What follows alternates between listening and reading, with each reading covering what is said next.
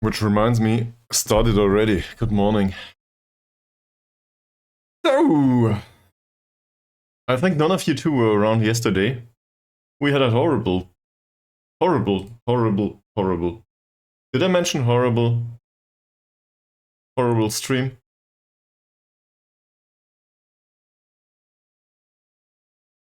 So, yeah, it was really bad.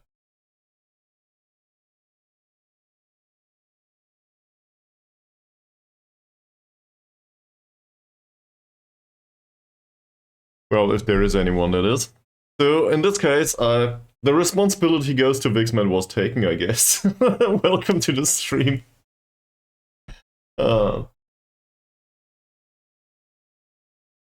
Yeah, so let's have a look at the results. Because, this is what went down. We lost. And then we lost again. And then we lost again. And for good measure, then we lost again. And considering the amount of time we put into this, we had a 10-hour stream yesterday. This is really, really bad. Like, seriously bad. Everybody was trying to figure out what was going on, and maybe we overdid it. Maybe that's the problem. But I want to look at the data hub. I want to look at my player base, see what's available. I will not play this goalkeeper anymore. We brought him on for a minor improvement, and he started out into the game with 2 mistakes. Fantastic. Trains like a beast, though. Yeah. So let's get rid of all of this. I will not change the tactics much, though. That said, I want to focus on tactical familiarity going forward and on increasing dynamics. First and foremost. Because I feel like this impacts performance a lot. And we are shifting stuff over the pitch all the time. That doesn't work. We gotta... I think it was Tara Nullet that wrote me a message in chat. And his argument basically was, maybe you're overdoing it. Maybe you just need to go through 5 matches in a row, not care about the individual result, and just try to get a habit into a specific tactic. And then see what's going on later. So maybe we'll do that. That said, last match was really bad. I think we gave the players feedback, and morale suffers subsequently. I want to look at the passing if I can. No. There's a way to...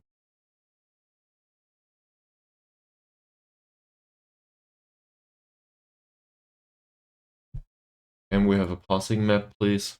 That's not bad. So it does not seem like we create much. Most passes are played between Davies and Martinez. There's rarely passing into the attacking areas.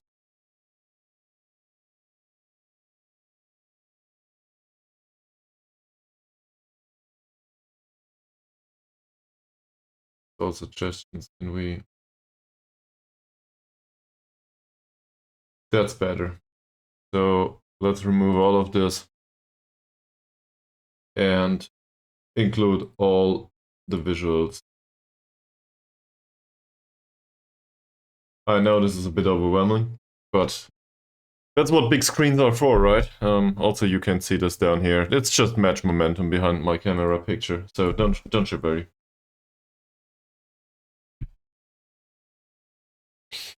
All right. We might as well have a look at these, right? Can we open that back up? Sure we can, if we finish editing. Taffs Well's aerials. We are middle of the road. That's not really concerning. I don't worry much about that. Stuff like this, though, Low scoring and low leaky defense. That's not great. That's not great.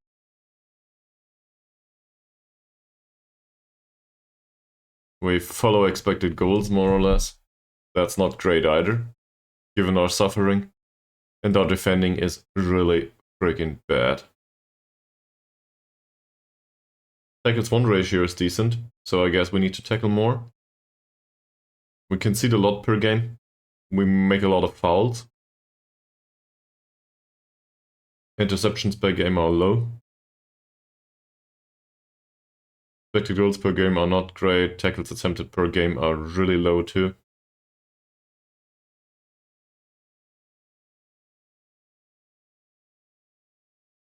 So what does this mean?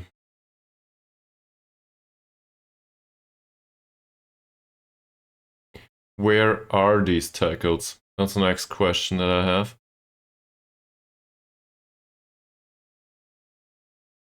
This is the shot map.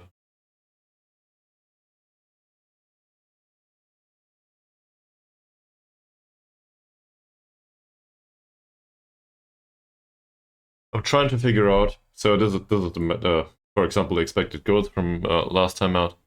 Keep in mind the yellow is not us this time. So we are the bottom one.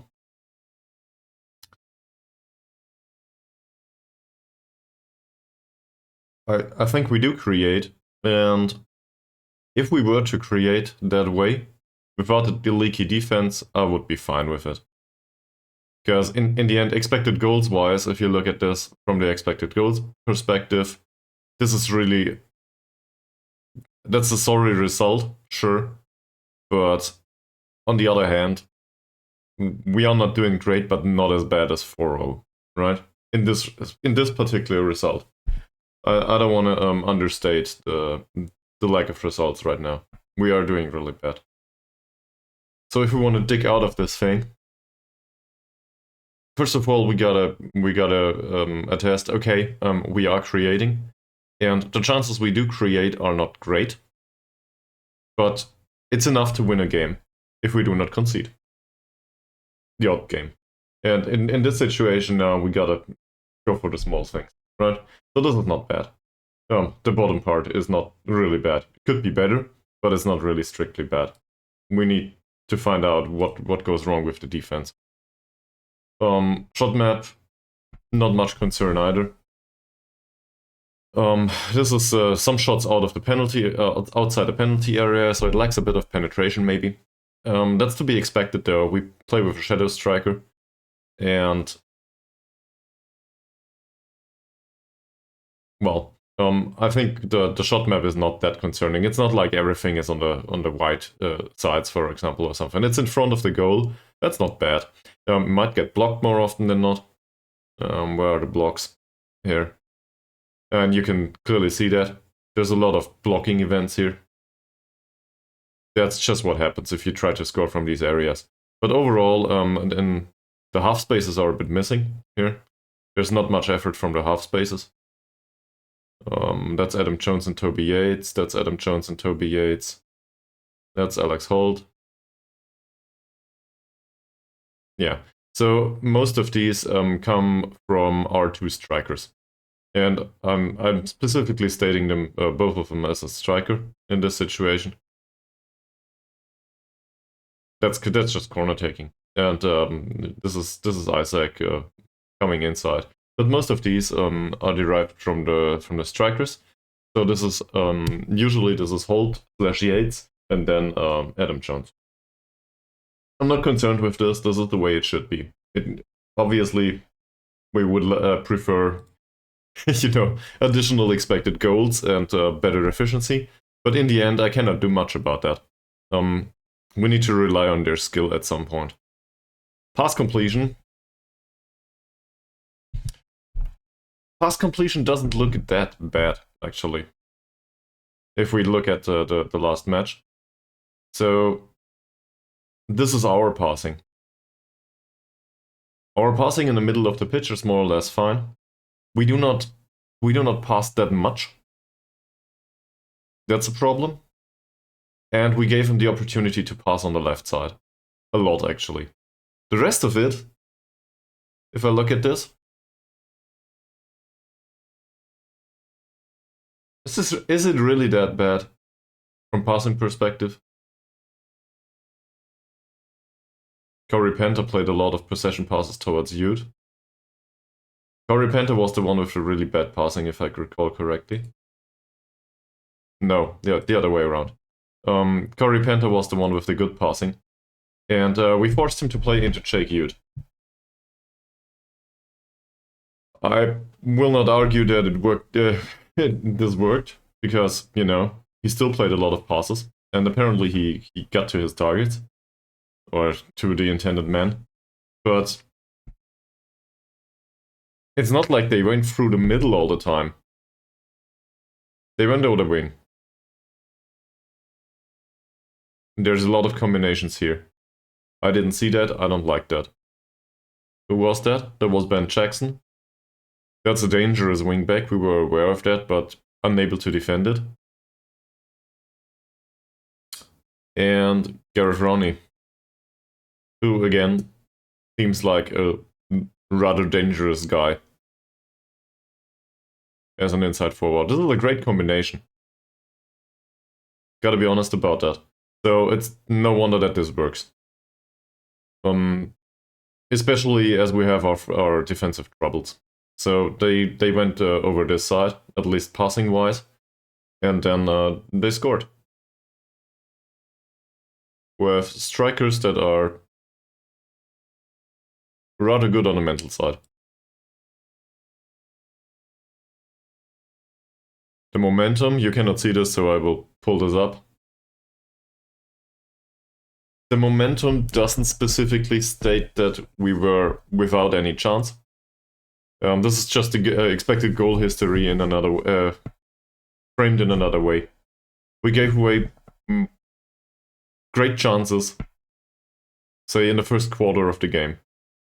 If we start out from here, so if we were to start out from here, I would be fine with this more or less. We would have lost, yeah, but not due to a bad performance. The bad performance is here, in the first quarter of the game. Why is that? Did I have a really bad team talk? I think I did. I tried to ease the pressure, right? So maybe this is about the team talk and trying to do too much with the team co-op. In the end, encouraging worked most of the time. So I might go there again. I will not specifically avoid demand more or something like this. I think there's some merit to that.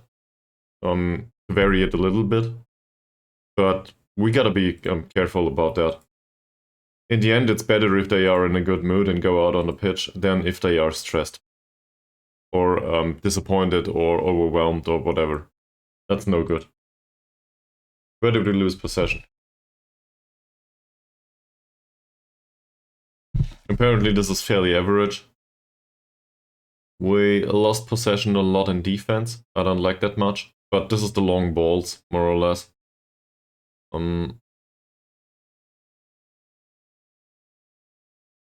Fairly hard to do anything about this. We could try to lower tempo.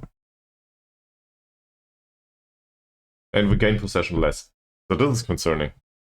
I'm not so concerned with the fact that we do not gain possession high up on the pitch. Obviously it would be preferable. But I'm fine with this as long as we gain possession at some point. What I'm not fine with is that we lose possession too much. So assuming, I realize that we do not have high penetration, but it's a trade-off.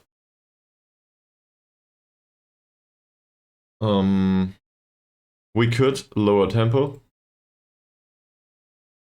I will not argue that we should do slightly lower tempo all the time. But it really depends on the technicals and their decision making, I think. So maybe we lower tempo, but we do it gradually.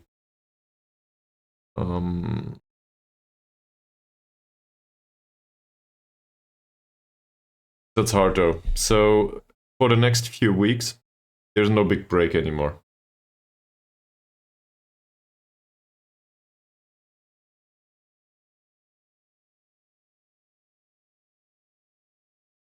There's a match on Friday here. That's a bit better. So maybe do match review here.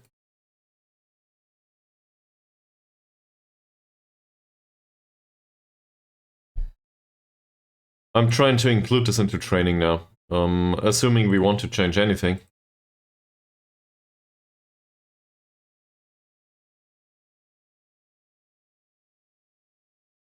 Some style of training might... Oh, there's no match here. This is fantastic. This is where we can make sweeping changes to the tactic. So if we want to include other instructions, other than the minor change, I guess, we want to do it around here. Because we can replace all of these overall sessions with whatever we need tactically. So if we change, for example, the passing, we can do possession training for passing style and tempo, right? Alright, let's have a look at the tactical familiarity of the players too. So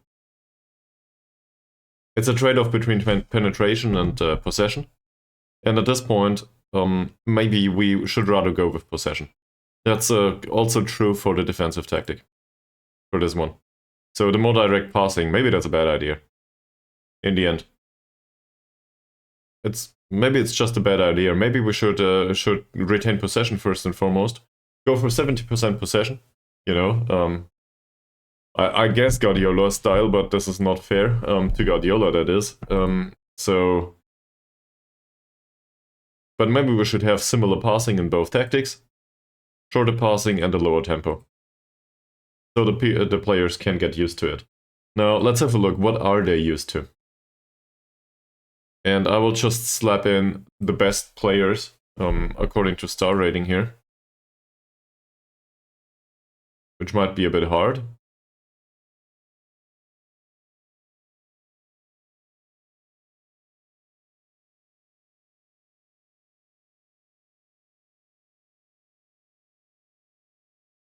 I guess that's Toker, yeah. Even though I don't think I will play him there that much. Burn. I guess Evans plays here. And Terry Coppard here. Alright. So Darren Evans has real problems with his position role and duty as an anchorman. That's to be expected to a degree. He switched into that role recently. Is there anything that he's more comfortable with? Let's try. He doesn't know about defensive midfielder, obviously not playmaker. Yeah, he's used to playing BWM. No surprises. And in this formation, it's the same problem. He's used to playing BWM, so we put him on that duty. It's not about tactics at this point or what's optimal. First of all, we need him to be able to play this role. And if it makes sense tactically, we can debate all day long. As long as he doesn't bring it to the pitch, it doesn't matter, right? So let's do that. Okay. So we have an additional ball-winning midfielder, I think, somewhere. At least we had. Martinez trains as an anchorman, but we usually will probably use him as a central defender. Even though he might play as a ball-winning midfielder from time to time. Yeah, we need a replacement there, I think. For the ball-winning midfielder, that is. We lost 2 ball-winning midfielders slash anchorman slash whatever. Defensive midfielders in general. We lost 2 of those due to transfers. So we could use a replacement there. In particular, either somebody that strengthens defense, but it's more likely that we will need to do with a U19 player. Just somebody. I don't want to promote them to the first team just yet, but maybe there's somebody that's available. Davon, for example, is he a ball-winning midfielder? He has great passing. Well, We're trying to teach him to be anchorman, so I guess he can play pullman midfielder to a degree. It's not fantastic, by any stretch of the imagination, but sure. In case we need somebody, in case somebody gets injured, Dave Owen might play. I will not rely on him right now, though. That said, he's fairly pro at least, so that's a plus. Is there anyone else? These seem to be DLPs. I agree with that. Joshua Rose. Not a great tackler, he's a good passer, and that's it. And then we are done. Okay. So, what's the biggest problem for them right now? It's mentality. They are competent in this mentality. They are not fantastic in it. We might get through with this, with the lack of understanding of the mentality. Let's set it to balanced for a second. They are also competent in balanced mentality. We can also, just for shits and giggles, playing this in a defensive mentality, on the other hand, they are quite used to it, to the defensive mentality, that is. Triggering the press and stuff is fine with them. How do we do this here? On a much higher defensive line, with a higher line of engagement. So this would be some sort of, I guess I can call it weird, even though it shouldn't be. This would be a defensive mentality, but we try to defend high up on the pitch. Is this wrong? Not necessarily. We have a problem with the width. That's still accomplished only. They are used to doing that fairly wide, aren't they? Yeah.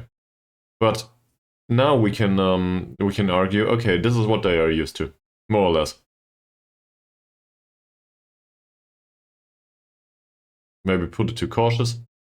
No. And I think they are also used to an attacking mentality. They are accomplished in it. But defensive is really what they are used to. For some reason, creative freedom just went. Why did it go away?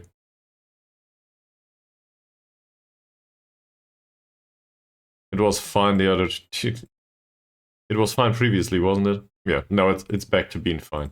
Okay, I don't know what happened there. In any case, this is what they are used to. So let's not overdo it. If they are used to playing a defensive mentality, and they are used to this kind of formation, and they are used to defending higher up on the pitch, let's not overdo it. So we realize that defending higher up on the pitch is very dangerous from counter-attacking situations. But first of all, we gotta find out that the players can do this. They know how to do this. What about the defensive mentality? They are very used to this style of play, but we realize that we give away possession too much. So let's put this to shorter passing. So now they are not entirely used to this, but it's more or less fine. They know the shorter passing from the other tactic, so they can have shorter passing here. Fairly wide for defensive. I'm not that fond of that. Let's change this to fairly narrow. Now they are not used to the width anymore, but it's not so far off from what they are used to.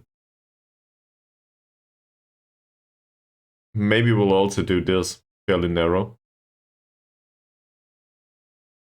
Now both tactics need additional training in width, but we try to remain in the accomplished area. And a much higher defensive line. Not so sure about that. If we drop that back a notch.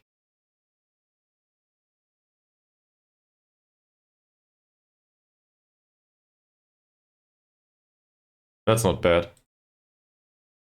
It's about the line of engagement. Yeah, the line of engagement, that's a problem. Because they are used to triggering the press really high up on the pitch, or not at all until the opposition penetrates us.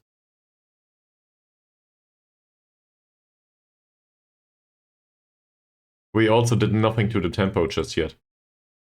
There's slightly higher tempo here. So tempo is still fluid. Slightly lower would probably be fine with them. Nah, they are accomplished in it. Then if we reduce that even more, that's still okay for them. If we go with lower tempo overall, they are only competent with it. So let's drop that a little bit to slightly lower. That is still accomplished.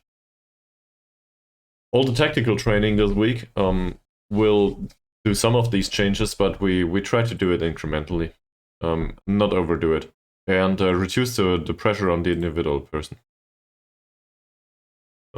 We do not expect them to do much. I think I named it back with Wiederhawk dolls. We were trying to do football for imbeciles. That's a bit of a bad wording, but if whatever we are trying to do doesn't work and we're overloading them with tactical instructions and stuff, it's probably a good idea to reduce what they are expected to do.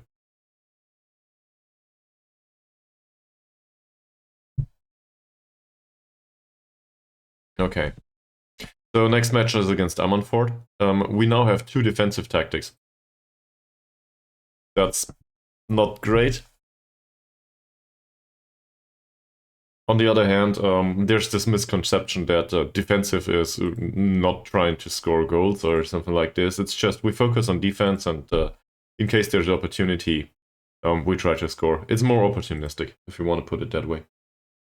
So I don't have my problems with that. If worst comes to it, we can still let this to attacking all of a sudden.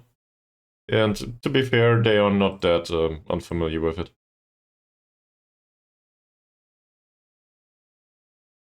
But what we'll probably do is go from defensive to maybe cautious and then balanced. That said, there's not much of a difference there, is there? So we want to train them to be positive at some point with this, but for now, let's be defensive. This reduces intensity at least. Okay. Yeah, good morning to everybody who just arrived.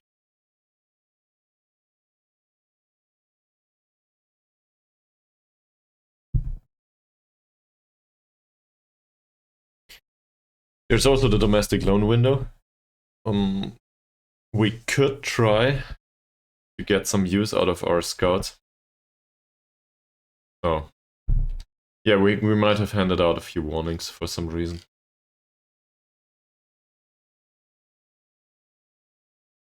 We had a look into this.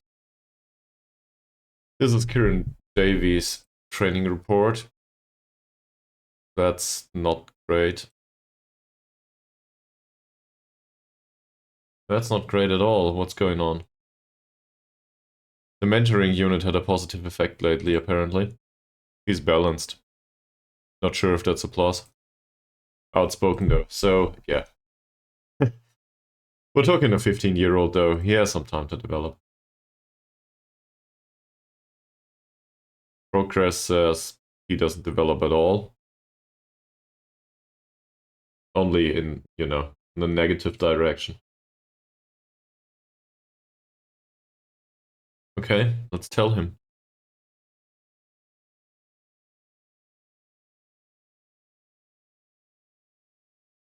That resets this menu for some reason. Fine.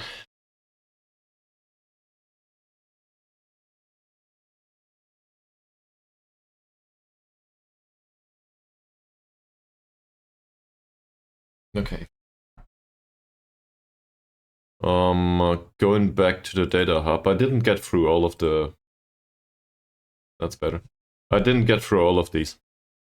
So this might be a bit annoying from time to time. On the other hand, I want to find out what's going on. I think we were here, possession gained.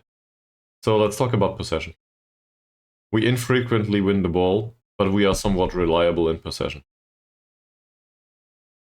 That's not too bad. At least we are somewhat reliable in possession. So assuming that we can try to amplify this, we want to be more reliable in possession, even more reliable. Maybe at the detriment of goal scoring. And this will, well, if we have the ball, we do not need to win it back, right? So even though I'm not a great fan of possession football, visually speaking, it's a viable tactical choice. So let's try to keep possession a bit more, as a defensive measure actually, and then see where we will go from there. So visually speaking, we are trying to go to the left here, first and foremost, and then we will worry about the frequency that we win the ball. That might have to do with roles or really defending training for the squad or the tactics. Maybe we are just too aggressive with the overall approach. It's also quite interesting.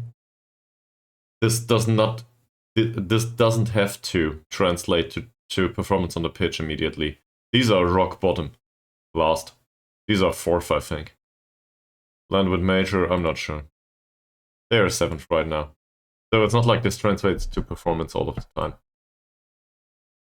Taffs Well have fewer dribbles and are infrequently fouled. That's something that we need to change. We do not necessarily need to dribble all the time, but the players that do dribble need to be good dribblers and they need to be fouled.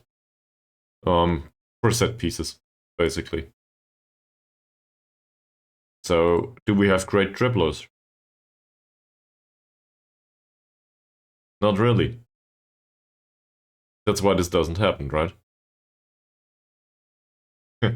Byrne is probably the best dribbler we have.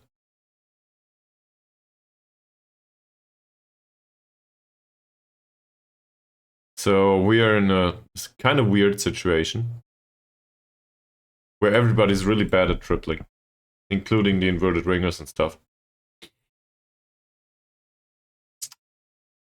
Can we just tell them to dribble less? Will this change anything about the familiarity? No, it will not. They don't very much. So let's dribble less. And go with a pass-first mentality. Obviously, the inverted wingers are still instructed to dribble more, so this is somewhat contrasting. But good morning, mangled cabbage. I hope you slept well. Better than I did, that is.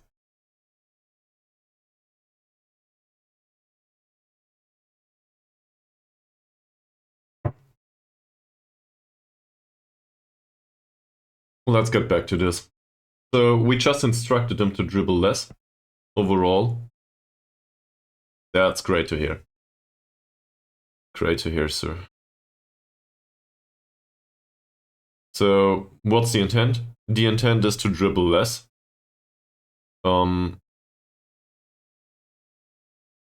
So we will go even more to the bottom, that is. But maybe this increases the amount of fouls, because we will not take on the dribble that much. We will only dribble in situations where it's appropriate, I guess. That's the hope anyway. Or we will use a pass more often than not. So if we adapt the pass-first mentality, this should result in less balls given to the opposition. So, less conceding in the end, hopefully. What's pitch tilt? We want to look at pitch tilt. I would say I'd rather not do that, but well, data is interesting to me, so I'd say I'm not opposed to it. But given the circumstances of our recent results, I feel like we are forced to do that, right? It's not like we stand a chance right now, so we need to find out what's going wrong. And whatever data implies this or that is a plus to me. I could also throw it all out of the window and start out at another club. But something's very wrong with the way we are managing this team right now. I am. So I want to enjoy that. I need to.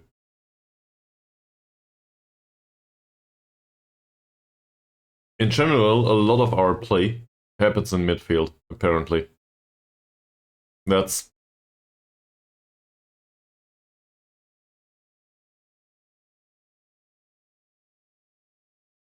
Yeah, but teams produce a high number of passes against us in the final third compared to the average. So we do not engage them soon enough.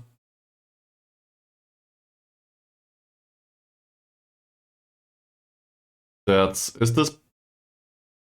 This is based on the last 5 matches, I think, right? No, this is based on the entire season. Um, yeah, and sometimes it feels that way, yes. But we just gotta go through the weeds. It's not that hard, though, is it? So we're trying to figure out right now why do teams produce a high amount of passes against us in the final third? Why does that happen? Well, it might happen because if we play with a high defensive line, like, where is it? If we play like this, there's not a high amount of passes in the final third. Because the teams will play a long ball and then counter attack and, slap it in. It's not like that's a lot of passes. So this cannot be the problem. The problem is probably this. The problem is playing defensively. If we play defensively and go with a low block, we give away too many passes within the own third. And that possession translates into goals conceded. Sadly. So maybe we can step up a little bit. Push them out just a little bit. The low block needs to stay, because they are not used to a mid block. But for now, let's just push them out a little bit. So this relies more on the goalkeeper. And we hope that we can catch them offside from time to time. To be fair, positioning on these players is okay-ish, I guess. Pablo Martinez could use better positioning. But for some reason, Cole Gibbings has really great positioning. Even though his defending was really bad and he was caught out of position from time to time. I think Martinez was caught out of position last game. But yeah, that's all I can think of right now. Doesn't necessarily need to be right, obviously. What about passing dynamics? So, fewer passes allowed against, but lots of passes completed. Teams do not play that many passes against us, but the passes get completed. That's how it feels, yes. Few passes allowed against us is a good idea overall, but lots of passes completed is concerning, which means we might be overreaching, right? For some reason they find their target. We do not intercept well. We need to intercept balls in a better way. This might be a mentality thing. So we dropped mentality back to defensive already. Alright. Passes attempted. Most of our passing was attempted here. I do not think that's too shabby. And we attempt more passes than average. Okay. Okay. Is our passing good? How's passing for the starting level? This one's passing is really, really bad. So he has instruction to for shorter passing, actually. But sure, he needs better passing.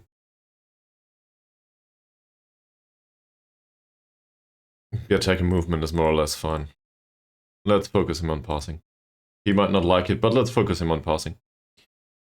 Great. What about Yates? His passing is not great. What about Holt? His passing isn't great either. His vision isn't either. So I guess, yeah, he takes fewer risks. That's fine. And passing is already shorter. So that's fine too. Mohamed Toker. He takes fewer risks. Is this in line with his capabilities? Vision and passing are okay-ish. But if we play somebody else here, Morgan Moody, for example, his passing and vision aren't that great.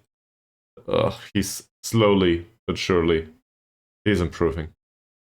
Let's look at the other wingers. Passing, bad. Isaac. Passing and vision are bad. Mohamed Toko is well-rounded. On the same on this wing, if we look at Cup, passing, bad. Vision, not great. So less creativity is a plus with all of these players. And it feels like Yiddo Hogdals at this point, because we removed a lot of stuff from what the players were expected to do. He didn't play recently, though. He didn't play in the last 2 games. We had Moody out there, and I do not feel like Moody had bad performances. 6.8 and 6.6 in comparison to the remainder of the squad. That's really good. Also 4 key passes. So in his creative role, he was kind of efficient. I'm not arguing that he is great right now, but considering the overall team performance, this is probably one of the best performances in the team, which makes sense to a degree. We played him here as an inverted winger. He's slowly but steadily improving, and he's a consistent performer. Thrives on playing big matches. Everything's a big match right now, and he's a model citizen. So he's trying to bring it to the pitch. We're not witnessing him at his peak specifically. We're witnessing him at his peak, considering that the rest of the team are failing all the time. So seen from that perspective, I'm not concerned with his performances. We could use Toker, sure, but well, I think Toker is more or less reliable too. We brought him in as a 29-year-old, now he's 30. He's a bit better on the technical side, so that's certainly a plus, but acceleration and pace are not great for a winger. And we're trying to get him to be set-piece taker for the future, because that's probably all we can train him on these days. He will lose these physicals overall. He will keep the jumping, most likely due to size, but overall he will lose the physicals due to age and the technicals later on. I'm not opposed to playing him though. He's a consistent performer. He just doesn't like pressure.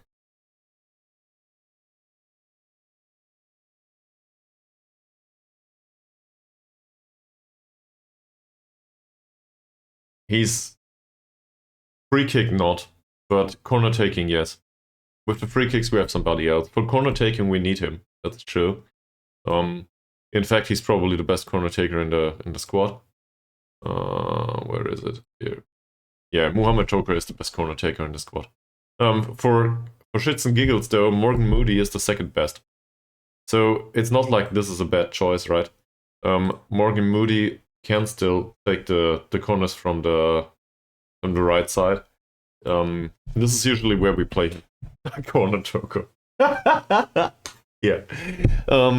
What's Morgan Moody's specific training?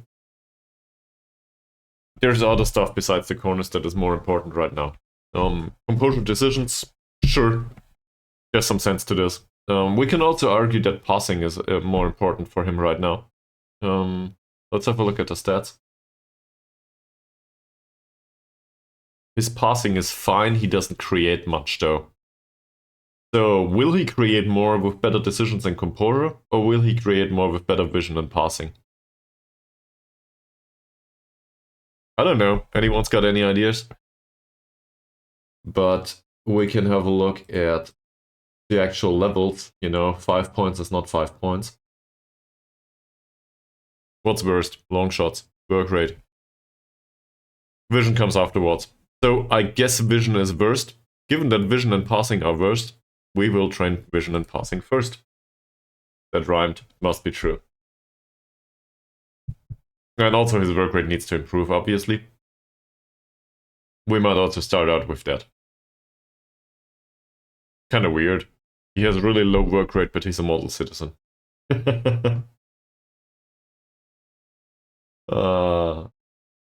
Yeah, let's put him on endurance training instead to improve the work rate.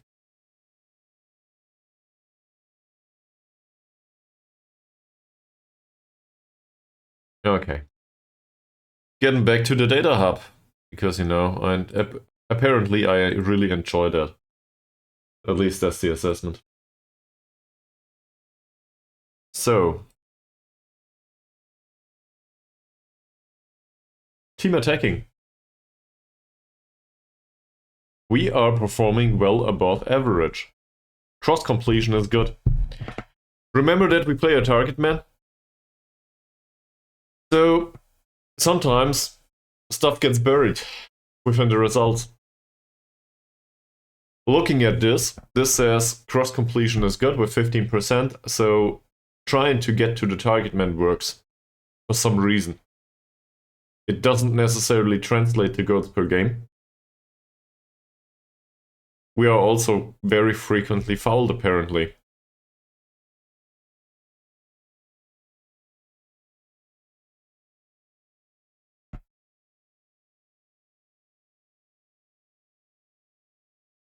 And pass completion could be better. It is better than average within the league, but it could be even better. So we keep it like that, and hopefully get some improved finishing. Shot map. Does this look concerning to anyone? I don't know. We scored 11 goals. That's all competition last 5 matches. So expected goals is approximately 2 per match. That's not too shabby. Set pieces, a few were there. Lots of those are done with the feet. That's to be expected. But we've got 19 with the head. That's not too bad. Direct set pieces is 8. Do we want to take more set pieces? That's a good question, actually. Do we want to play for set pieces? I guess set pieces allow us to retain control of specific situations. So why not? So this would obviously be much easier if we had really great set piece takers. But we have Gary Byrne as well as Mickey Lewis. Mickey Lewis will not be on the pitch most of the time, but I guess with so set piece taking with a target man and trying to find that target man is not a bad choice, is it? Is there some sense in this? So let's try to go for set pieces. In both.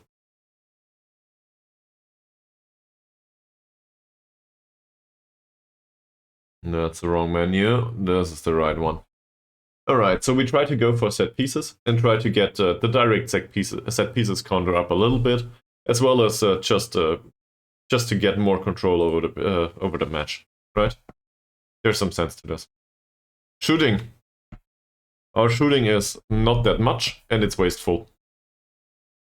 I guess we cannot do much about the wasteful, other than telling people not to take the shot. Which reminds me, let's go back to this. So who takes the shot?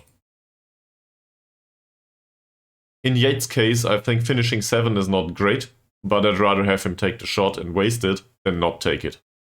So that's fine. His passing's even worse. And Holt is the same, I think. Yeah, his finishing is 8, his passing is 6, so please take the shot. I wouldn't want to encourage him to take the shot more often, though. I guess he's good enough at it, but we do not want him to take long shots or something all the time. So that's fine. In Jones' case, he's a good finisher, but his long shots are really bad. This is why he has no specific instructions. We knew this. Toker? Toker's long shots are 7 and his finishing is 4. That's not encouraging. I'd rather have him take the pass. So let's tell him. Do shoot less often. That's already done. What about the crossing? His crossing is 9. So given that the others don't have that, he needs personalized instructions at this point. Because crossing of 9 is fine for me to find the target man. That's good. I wasn't aware of this. He has decent crossing. Cop on the other side. We should look at the attributes first. Bad passing, bad crossing, and bad shooting. This comes with cross less often, taking fewer risks, shoot less often. Yeah, that's all fine. I think that's all good. Given that we cannot take off the dribble more, what's he training? He trains the passing right now. Let's have a look at the overall attribute values though.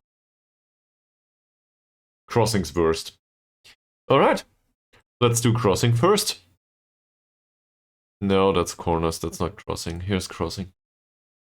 Let's do crossing first. What's with the others? Do they take the shot too? He has long shots 4 and finishing 4, he shouldn't take a shot. How are the other playmaker alternatives? Not a hurdy. Davies. Nate, how is your long shot? It's even worse. How is Lewis's? In case he plays as a playmaker. Long shot and finishing are bad. So he's already instructed to shoot less often. Sure. In Burns' case, actually, though, his dribbling is fine at 8 points. It's kind of weird for a deep lying playmaker, but I'm trying to figure out if we want to instruct him to dribble more. Davies cannot dribble if we force him to, but he might. Let Burn dribble more. It's a bit weird, but let him dribble more. Evans? As a ball with a midfielder, he's basically instructed to do no-nonsense stuff anyway. So there's not much we can do here. These guys will not take the shot, but they shouldn't either. They should cross towards the target forward. This is not instructed here. Shoot less often. Dribble less, probably. Let's have a look. Yeah, Adair shouldn't dribble. These are on non-nonsense settings anyway. How's Latona's dribbling? Bad.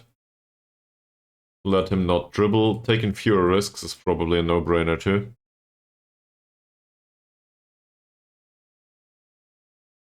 Vision's okay-ish. Passing is not good. Flare is bad. So taking fewer risks is fine. Cross from deep. I don't care much about where he crosses from.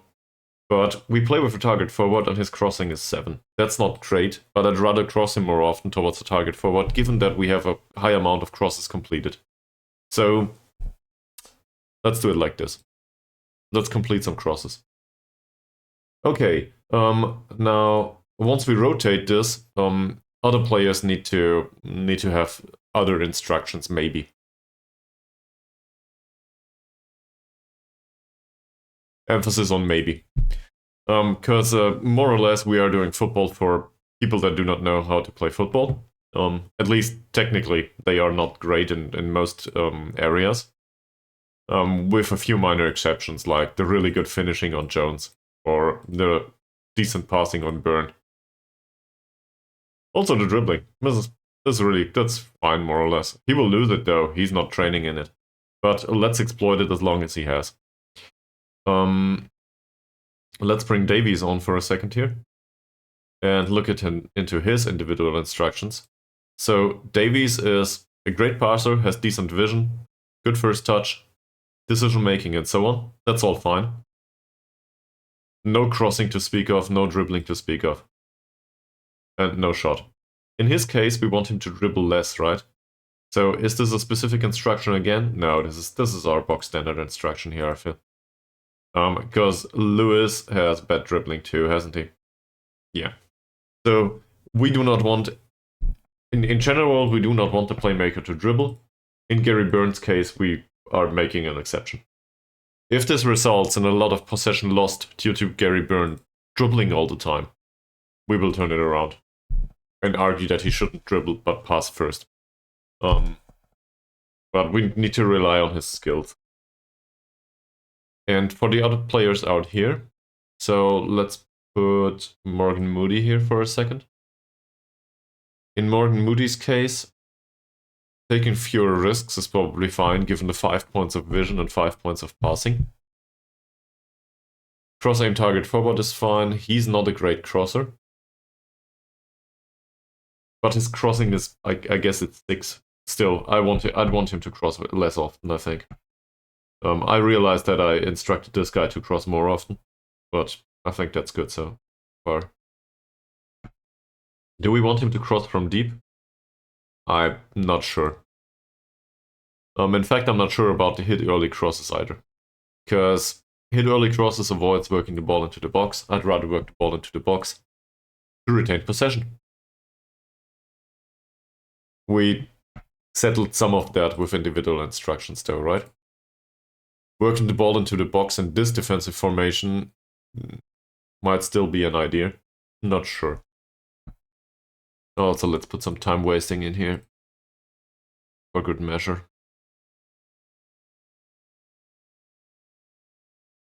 Well, we probably shouldn't.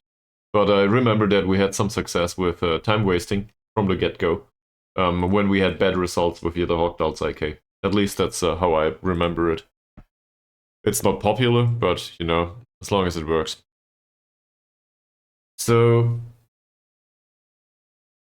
we have fewer crosses, actually, but accurate crossing. I wouldn't argue this is accurate crossing. This is an accurate, this is a target man being available.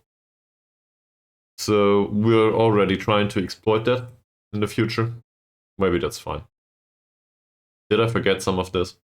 Passive shooting, wasteful shooting, we had that. Low scoring and passive shooting, yeah, I see. Maybe we can have... Well, aggressive shooting would be useless. We don't have the skill for that. But what I would want to have is passive shooting and high scoring. So we're trying to go upwards, basically, first and foremost. It's a trade-off, obviously, right? But we're going upwards. Less shooting by people that do not know how to shoot. Okay. Crossing, we said fewer crosses but accurate crossing. We're trying to go into even more accurate crossing and maybe a bit more crossing in general. Well, we'll see. But we're trying to train those on crossing that needed. Team defending is horribly bad. So given that we cannot defend, even with a gun to our head, we might as well try not to defend by retaining possession. That's what we're trying to do. Tackling, we are doing fewer tackles but strong tackling apparently.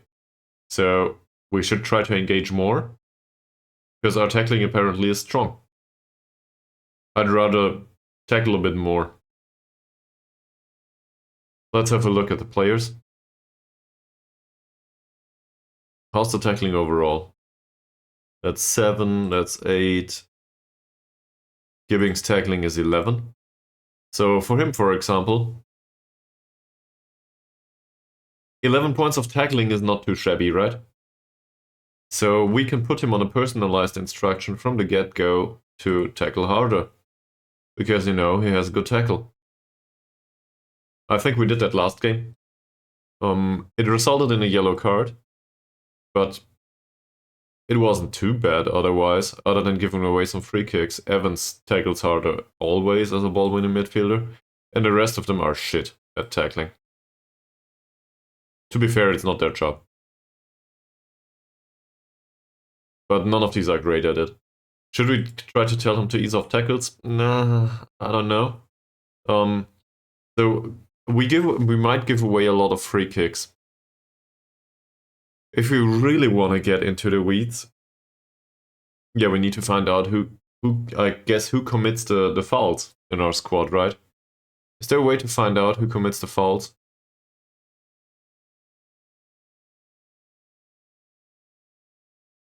Assuming it's the attacking players that commit the fouls, it would be viable to ease off tackles for all of them, actually. Now, obviously, this comes at the detriment of defensive effort, to a degree. So, if you have an opinion on that, maybe we can... Isn't there, like, match analysis for last time? There should be, right?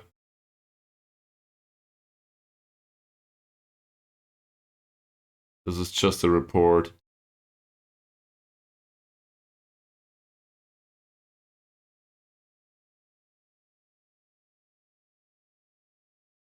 Is this the analysis for the last 5 matches? Just instruct us to do a low block. Congratulations.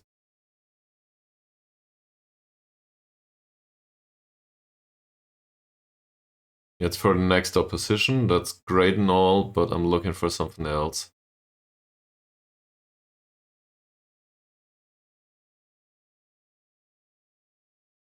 Oh. That's the entire data hub for the next opponent, apparently. And now the game bugged out. Great. Ah, we got back to it. Cool. No, I'm looking for last matches specifics. Well, that's not a bad idea. Good idea, thank you very much. In squad, and then filter for stats. Discipline? Yeah. It's not in percentages though.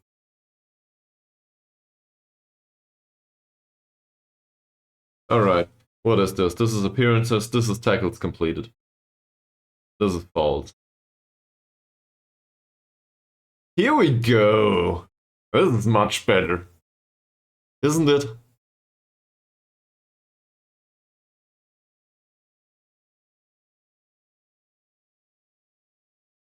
So, we see from the get-go that Adam Jones tries to tackle. Yeah, this is great. It's kind of it might not seem like the fun part of Football Manager, but Holt gives away that's 13 fouls in 4.5 appearances, right? Assuming that he played for, I don't know, 30 minutes or something. So that's an average of 3 fouls per game for Adam Jones. So we tell Adam Jones to ease off the friggin' tackles because he's no good at it. And in Yates' case, tackling is 4. He might have the strength for it, but same here. Ease off tackles, man. Don't do that. These 10 fouls by Darren Evans, I will not complain about. So, he's still a culprit. You are right about that. But we need him to do his job. And he's a good tackler. He needs to get into it and interrupt this play. Okay. Yeah, but I don't know.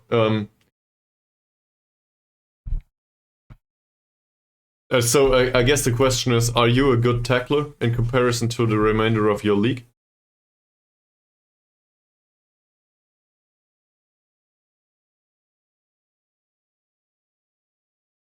Usually I would argue I will not complain about a player getting into stuff. Not at all. Okay. Well,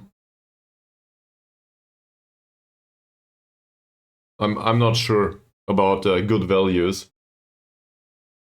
And obviously this is a bit skewed, right? Simon Owen has 0 fouls committed. Well, congratulations, even though he played, right? He's a goalkeeper after all.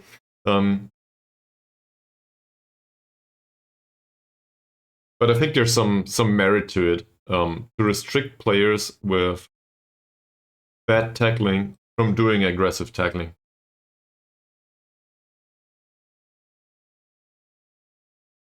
That's also true for the inverted wingers. So with the center backs, I will not complain much. If we tell those to ease off tackles here,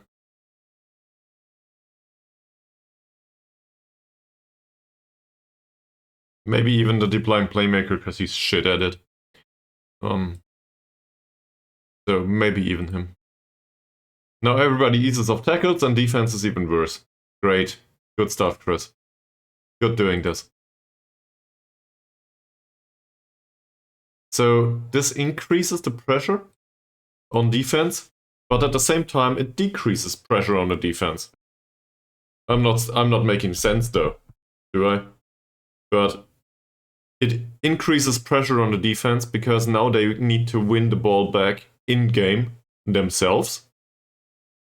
But it decreases pressure on the defense because we do not give away set pieces that much. So I guess that's a plus.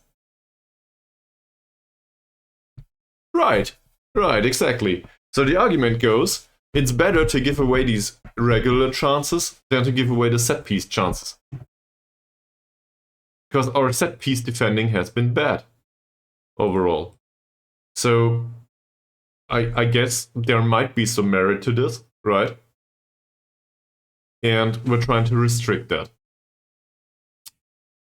In defense, is there anyone that is really bad at tackling?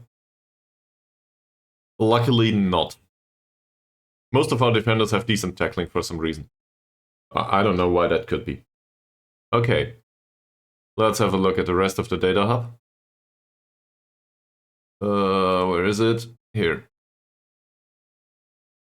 So now we will have even fewer tackles, but hopefully it will be even stronger. Goalkeeping.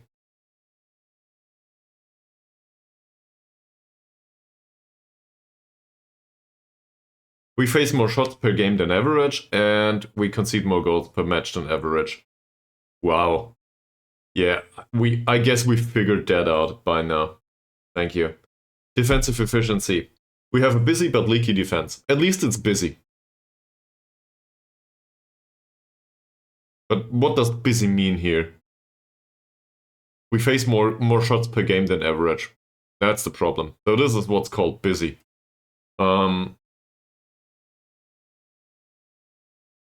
If we can decrease the conversion rate or decrease the amount of shots, that would be wonderful. That's hard to do though. That said, some of those might come from set pieces. So maybe we're trying to do something about that. Also, I just dropped back to defensive mentality. So that should probably increase defensive efficiency a little bit. Most of the defensive actions are back here. That's to be expected. But given that we play a low block, given that we played a high pressing system, this is not great. So this might be a lot of set pieces. I don't like that. Defending, we have lots of blocks and lots of clearances. What does this mean? Well, lots of blocks usually means it's not intercepted. We throw somebody into the way of the shot. That's not great. But and lots of clearances. So in a way, this is a bad stat. I would rather not have these blocks and not have these clearances and not rely on them, right? Expected goals table says it's fair. We are just where we belong, basically. Goal output, we have low scoring and a leaky defense. We're in the middle of the road though, more or less. So goal scoring wouldn't be that bad if we didn't have that leaky defense. I guess we were aware. And general performance, well, we perform below average statistically. We knew that. We concede a lot. So this leaves us with aerial. Lots of headers and poor heading. Great. I guess lots of headers will remain that way, and we try to increase the heading. Is their heading that bad? Heading is 6. This heading is 8. That's not fantastic. He's not a great header. He's a horrible header. Same as him. So, trying to defend in a narrow shape is probably not a good idea, is it? So, we try to stop crosses, because we are no good at defending them. Plus the rest. He's not a great header either. This is in line with the jumping reach, by the way. I think we noticed this. Gibbings has decent jumping reach. None of the rest has. Kind of weird for central defenders. I'm so used to having central defenders at my fingertips that have 18 points of jumping reach. But these don't. So we avoid crosses.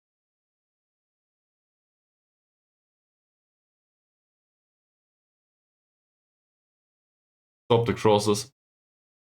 If we can help it.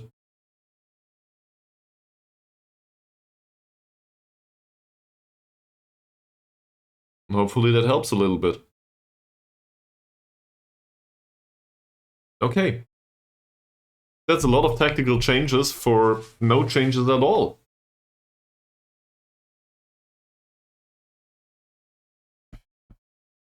I guess we should have done that three matches ago. But, you know, hindsight is 2020. It might not translate to a result all immediately. But let's see.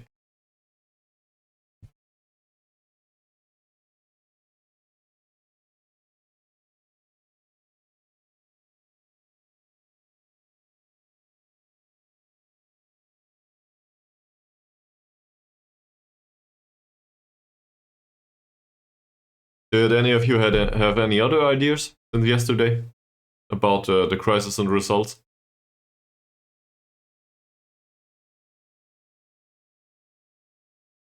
I guess it's a crisis overall, not only result-wise.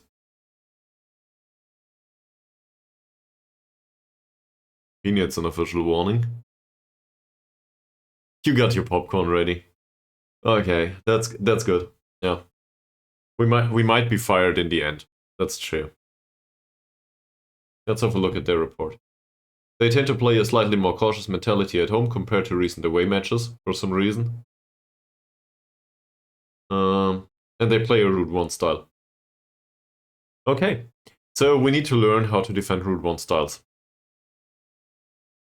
And I think we're trying to do that. So this is, again, this is twofold. We drop back to a defensive mentality. So looking at these, he's very defensive now, being on defend duty. He might also be very defensive being on defend duty. Yeah. The playmaker is with a cautious mentality, despite being the creative outlet of the squad. And I think he might be the positive one, and that's it. He's positive, yeah. The rest are trying to focus on defense, more or less. He's balanced. He might be balanced or cautious. Balanced. That's fine, though. Balanced, positive. And the rest of them are more or less in a very defensive mood. I like that, as it should be. So, this is fine. They are not very attacking or something anywhere. This is not befitting of our current problems. You know, being very attacking. So I guess that's okay. Again, I think the term opportunistic comes up again here. We are trying to be opportunistic about goal scoring. We are trying to shut up shop first. And then we will see where this leads. 1 hour and 18 minutes into the game, or into the stream, and I did nothing but look at the data hub and instruct players to do stuff differently. Wow.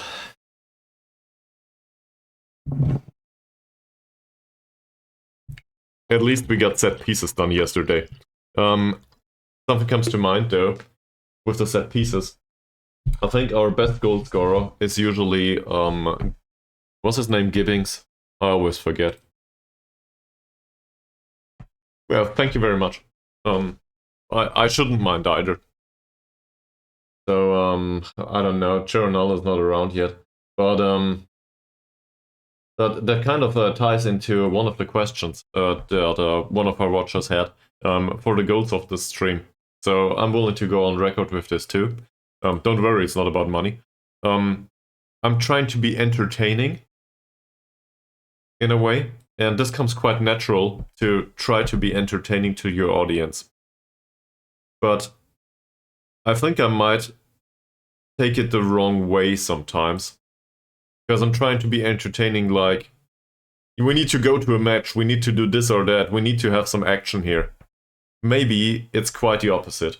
Maybe it's not about going to the match all of a sudden. Maybe it's about sitting through a data hub for an hour, because this is what's entertaining to you, right?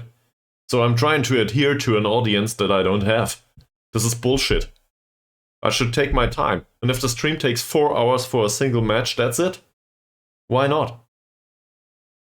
So, seen from that perspective, please encourage me to take more time with the niddly-fiddly stuff. It's fine. I'm not trying to adhere to something that I am not, if that makes sense. Or I shouldn't. But sometimes I do. And that's a problem. I'd rather, it's not about the stickers either. I'd rather have 5 stickers for individual tactical overhauls than, you know, all of the cheery stuff. Everybody else can do the cheery stuff. Yeah. We'll try to do that going forward.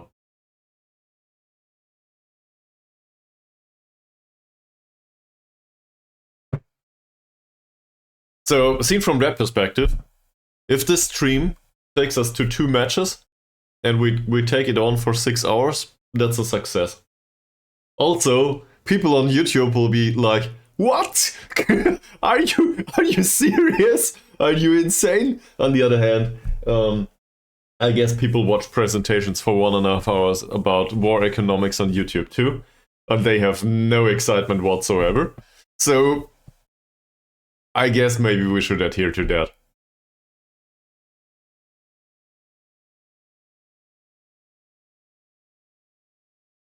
Great. So pre-roll ads are on, and I could do some with some food. Also, we need to skip forward here, and I don't think you mind if you cannot watch at the wheel turning. But let's go through this first, and then we'll do a minor break. So Simon Owen's training is fine. He needs better challenges. If he's not challenged enough in our situation, I don't know. But yeah, he will not develop much here. There's no advice. Why would we apply advice that doesn't exist? He should be put on an individual training to improve his sweeping. I do not agree with this. Anticipation and reflexes need to improve. He actually does improve there, so I'm very happy with his individual training.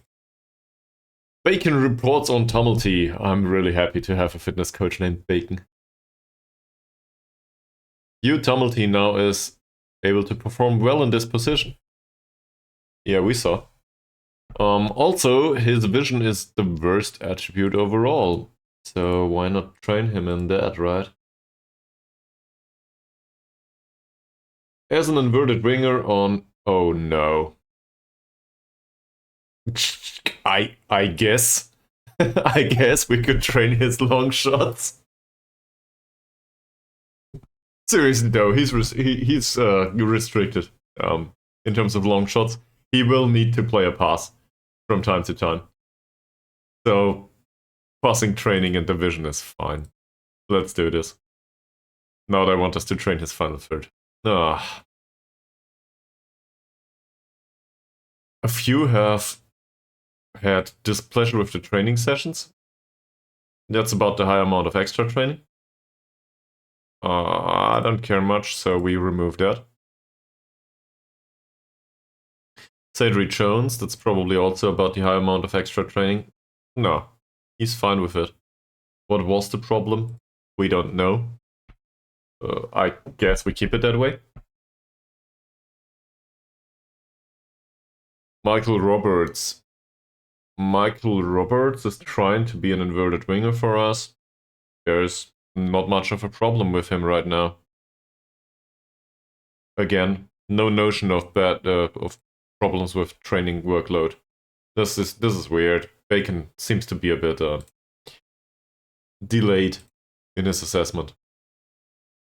And Ian Schildslater trying to learn how to be a central defender. Heading and bravery could do with some improvement, so this is fine with me. We could also do marking and stuff. He needs pace, he needs strength. Strength is a bit of a problem, but that's, for a 16-year-old. And Andy Rooney is unhappy with training. You know what? I'm unhappy with having Andy Rooney in this squad at all. He's not required anywhere, is he?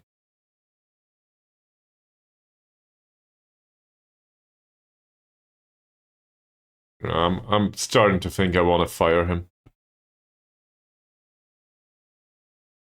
He's just not useful. I don't know.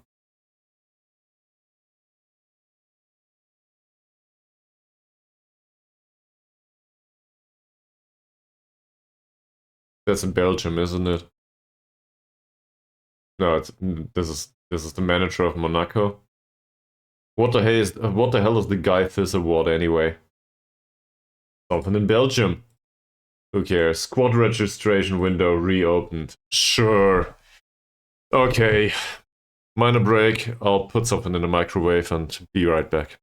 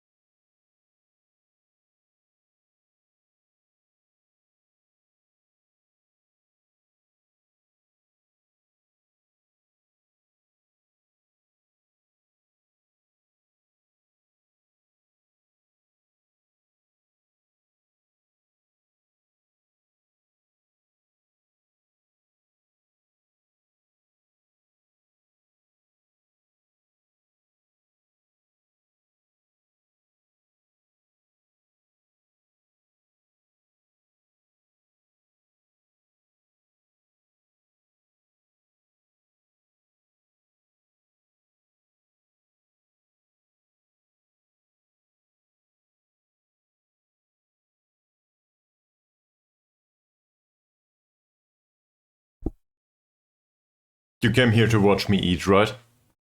That's how it works. I just play Football Manager alongside it.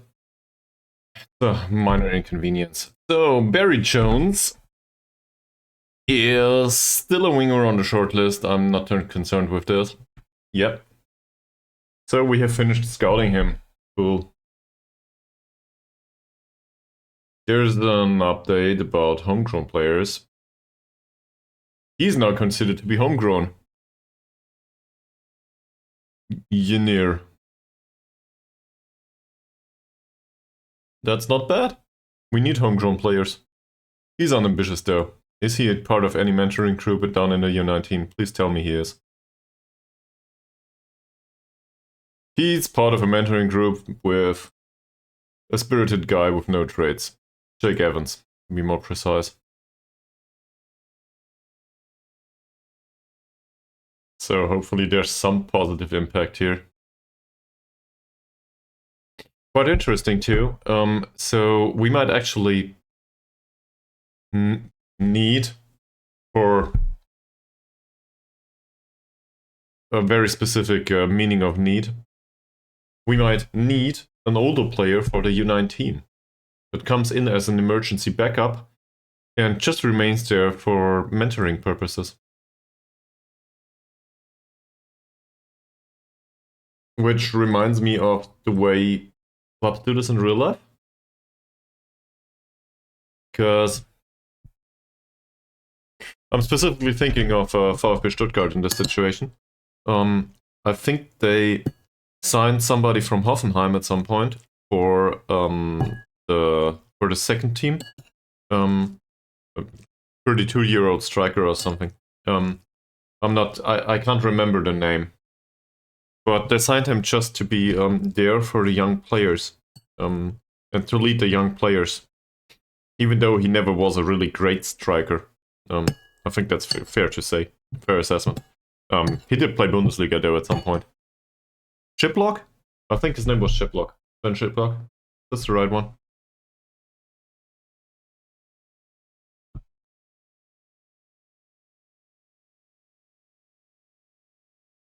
Yeah, exactly. Sven Chiplock. So Sven Chiplock is with Stuttgart 2 right now. A market value of 75k. He's 34. Born in Reutlingen. That's close to Stuttgart, if you're not aware. And he was signed for the second team. He came from Bielefeld in 2021. Played in Hoffenheim, Hamburg, and Darmstadt previously. For some reason, all of these are white and blue colors, which is quite exciting as a Stuttgart follower. But I guess he was signed to be in the second team. So the question is, do we have players available that would come in as an emergency backup that can be mentors in the U19? Would this be possible? I do not have an answer to this, but I know one thing for sure, the U19 could do with some mentoring in some areas. So to have a really good mentor that is really influential available to them wouldn't be a bad choice. So given that we have the money to sign somebody for free, right? We could bring in somebody for the U19 as a mentor. That's a concept I should probably have done a long time ago. And we're just looking for personality here. Doesn't matter much what role they play. It matters if they have traits though. Preferably they do not. We do not specifically look for lone players though.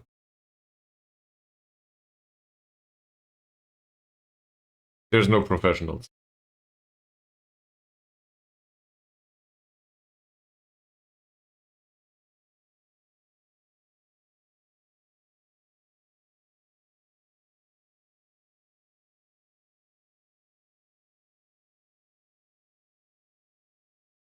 There's a few fairly pros. That's not too bad.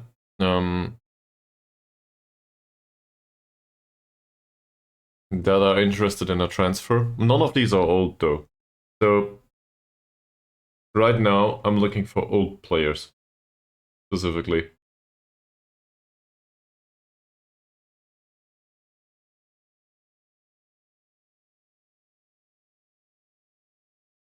Lighthearted isn't great either. We have a 30-year-old here though. He has no traits. He's lighthearted and unflappable. That's a new gen, isn't it? Looks like a new gen to me. So, lighthearted and unflappable. What does this mean personality-wise?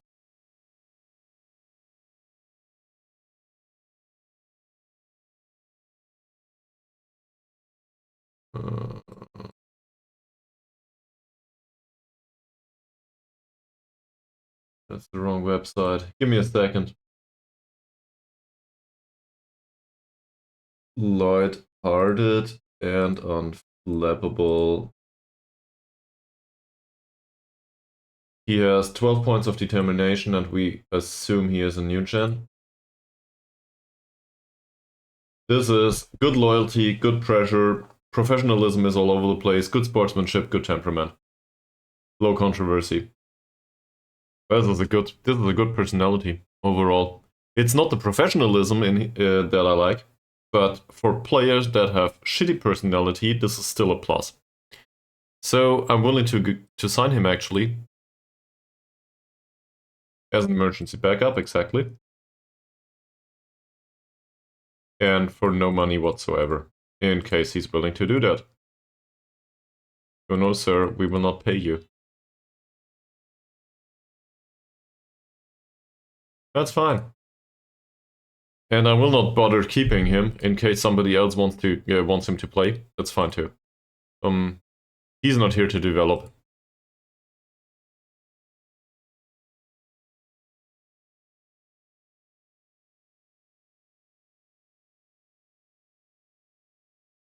Is this the end of it? What's going on? Oh. The game was just lagging.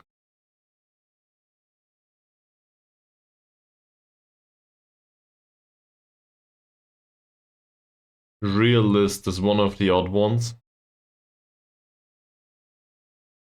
So he plays his shots.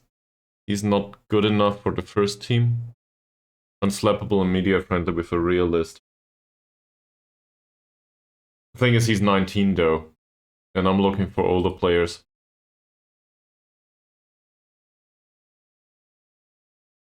Nah, he has a trait. I'm looking for somebody with no traits whatsoever.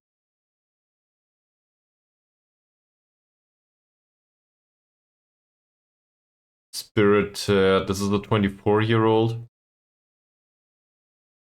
He's not great.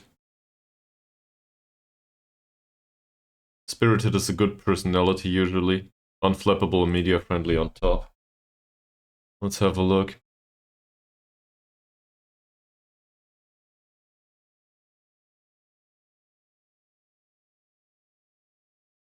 This is not a new gen.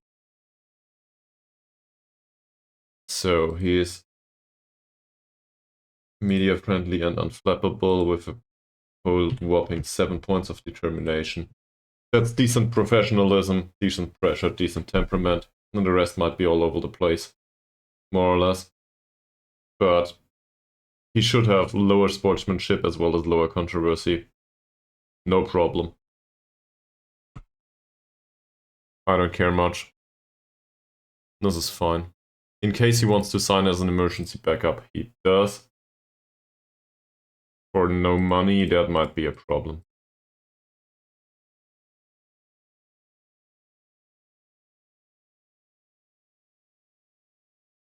No money's fine. Great. I will be highly confused when these arrive. So you need to remind me of the concept. Let's get back to the fairly pros.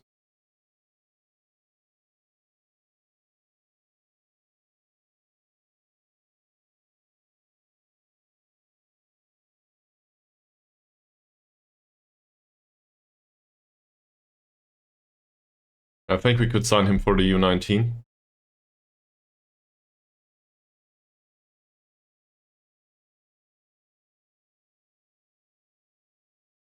He's a playmaker-ish type for sure. In fact, that's good traits on a playmaker. I like that. I wouldn't want to play him.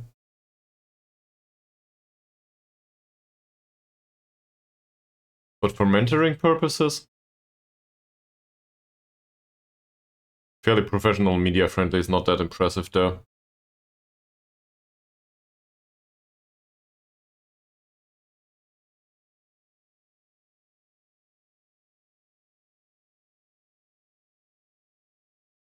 That's good. Fairly professional and level-headed is good. I like that. That's a new gen.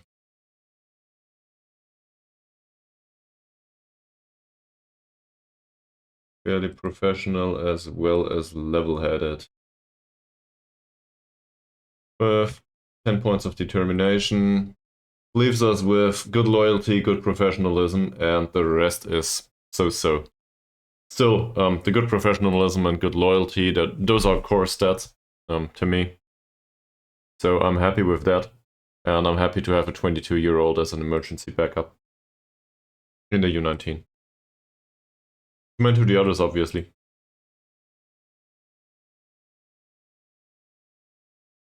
Yeah, we will not pay you. Alright. So much for personality shaping. I didn't eat a single bite. It's getting cold now.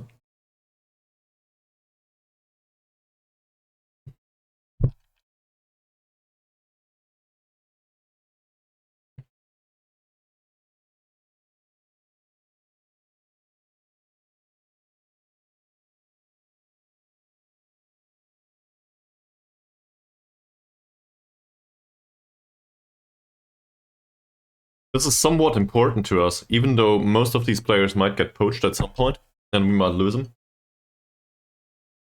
It's somewhat important to shape their personalities so that we can use them for the time in between. Because we need those players for squad registration, so we might as well play them.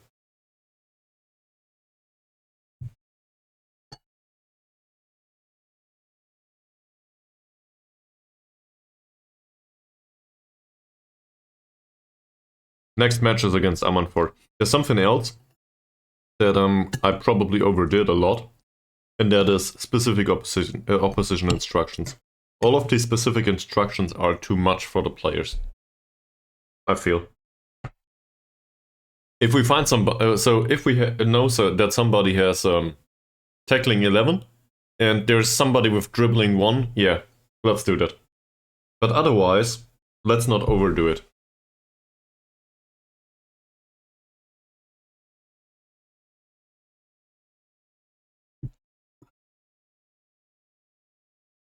Or, I don't know, somebody might have really bad off-the-ball movement and be a great passer. Yeah, sure, let's man-mark this guy. But only if we know that somebody within our team has really good marking.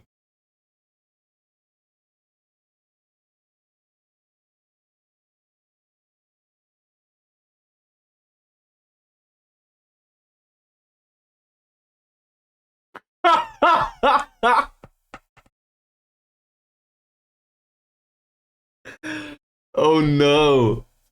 Seriously? Amanfort had a 6-0 victory against Fairfield. Okay, this isn't a cup though.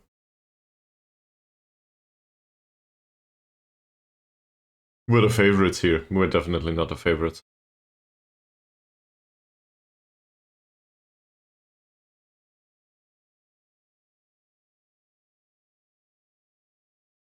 Did it?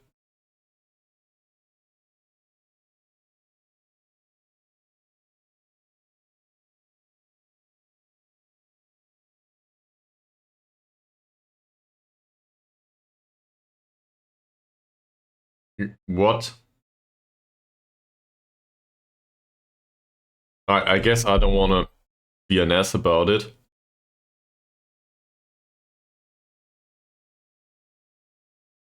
Yeah, I want to see more.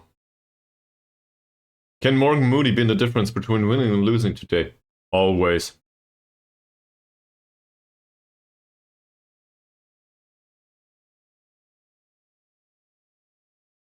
And then he will not play. I don't know. Do we want to play Moody or do we want to play Toker? It's a hard question. But I guess I will rely on the training levels to decide about that, and maybe this training is just really great.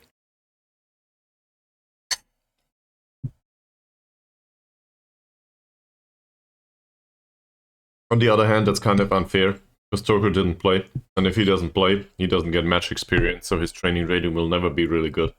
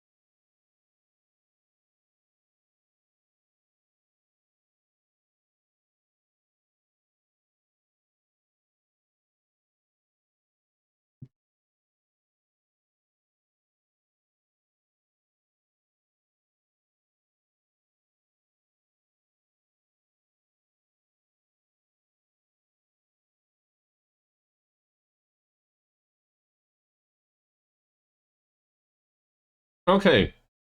He will join us on the 1st of January. Sure, as an emergency backup for the U19.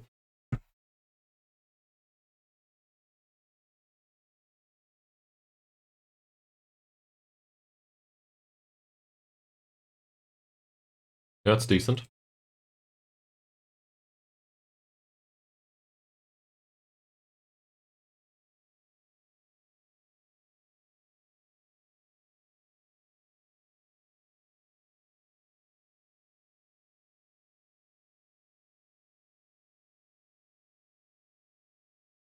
In other news, we are still not in a relegation spot, but at this point we're definitely fighting relegation.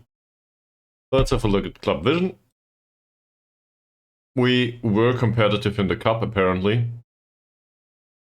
I don't know why that is.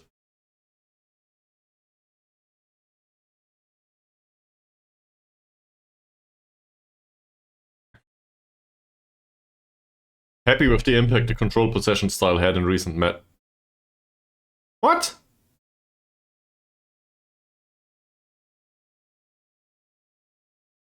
Everybody's satisfied with the results for some reason.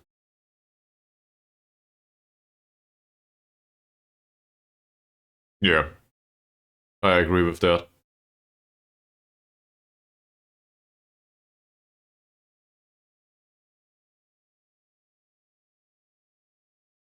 Taffs Well fans are impressed with Alex Holt after another good game.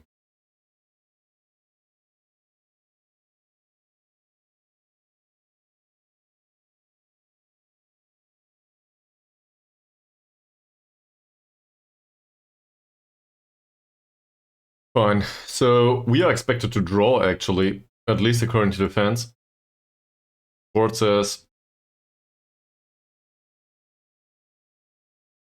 we are expected to draw for some absurd reason.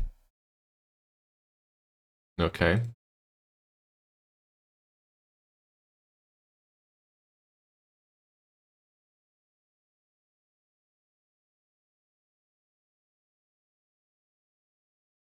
He is improving, though, isn't he?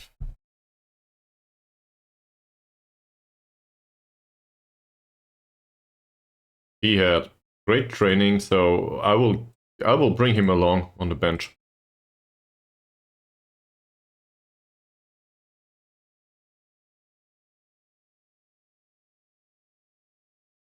Doherty is available. His pace went up to 6. That was 5 previously, I think.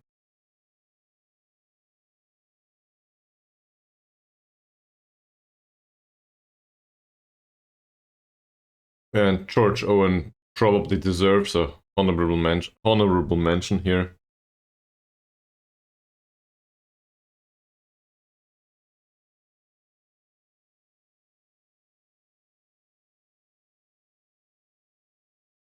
Well, yeah, I guess we can praise him.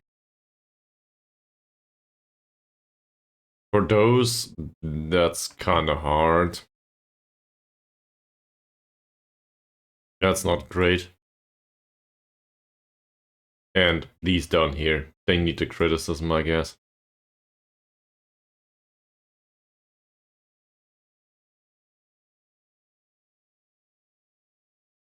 Somebody will have a different opinion as always. Probably trainer.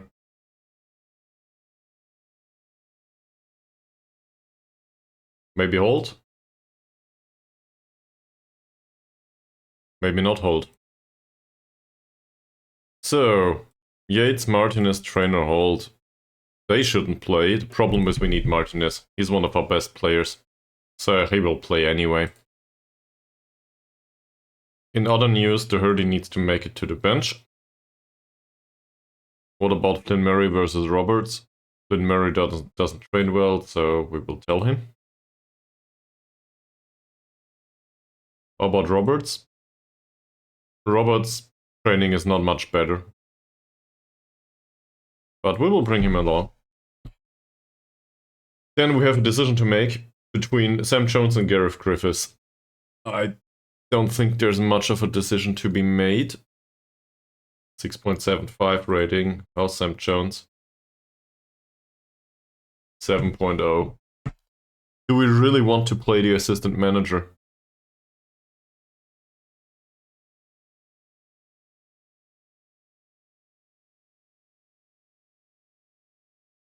I guess we bring Sam Jones to the match.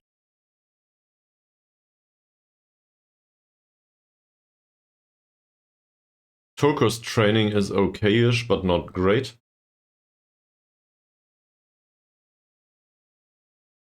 Do we want to bring Isaac instead?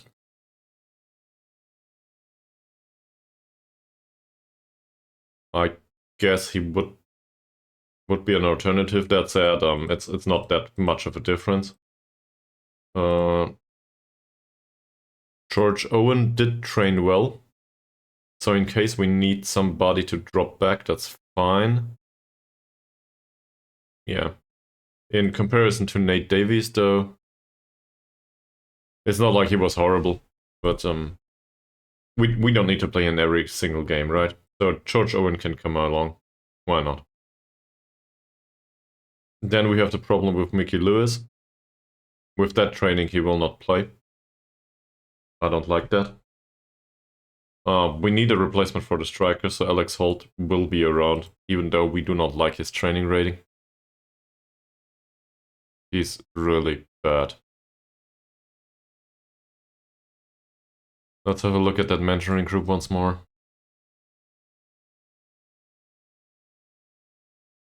Oh, he's not part of a mentoring group anymore. Sure. There's no third striker in the squad, that's the problem. So, yeah. Long term, Alex Holt is a problem. Just due to the personality. It's not about the balanced, it's about the outspoken and volatile here. I don't like that. But what can we do? He's part of the squad. We need to deal with what we have. So Isaac would be an alternative, Trainer would be an alternative, but we said Toker. So we might as well use Toker. Toker is for the right wing though, as is Holt, potentially. So for the left wing we are somewhat barren. No, we are not. George Owen can do that. Sure! Alright. Let's go towards the match.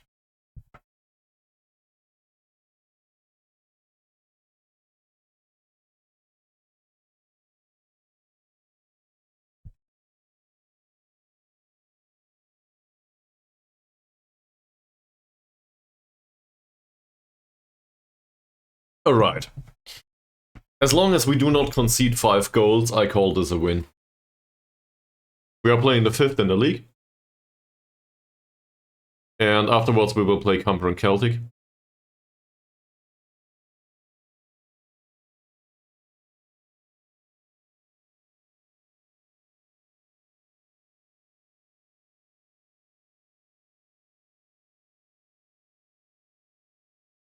Yep. Cool. This takes some time. Bathroom break. Be right back.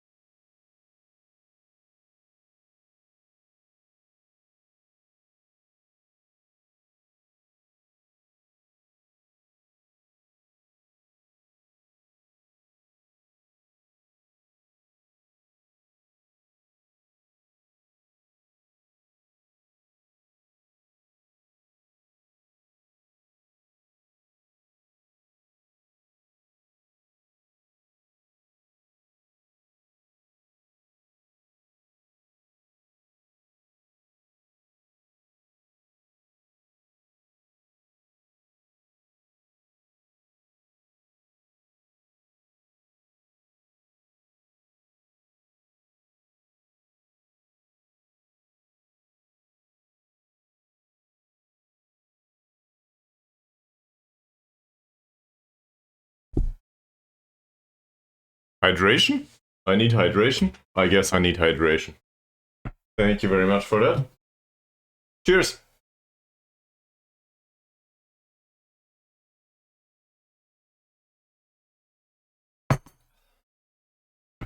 Okay. There's a few more good training performances down here in the U19. Nathan Giller comes to mind.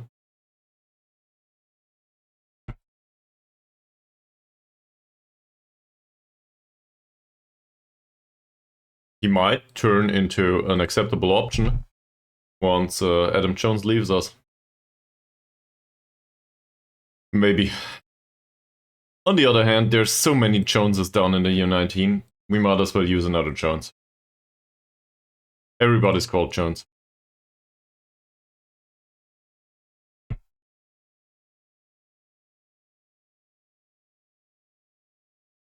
Trevelyan lost apparently, that's good. Where is it? There. They lost to Cumber and Celtic. Great. We will play them next time. Pontypridd lost. Where the hell is Pontypridd?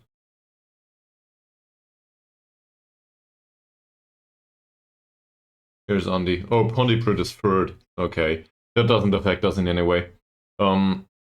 Yeah, the only result that affects us is the one that by Trevelyan. BGC. So, and that's a player of the week. Maeve. I remember Maeve.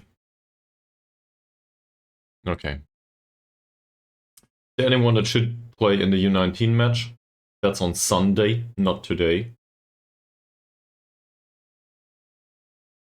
Flynn Murray is not selected for Taffs Well, so he can play for the U19, sure.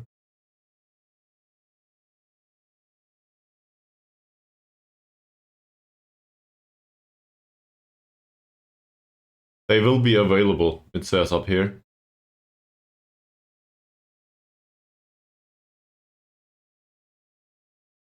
Yeah, they are all in need of match sharpness. So you know what? Game time should be limited. Sure.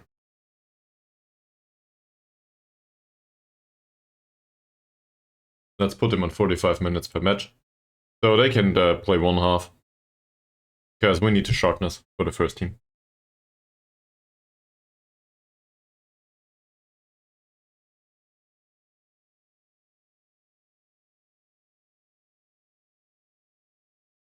Oh, we also get the other two signings for no money whatsoever. As personality shapers, that is.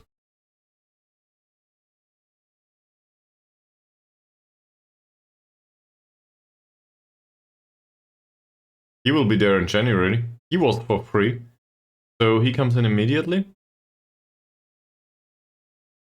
He comes in immediately. As a fairly professional midfielder that seems to be some sort of playmakery type.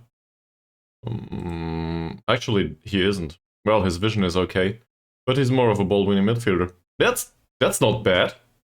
I guess we could do with a ball-winning midfielder. That's kind of an accident, though. But sure, we could do with a ball-winning midfielder. We signed him for free for the U19. But in case we need somebody else up here, sure. Let's give him defensive positioning training and see if he complains once we drop him for the to the U19. That said, in the U19, are there players that are unmentored in the U19? Mentoring. Sure. Are there players that are unmentored that are young enough that need to turn into fairly professionals without traits? Sure. Maybe not Mel Paler. But fairly professional no trait should be possible. So we drop him to the U19. Now we go to the U19 and create a mentoring group for him. If I can find it. There it is. What was his name again?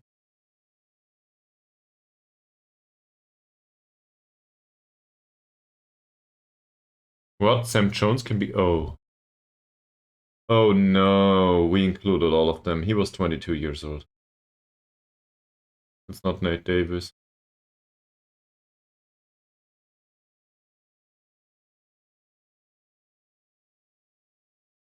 He's not included yet.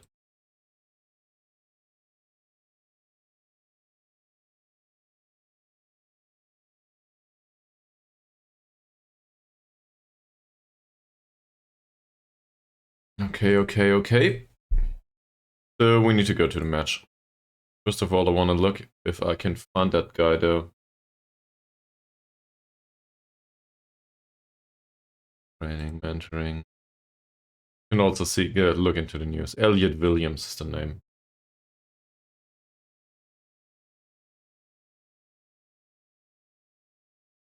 So the group will be named Elliot Williams. And we will include him if I can find him. Williams should be at the bottom. Here it is. So this is his mentoring group. Apparently he has light influence on the group as a 22-year-old. Now we just need people that are receptive for this kind of tutoring.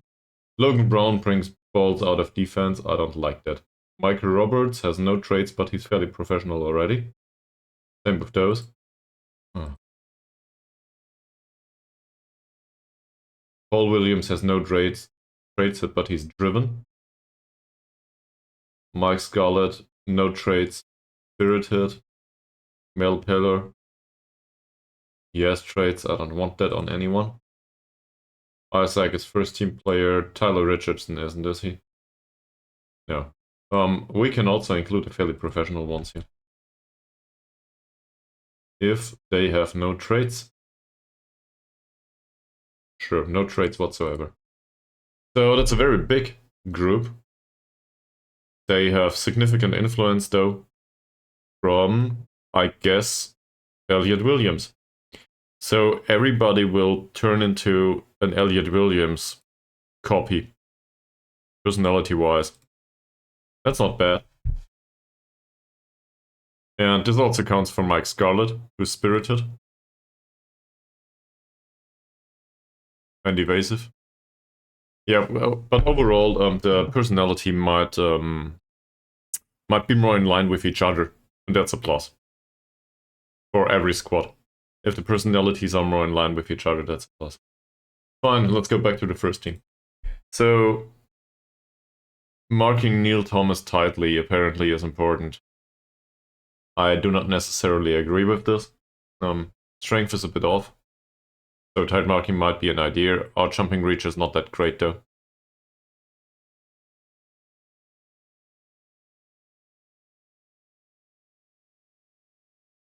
Okay, in other news, let's have a look at the opposition and use opposition instructions sparingly.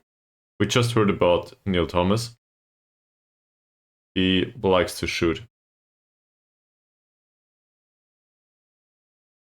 And I can certainly see why we would want to mark him tightly. He's not that fast. He has good off the ball movement. But he's dangerous once he gets to the ball, because he will try to score and he's good at it. So marking him tightly is a decent recommendation.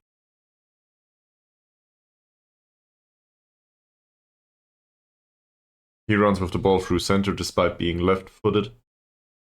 I can think of some stuff here, but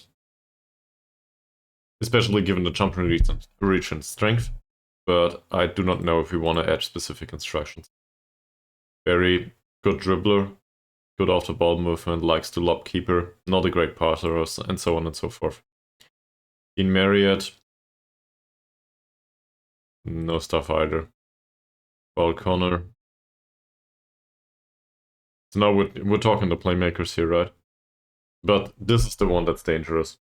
He has good passing. And we can probably mark him tightly. Tim Powell. If we can find somebody that has good marking in this position. So this would be, from our perspective, the left side in central midfield. This is Evans, actually. That's not too bad. He would be drawn out of position, though.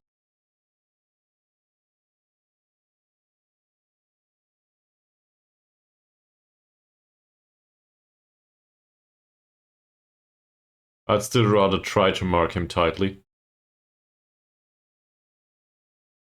Because his off-the-ball movement and overall physicals are not that impressive. His ability to spot a good pass or play a good pass is, though. Carl Connor, on the other hand, his passing is decent, yes. And he might be dangerous, he also has good vision. I'm not sure what to do about that, though.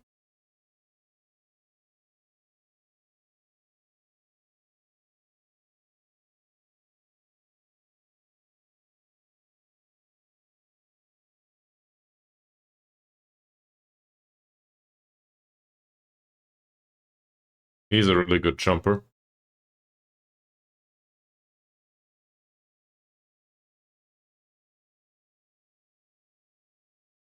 None of these are really slow, are they? No, quite the opposite. They are rather fast.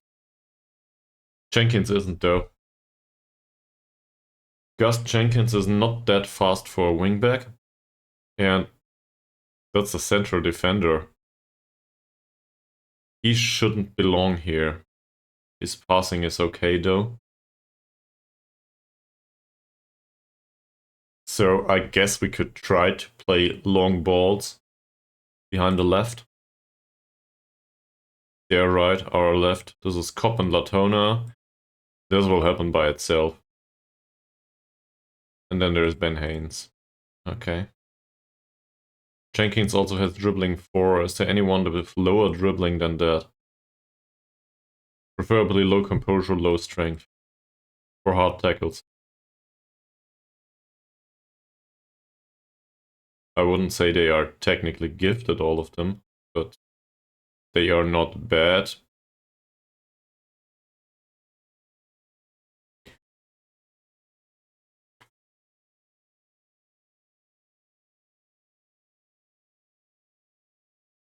Two to 4 is probably lower, right? Sure. 2 to 4 is probably lower. He has moderate rounds of bravery at best, low composure. Please tell me he's prone to injury too.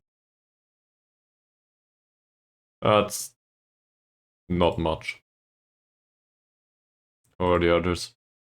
Is one of you prone to injury? Doesn't look like it. That was Wade, maybe. That looks more interesting, doesn't it?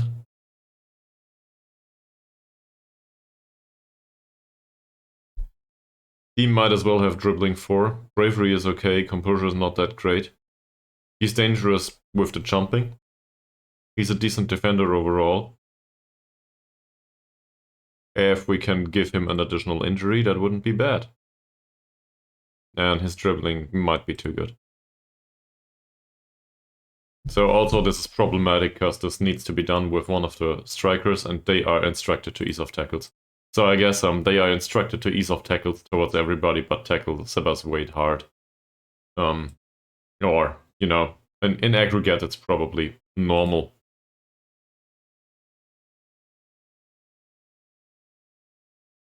That's not much.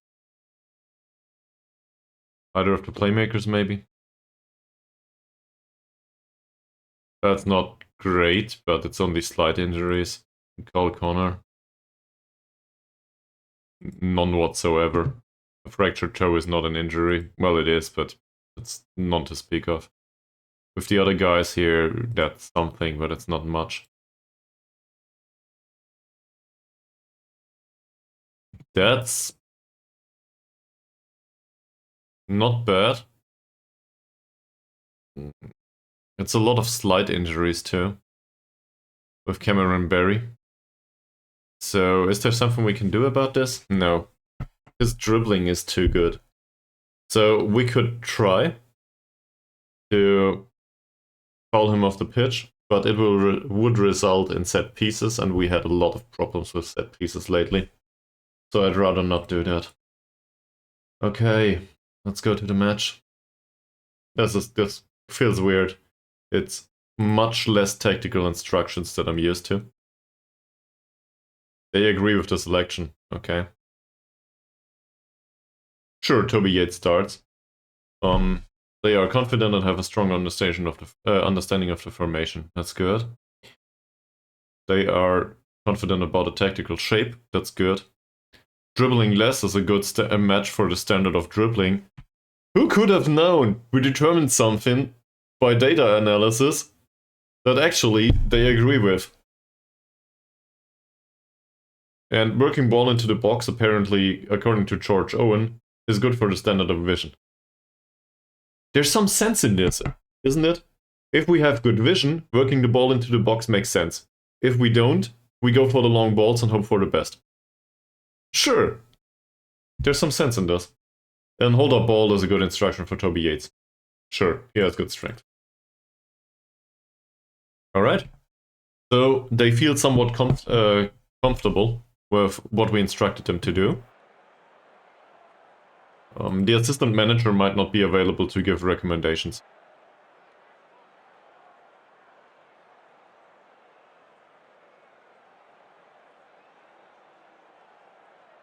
Yeah, I think this is aggressive enough, yeah.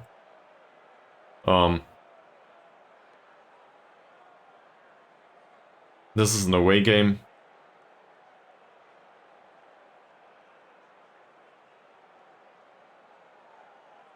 And all the I statements here.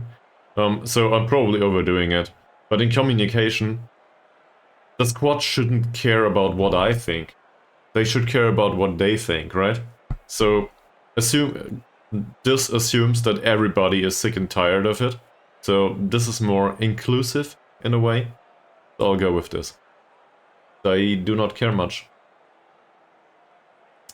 Not great. So let's encourage them. Also, Adair is on the pitch. Is he instructed to cross more often? I guess he will be instructed to cross more often anyway. We have a target man in front after all. And we will pump fists. Everybody's motivated. Because we get along just fine, apparently. With the exception of Latona. But otherwise, I'm good with this. Doherty is motivated too for some reason by the team talk, I guess. Alright. If I will do it right, I need to have a break from time to time here and have a look at what they do, the tablet, chances created lately, you know, changes. Both teams are fairly even in match, and apparently the commentator thinks this will be a draw. I beg to disagree. Oh, there's no sound. There's no sound for me. I forgot to switch on my stereo. Stereo, whatever. There is sound for everybody now. You as well as me. Long ball. Jones wins the header. What immediately comes to mind here is the pitch. So going down the wings is not a thing here. I think we can agree with that immediately, right? We need to penetrate. With long balls, and they have, no, not with long balls. We need to penetrate with crosses. That's the only opportunity we have, basically.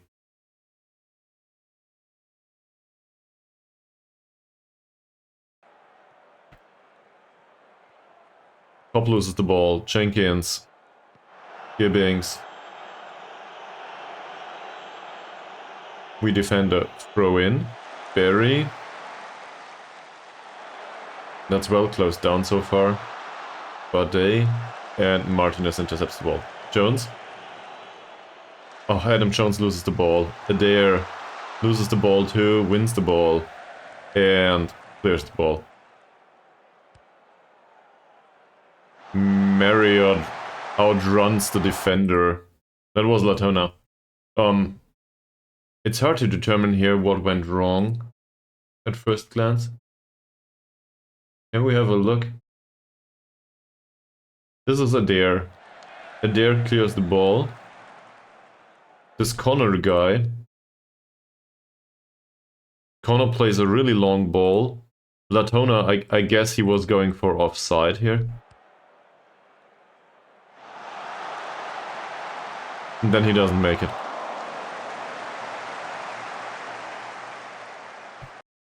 So, let's have a look at this Connor guy.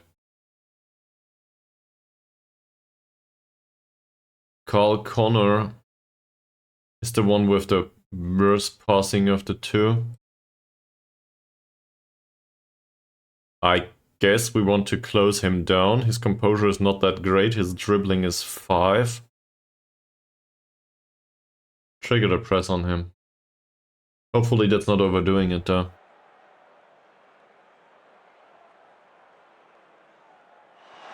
Gibbings.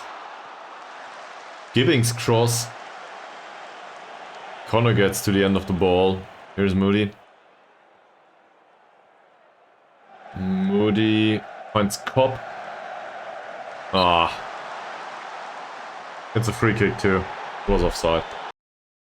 Everybody's motivated and inspired. I think demand more is a bit hard on them though, given that this is an away game. I'll encourage instead. Somebody got a yellow card. It's Kopp. Kopp is instructed to ease off tackles anyway. So no changes. Jenkins. Marriott. Jenkins with a cross. Martinez. That's a decent clearance. Brooks. But yay. It's probably Butchie.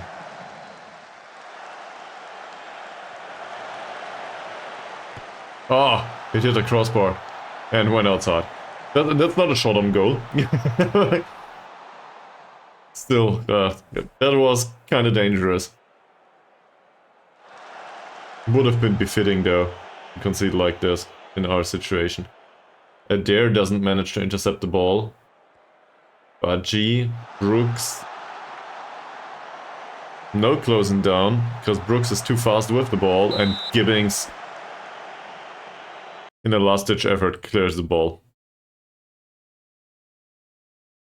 Let's encourage them once more. Most of them react in a positive manner. And Moody clears that one.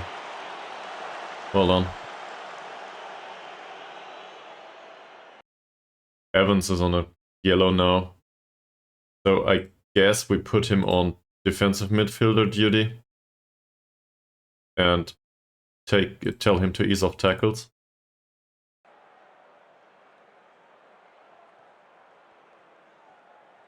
We gave away 4 fouls though in the entire match so far. That's not bad. Jenkins, can somebody close down this guy? Easy save for Owen. 25 minutes into the game, we play with a higher line, and so far we didn't give away that many chances. Yeah, it's set pieces mostly.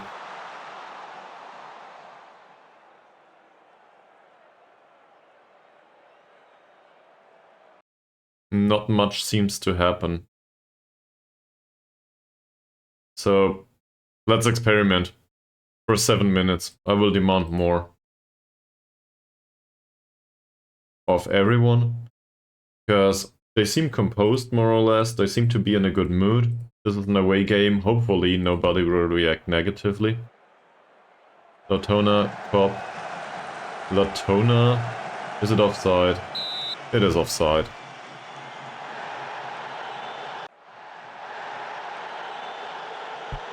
Alright, that's worth noting. So Latona is frustrated by the feedback that we demand more, and Gary Byrne feels pressured. Gary Byrne is unambitious, so the amount of pressure that we increased with demand more is no good for him. And Latona is frustrated, I guess because it's open for interpretation why that is. Probably because his work rate and teamwork are decent and he feels like he works enough. The rest of the team didn't react at all. So, demand more was overdoing it in this situation. Brooks, and we avoided the cross. This is the way we instructed them to play. That's fine.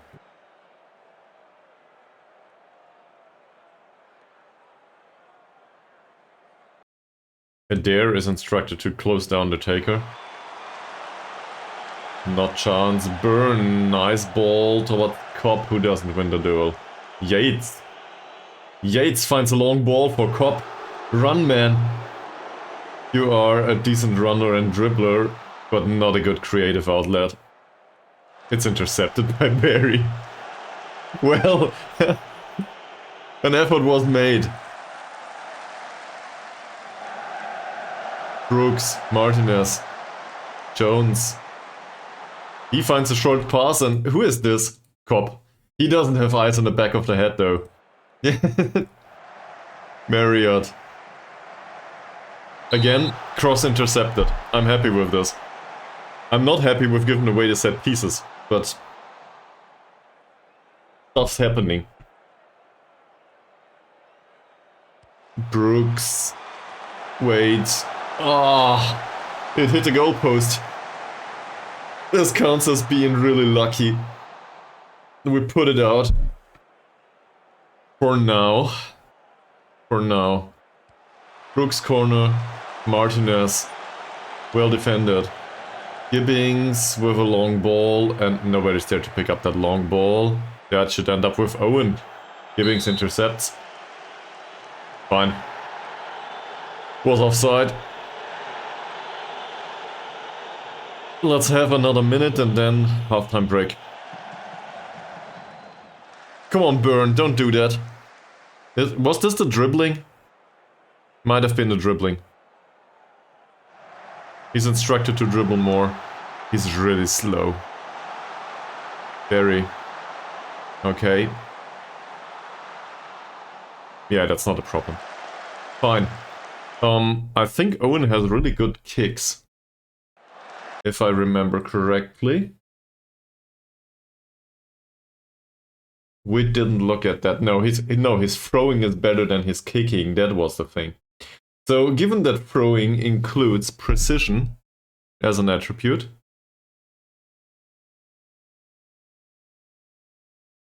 I would rather have him throw it long. Does throwing it towards the fullbacks make some sense here? I don't know. I need to look at the tablet.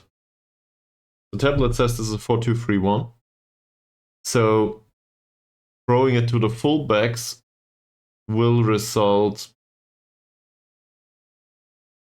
I guess we could throw at the playmaker, really. Can't we? Sure, we can throw towards the playmaker. So let's do that.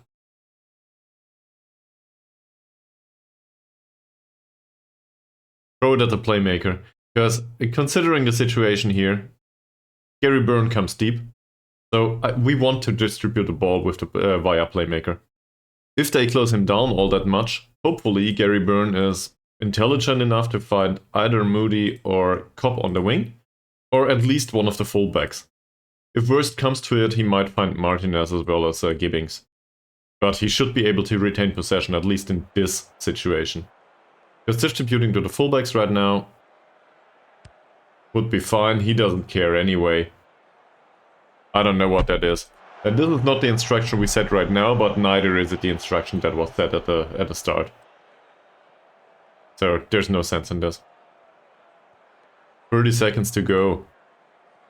I will call that a win if we go into halftime without conceding a goal. Brooks. Owen. What goalkeeping! Great. That was a good chance. And our fullbacks are too slow.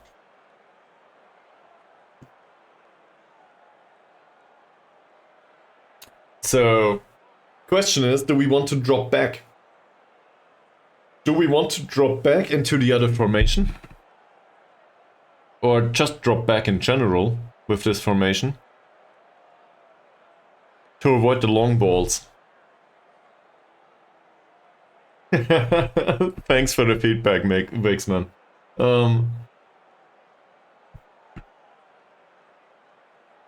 First of all, morale. Given that we conceded for the last, I don't know how many games, prior to halftime,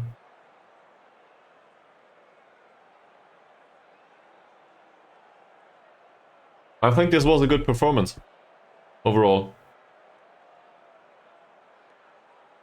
And we will hone in on the possession here. Gary Byrne. Did Gary Byrne lose possession too much for dribbling? I'm not sure.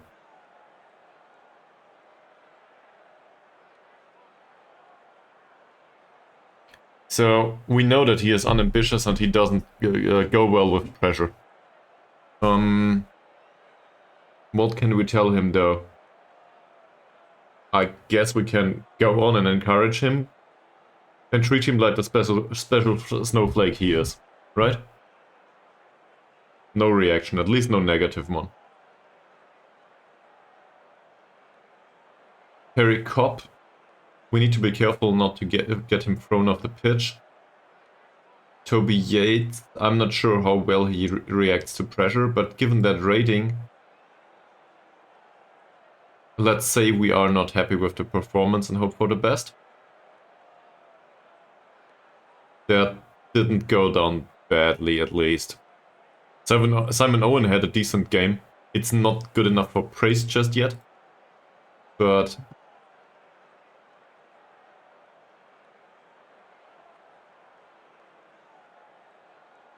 I don't know, 7.0 is too close as a rating. The 6.5 here are not that great. And we gotta give... He's one of those that reacted negatively.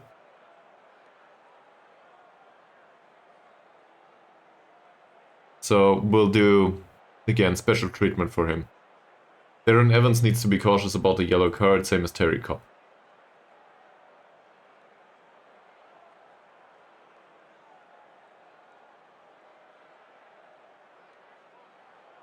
I don't think any of those have to calm down specifically though. So I will not give them that feedback.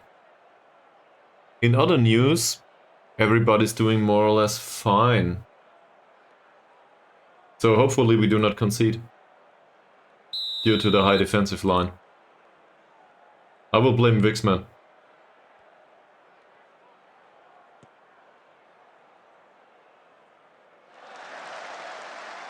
And we know that they did not respond well to demand more. So they need encouragement overall. Because they did respond well to that. So we do it. Overall, this is a good response. Most of those are fired up.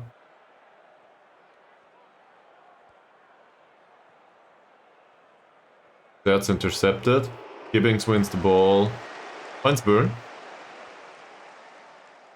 Martinez.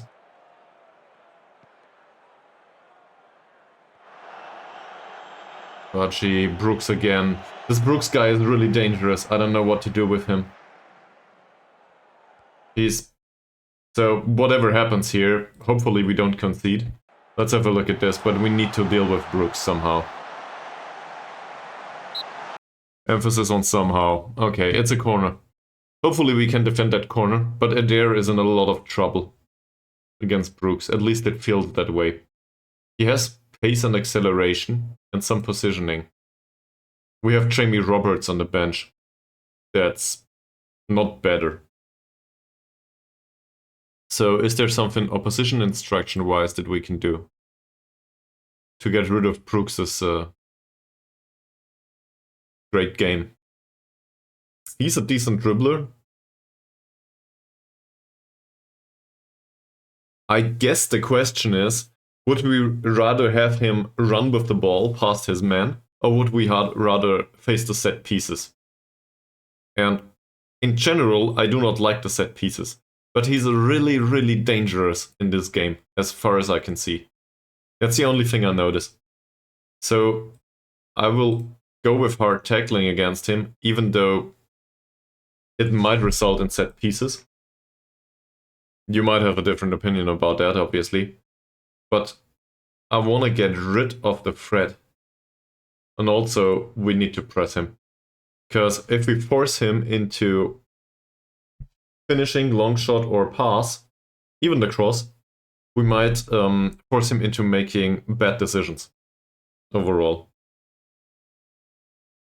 He isn't brave, he has no jumping reach whatsoever, no strength. We will not mark him tightly though with this off-the-ball movement and those physicals. So there's no sense in this. Did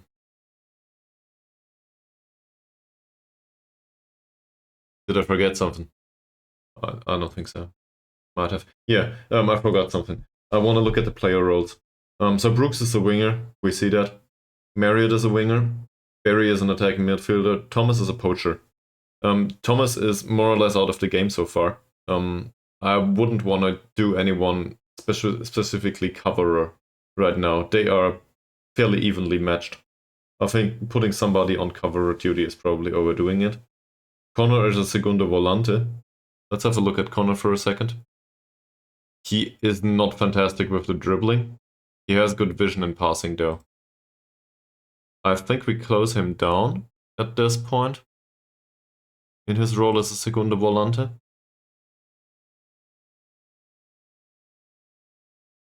We do not tackle him hard though. He has 5 points of strength, 5 points of dribbling. Our personnel here isn't specifically great at tackling. That said, it's not like, nobody cares if you get a yellow card and are not sent off. So in the end, maybe it's still viable to accept a yellow card. And then there's fullback, wingback, central defenders, and the goalkeeper. I don't know what to do about those. The wingback out here is a bad crosser, I think. It's a central defender that plays wingback. Followed by Brooks. Additional chance created by Brooks. But for now, we do not stand a chance to win this game at all. But they do not create that much. What's this? Evans receives some treatment. He's injured. Alright, we need a ball-winning midfielder. Which is just another way to say fuck. Because Sam Jones needs to come on and we need to push Martinez up to ball-winning midfielder duty. He can probably do that, not a problem. Sam Jones though, taking fewer risks, yeah, that's okay, but he's not fast. Tackling hard? I don't know, probably not. So let's pull Darren Evans due to injury. Is there anyone else that seems exhausted and not in a good mood? I guess Gary Byrne. Do we want to bring George Owen on as a playmaker? He's not used to that. Not a great idea. We could bring on George Owen. He's not used to that either. For Terry Cobb, actually. Because Cobb is on a yellow card. He doesn't seem to stand a chance. And George Owen is one for more creativity, and he has a good pass. So maybe this is not the worst idea. Let's have a look at the instructions. Taking fewer risks is not a thing for him. In fact, it should be the other way around. Taking more risks on him. Because he has good vision, passing and technique are decent, flair is decent, first touch is decent. Passing risks is fine.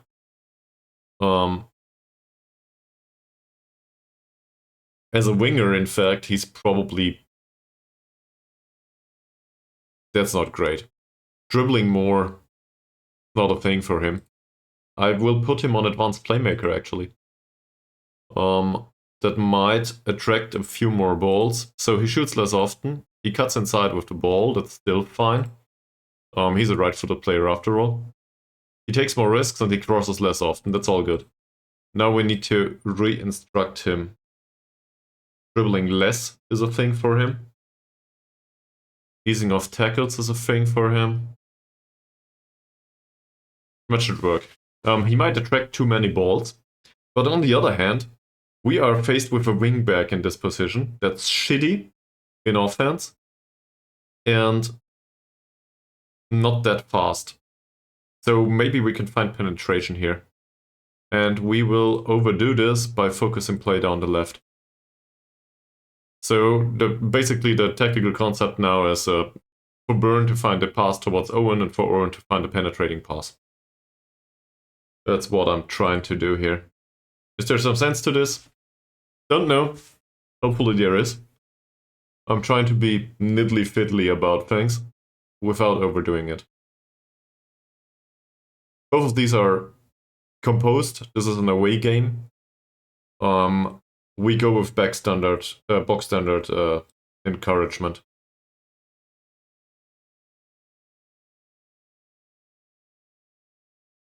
Sam Jones is inspired.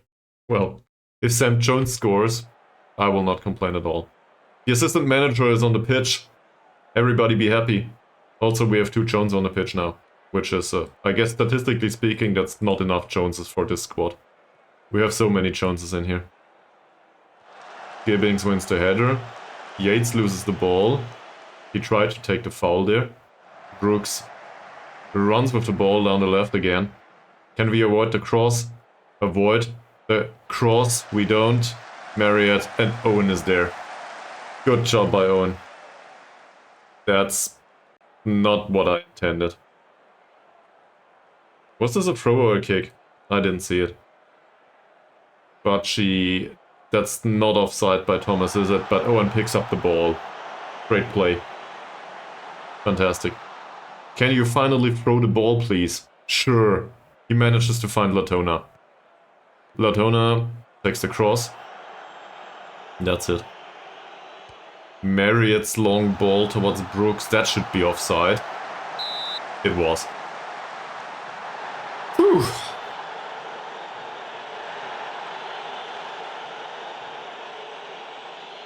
Can we get a point? Can we scrape one out of the barrel?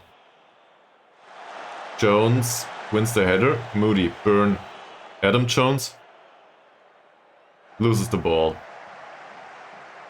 That might be the low tempo with the passing. Are they? Adair wins that header. Okay, this will be a throw-in. I'm thinking, are they still used to higher tempo with passing? The tempo is the kind of tempo right now is accomplished. So if we increase tempo in passing, they are actually fluid with it. Even though I do not think this leads to good decision making, we lose the ball too much due to not passing fast enough. At least it feels that way. So they are more used to it, and we can have faster passing. So maybe there's an effect. Brooks, Wade. Oh, was close. We can consider ourselves to be lucky. Brooks free kick for Wade. Hits the crossbar. Yes! Utter chaos in the penalty area, but we do not concede. Not yet anyway. Impacts are getting closer though. And this was after a set piece. Corner taken by Brooks. Gibbings, well defended.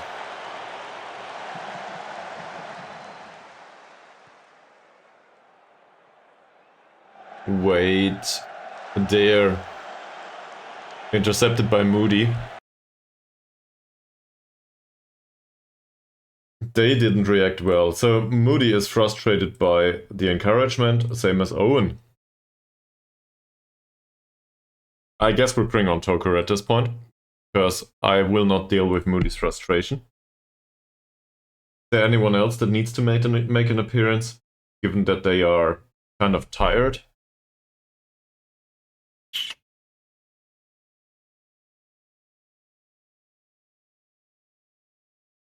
Yates is still motivated, despite being no good so far in this match. Byrne is composed. We do not have a playmaker on the bench, so no option. Doherty is motivated. Latona is in a normal mood and not a great fit for this match so far, so I guess Doherty can have another 15 minutes, maybe 20. Let's have a look at the tablet too. So, yeah. Let's cancel this once more. Let's have a look at the tablet. Thank you very much for the recommendation. They didn't substitute anyone, and this is all box standard. They didn't change any roles, I think.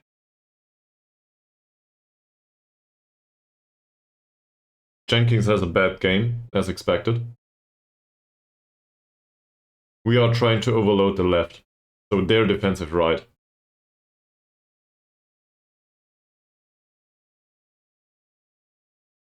So, bringing on Doherty should probably bring fresh energy, given the motivation as well as the stamina for Latona. It's a bit risky, because Doherty is not that fast. And we have our problems with pace, and we push up high. And I do not want to have Moody's thing here on the pitch. Mohamed Toko is also a bit more technically gifted than Moody, so I guess that's not a bad choice after all. So, yeah. I checked the tablet, but I still think that this is viable.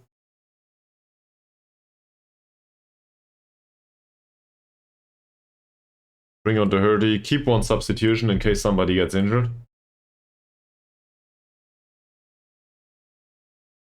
Morgan Moody did have an average game, but the frustration I do not want on the pitch.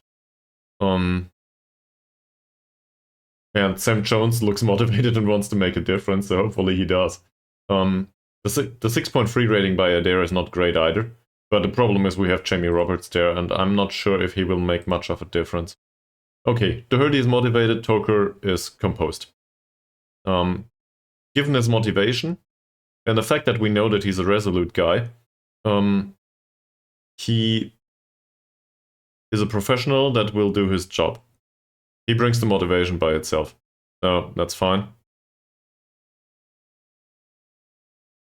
Make an impact, and he likes that. Mohamed Toker is fairly pro. We want to appeal to his sense of duty, I guess. Is there a sense of duty here? We can try to motivate him to score the winning goal, why not? He's inspired! Fantastic. Great. That worked well. So now we will substitute Owen as well as... Where is he? No, we will not substitute Owen. It already shows down here. Fine. Butchie, Brooks. Butchie with a bad cross. Jenkins, please don't make us face a long shot. Or any chance at all.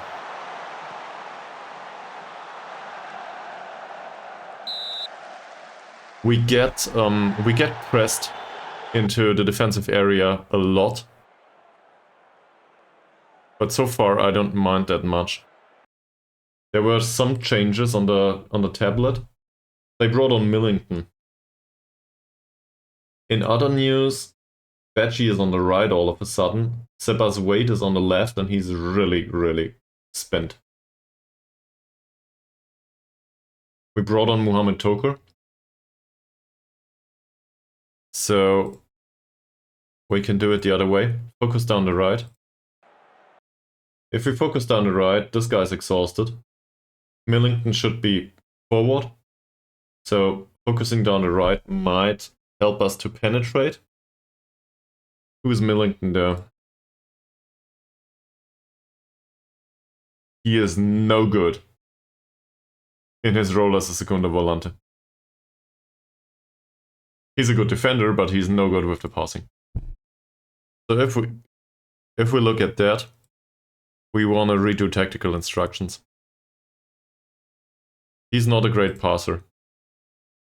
So we want the players to play through him. He has no good long shot, no good passing, no good dribbling, no good finishing is not great either.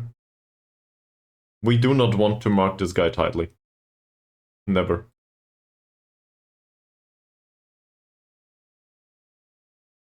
We do want to win the ball from him in case it happens, but I would rather not trigger the press on him, it's too far high up the pitch.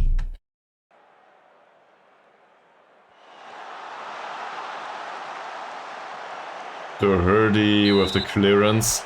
It's a bit of an odd one.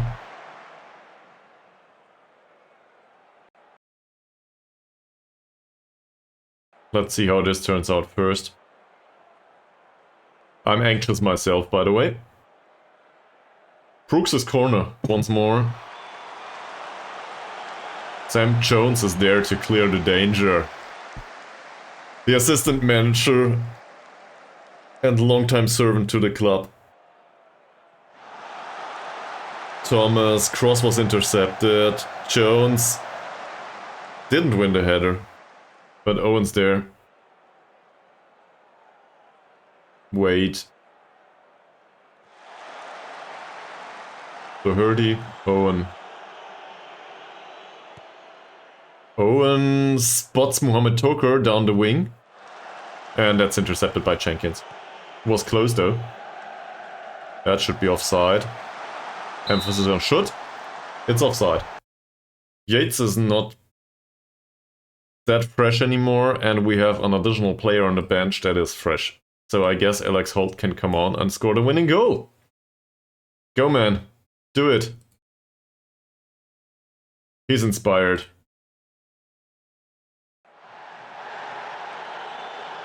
Don't know if that's deserved. We definitely... The momentum is against us, that's for sure. Howell's long ball. Thomas. That's offside. It should be offside.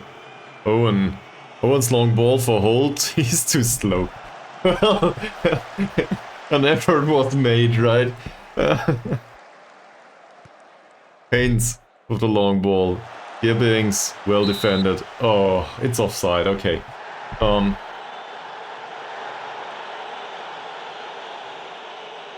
Adam Jones is friggin' spent. Owen. Doherty. Burn. Owen's cross. Oh, Tokor. We get a corner. 2 minutes to go. Let's do this.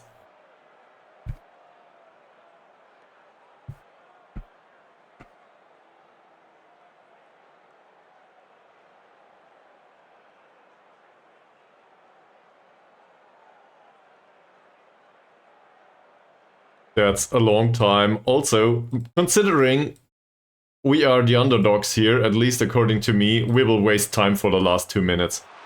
Tokor, Jones, Mohamed Tokor, with yet another cross, but it's offside. Fuck. I could have stood a chance there. That's time wasting. Adair. Jones. Burn. Martinez? Martinez loses the ball due to a bad first touch. Oh no. Thomas. Owen saves the day. At least for now. 1.5 minutes. Corner taken by... That's intercepted. Great. Corner taken by Brooks. Cross taken by Brooks. Yet another header by Marriott. 1 minute to go. That's time wasting. 40 seconds. Can we make it to a point? Owen.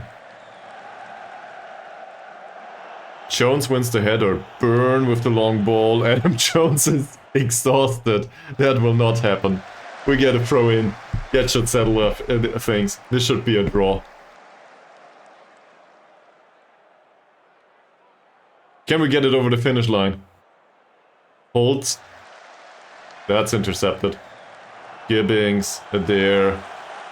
Gibbings again. That's it. We get a point. We get a point. Look at that expected goal story. I call this a win. It's not a win, it's a draw. But that's a win for me.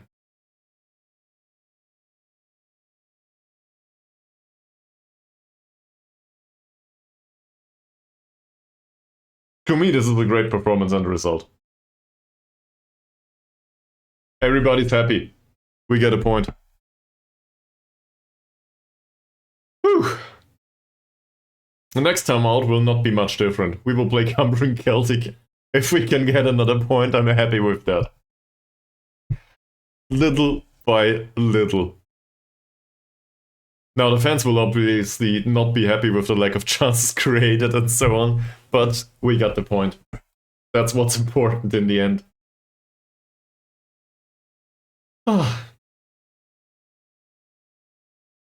Anyone's got any comment on that?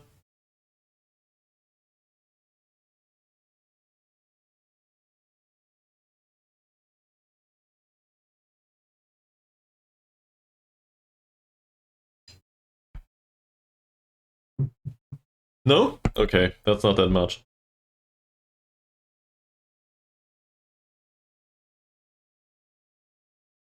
Yes, I am too. But on the other hand, I don't know. Maybe we should have dropped back deeper. Given also the narrowness of the pitch. Dropping back, on the other hand, we were, we were basically forced to drop back deeper most of the time anyway. And the amount of offsides served the purpose too. I guess it's lucky. Lucky is fine with me. We got lucky. I will take that.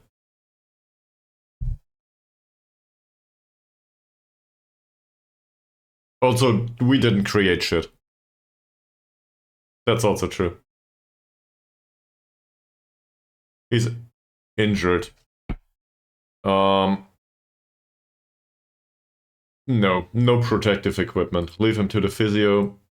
And all of a sudden, that guy that we put down to the U19 might make an appearance in the first team.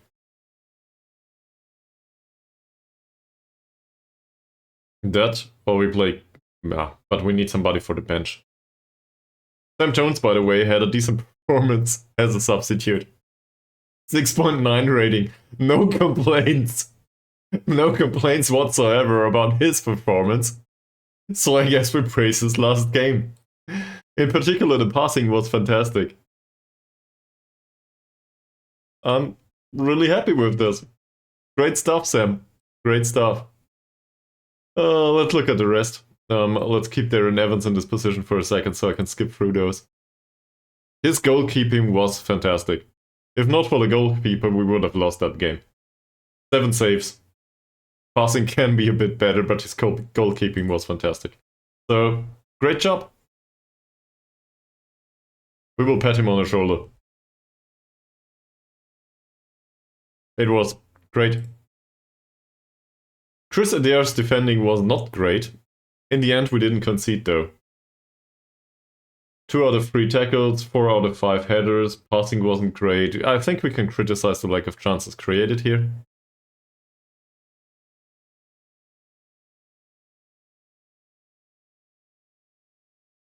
But he can accept it, so that's fine. Pablo Martinez. How did he do? 7.1 rating, 4 out of 4 tackles. I guess that's a plus. He is considered to have played as a central defender here. Yeah, so 4 out of 4 tackles is good. Let's praise him for it. That's good. I cannot think of a specific criticism. I guess the passing. 28 out of 48 is not great, but that's more than 50%, and for central defenders, you know, it's always dangerous to be too demanding on them with the passing. Cole Gibbings. That's 14 out of 18 headers, 7.3 rating. I'm very fine with this. In the end. He wasn't previous in the air, so we tell him. Luca Latona. Now we're talking about a lack of creativity, I think. And this is also bad enough for an official warning, but we cannot give him one, it seems. Passing is also no good. 22 out of 42, that's barely more than 50%. His heading was decent though. But I will criticize the lack of chances created, it's his job after all. He can accept that. Is there anything praiseworthy here? Not really. Gary Byrne. Remind me, we need to find out if Gary Byrne lost possession due to the dribbling. He had 0 dribbles, so I guess no. Also, he had a bad game.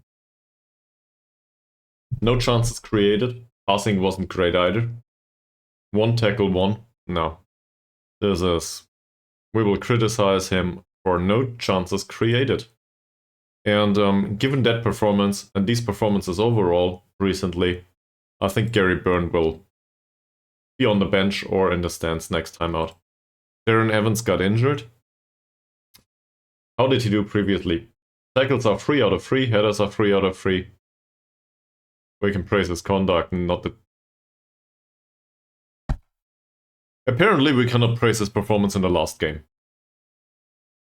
Morgan Moody.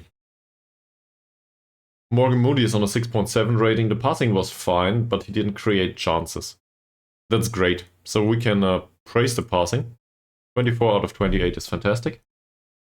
It's not fantastic, but it's good. And we can criticize the lack of chances created. Put an arm around him and say, well, there were no chances created. He has to agree with this, right? Because they aren't. Adam Jones had not a single shot on goal. Yeah. The passing was fine though. 27 out of 31. That's good.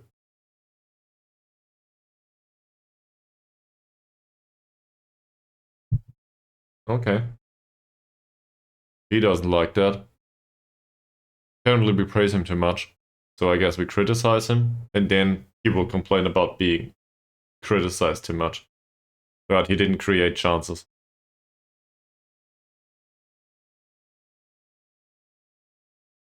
Apparently criticism is more what's in line with him. So that didn't go well, morale-wise. He's hard to deal with. Terry Cobb. Terry Cobb gets an official warning, as is tradition. 17 out of 20 is good passing to me. That's fine. 2 out of 2 tackles would have been fine too. He didn't create chances though. You gotta do better. Yes. He has. As a former perfectionist, there's some sense to this.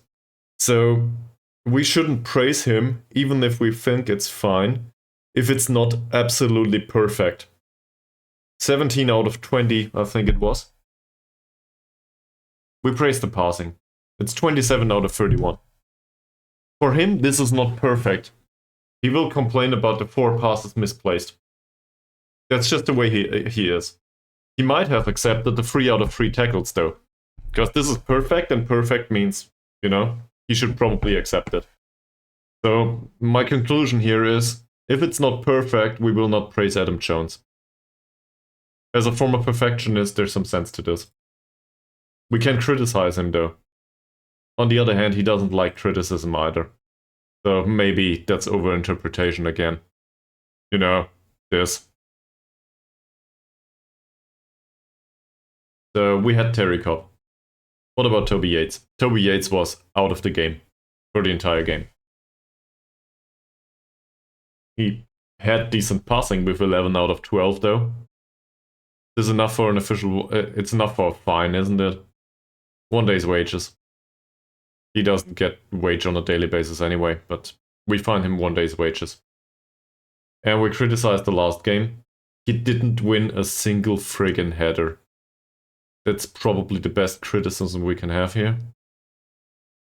Sure. His passing overall was good though. So we praise that. 11 out of 12 is really good. He didn't score.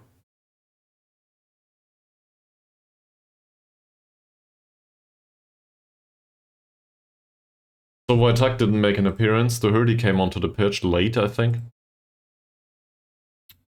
7 out of 10 passes, no chances created. Good tackling though. We can tackle that one tackle by praising that one tackle. Let's do that. And we can criticize the fact that he didn't create a chance in 20 minutes.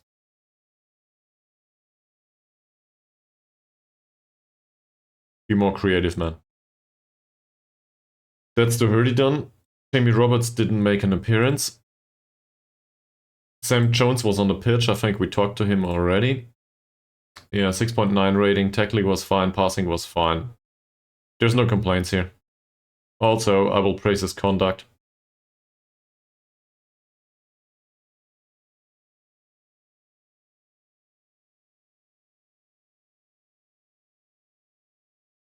I think you have that much influence, Sam Jones. You are good. George Owen made an appearance in a weird role for him. I still don't think this was the wrong choice though. I think this was fine. 6.5 rating is not great. His passing was okay-ish, but he didn't create. So we warn him about not creating. There's not much that's praiseworthy here. 12 out of 15 is... I guess for a playmaker that's not good enough.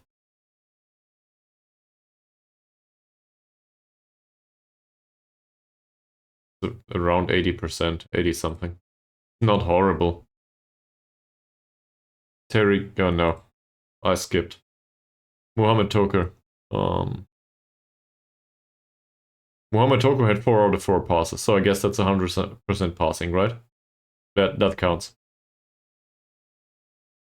So the passing was a joy to behold, but on the other hand, the passing wasn't good enough. Because it didn't create chances. That's fine with him. How about Alex Holt? Alex Holt didn't stand a chance in that running duel, and otherwise, I guess 2 out of 2 headers. So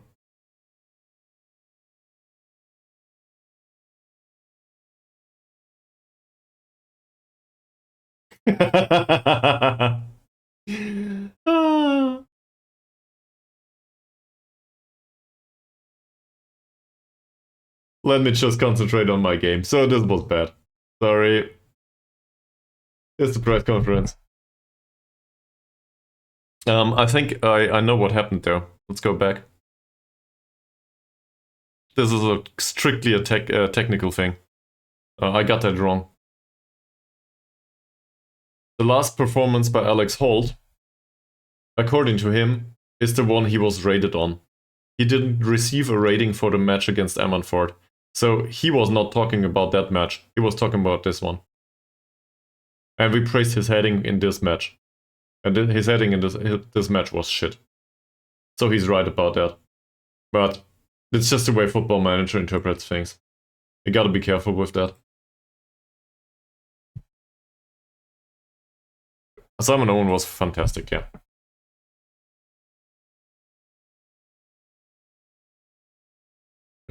Elliot Williams might not play that much, but we might need him next match, actually.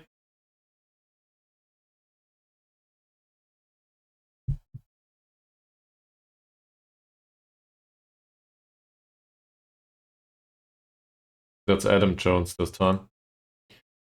So I expect him to score at one point.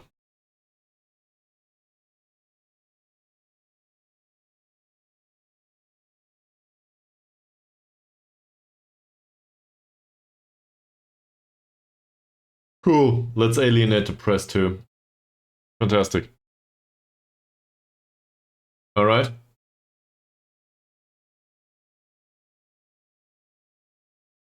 Everybody take their whatever they do, you do. Grab a drink.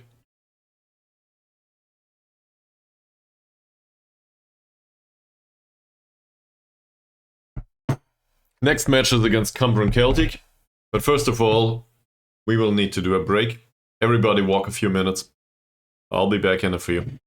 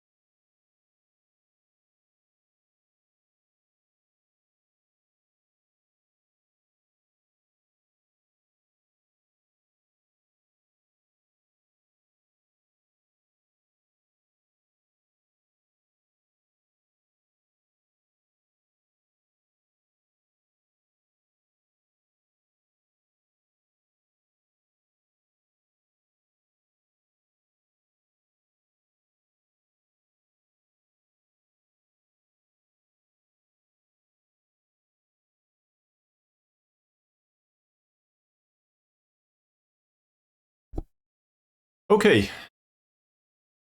We're back. I forgot the water. Fuck. I'll be back in in 30 seconds.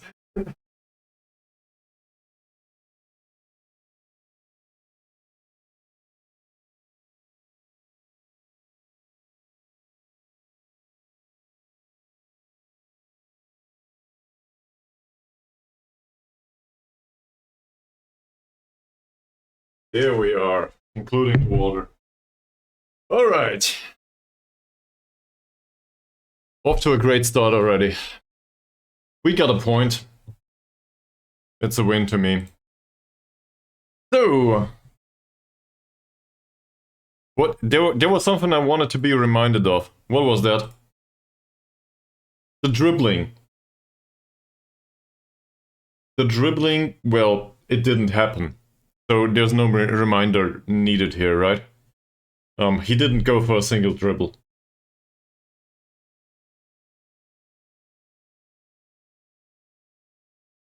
They got a point? Oh no.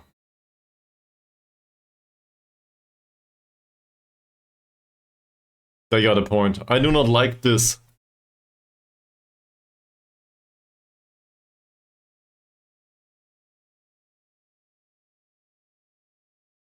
Owen was fine. He accepts his warning. Terry Cobb accepts his warning. And Toby Yates feels the fine was unfair.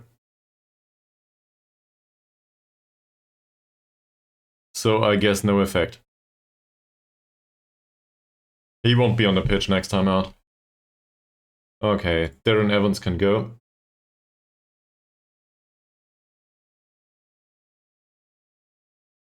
They are.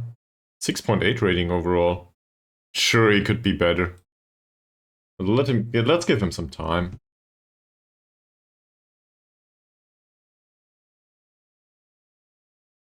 And if he doesn't, we might as well play Doherty. Who cares? So next time out, we might actually need to pull the guy from the U19. The 22-year-old we just signed, on accident, to be honest. We might need to pull him up to the first team. At least include him in the match squad for one game.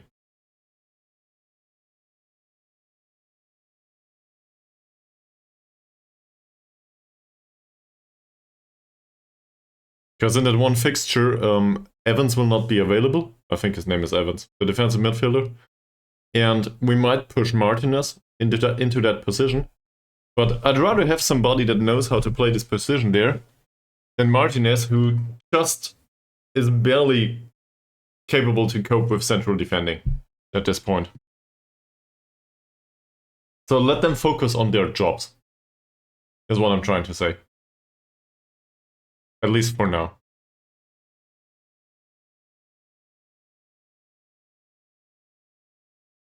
It's a point against Ammanford. That's a plus. If we can get another point against Cambrum, that's a plus 2. I'm okay with that. Afterwards, we will play, I think we will play rock bottom in the league afterwards. That will be a really, really hard match. Expectations-wise. Because we absolutely need a win there. Under any circumstance. We just need a win. Cool. Game saving.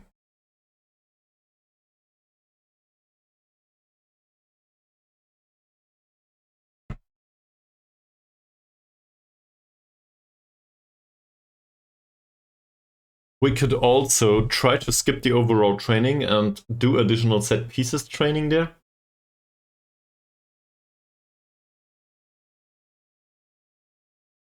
I'm not so sure if set piece takers or a specific set piece. But we are trying to rely on set pieces these days, so there's some sense to this.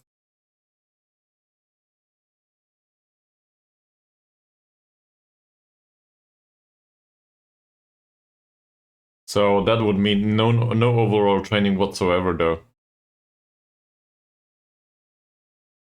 We train set piece delivery.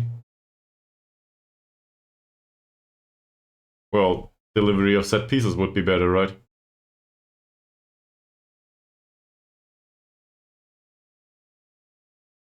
It's so much match preparation. But sure, why not? This is rubbish. There's no match here. In fact, this is fantastic. We can include a friendly. And do overall training. That's good. We need those. We need those gaps. This one. This is where we need to set pieces though. We might as well include... that's great. So we have a lot of preparation time for the match against Aberdare Town. They need to go down. So we will include set piece training here. Attacking free kicks here. Attacking corners here.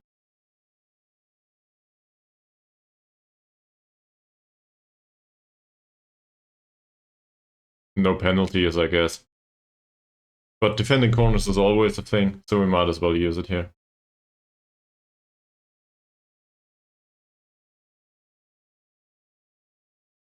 Okay.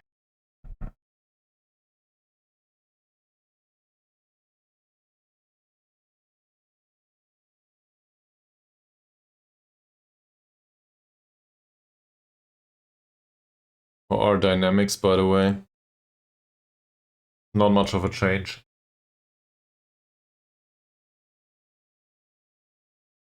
I think I upset some of the players with the treatment here. That's not great. But otherwise, they are fine. Everybody's really happy to be at the club for some reason.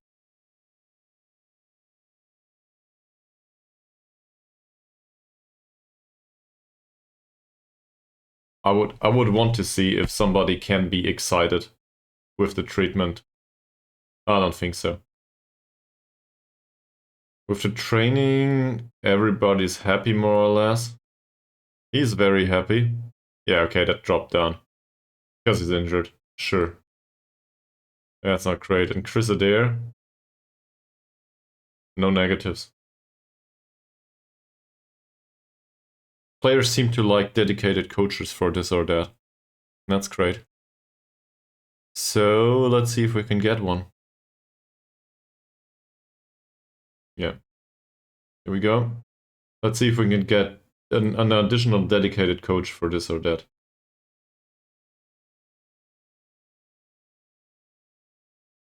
Do we have a sports scientist at this point? I thought we did. Yes, they are. But on the other hand, that's a plus. I'm okay with that. Who cares? Let them be happy with their situations at the club. Seriously, they are playing for a club that is within the second league in Wales. This is impressive. So, sure. Great. Let them be happy. I'm thinking medical center. That's the head physio. Did we have a sports scientist? Or is this... Oh, we cheated one. Yeah. One of the scouts... one of the scouts double acts as a sports scientist. He's a shitty scout. Nobody expects him to do any scouting. We just employed him as a random sports scientist on top. Sure. So I guess we could do with a sports scientist. We wouldn't sign one though. We would just re-sign that scout. So seen from that perspective, I think we can ask for a sports scientist anyway. Here you go.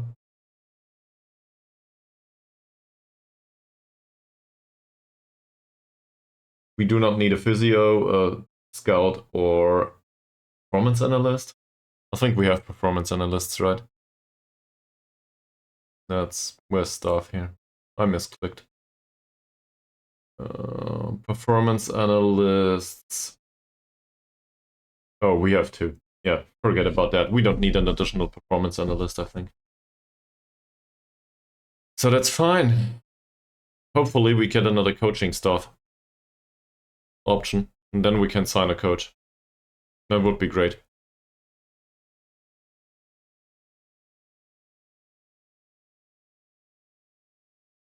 We just want a 2-star coach in any of the categories that is managed by somebody with 1.5-star coaching right now. So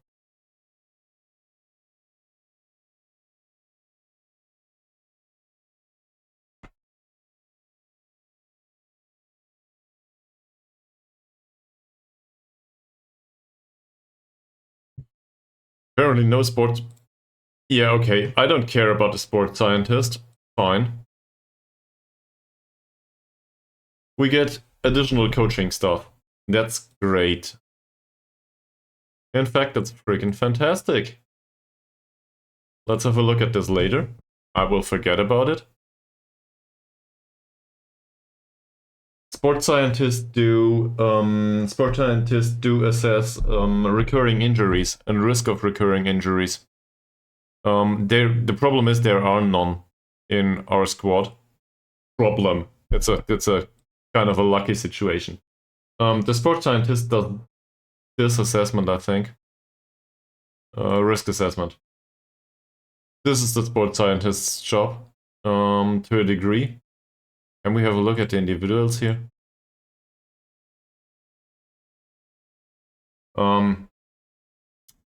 So a regular medical staff will not assess fatigue levels. This is jadedness. And a regular physio will not assess recurring injuries. If we look at this, there might be some sort of purple stuff on here. If the player has a recurring injury somewhere, it shows up here repeatedly, usually, but it might not because it wasn't realized. But a recurring injury can still be there, some sort of persistent injury that will break open more every single time at some point. So, say the player has a recurring injury, for example, for, I don't know, a stretched muscle or something.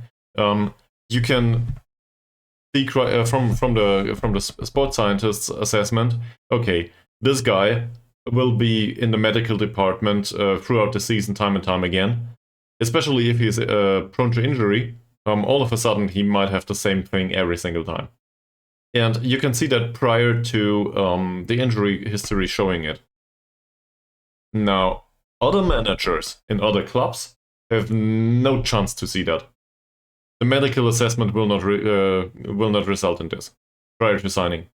So for other people, he might look like he's very low in injury suspiciability because they don't know about a recurring injury.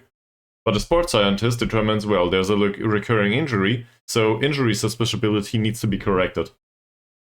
That's what he does. So he tells you about, in essence, he tells you about the market value of the player too.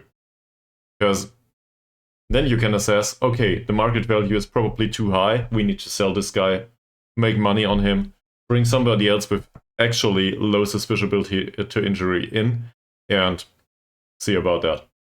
You can see about recurring injuries during trials. Because your sports scientist is able to make an assessment. So, a sports scientist is really helpful, but this is not necessarily only for the player's treatment or something. It's about risk assessment, if that makes sense. And risk assessment obviously translates into money at the end of the day. It's a management simulation after all.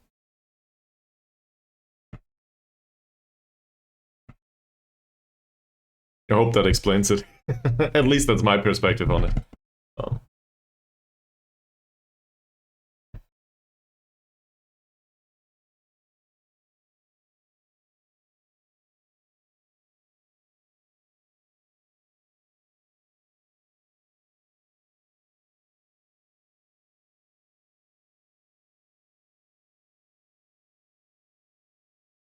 But we have two sports scientists, and one of them actually is not that bad.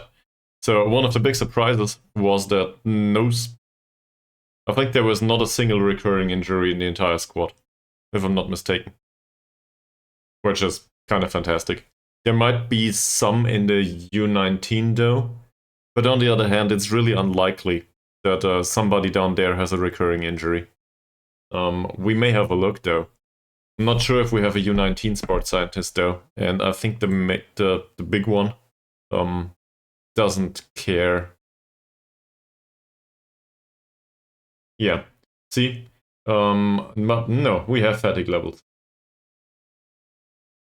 There's no recurring injuries here either. It would be noted here in the physical status tab. So we can be happy. No recurring injuries. And there's nothing you can do once somebody has a recurring injury. They're just fucked. That doesn't help. They are no good at professional footballers anymore at this point. I wanted to look into different things. So I forgot about the scouting report and I forgot about the staff. We need a coach. What coach do we need? Training, coaches. Where is it? Okay. We could do with a decent quickness coach. Sam Jones can also do defensive mental. What's this? That doesn't help. But Sam Jones could definitely do another category. It doesn't need to be fitness coaching. He can do something else. And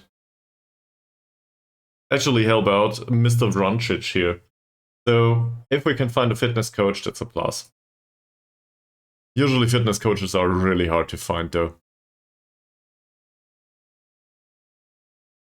They want to get paid and stuff. Fitness coaching 4 is the best we can do.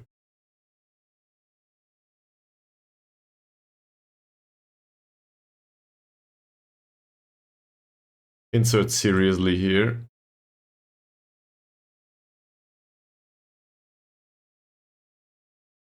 So I guess we forget about that. This is a whopping 22 points in mentals. That's not great either. That said, the coaching at least, that's well distributed and he's fairly pro. That wouldn't result in great training though, would it? Goalkeeping coaching is, I think that's settled for now. Attacking coaching 6 on a recruitment analyst. Great. Defending coaching 6 on Ross Egan. That's not impressive mentally. That's really impressive mentally, actually in the wrong direction there. We had fitness coaching. Mental coaching was a topic. That's a bit better. Is there a coaching category for this? Yeah, one of these two. So that's 25, 27 in the mentals, and mental coaching is good, as well as technical. That might be enough for 2-star coaching.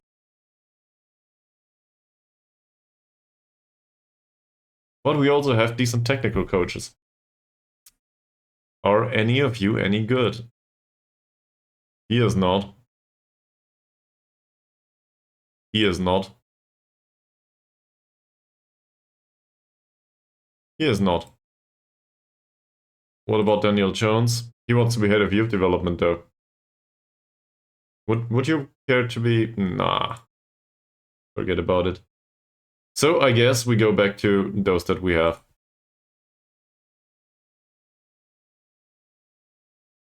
One of these was the coach who...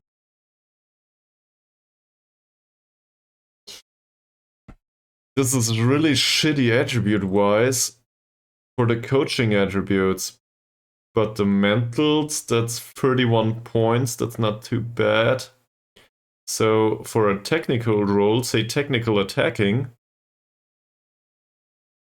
For technical attacking, this might make some sense. Also, he's a really horrible personality.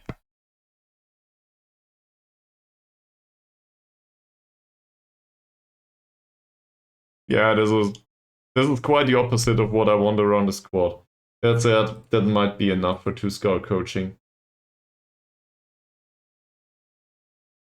I will double check this. You know me by now.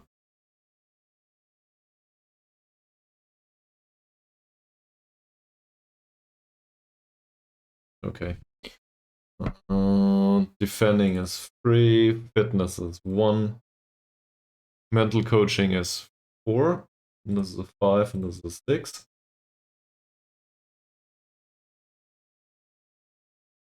And then we will not sign him because he's too expensive, you'll see. This is a 2-star coach for possession training, attacking training, and defending training overall. He's fine. And we use one of those, right? Training coaches. Yeah, well, he can basically do all of this on a 2-star level as long as he only does one category. So why not try to sign him? This is why. Great having this talk. There was somebody else though. That's not shabby either. That's good. So this is 28. Yeah, 28. 28 in the mentals. That's good. I'm usually targeting 30. So 28 in the mentals is fine. And as you can see, he has good technique coaching. So again, attacking technical would be fine here. I'm not impressed by the personality. And this is really low wages. So we do that. The only question is, how much is it actually?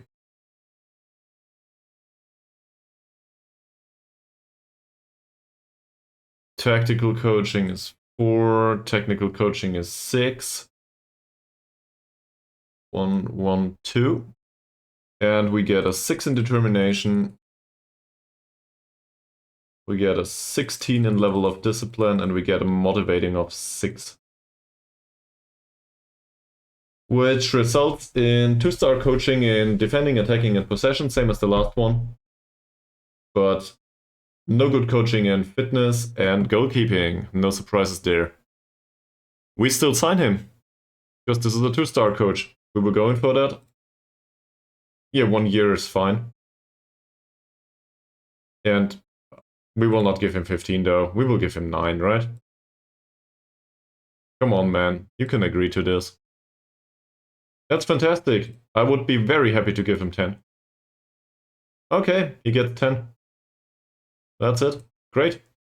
So now we will have a sporting coach. That's not fantastic, but we can have one. This one is not that great. With decent mentals overall. He's not fantastic, but it's decent. And actually he has decent technical coaching, so we will probably put him on technical attacking. That's the best category for him after all. Technical attacking is done by Mr. Ranchich right now.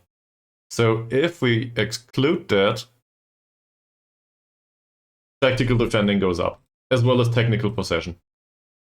I guess that's a triple whammy, actually. Fantastic. So we can improve with one coach 3 categories. That's great. Now he only needs to determine that it's worthwhile to sign for us. Otherwise, we need to find another replacement.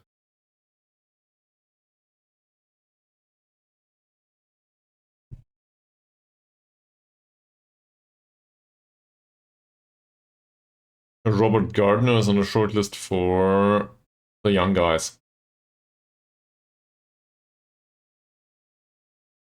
This is one of these cases where I ask myself why is he on the shortlist in the first place? Can't we just sign him for the U19? Sure, he's not under 19, but at least then he trains. So I guess we sign him because he's also a viable addition to the squad. He's reserved, he's fairly professional.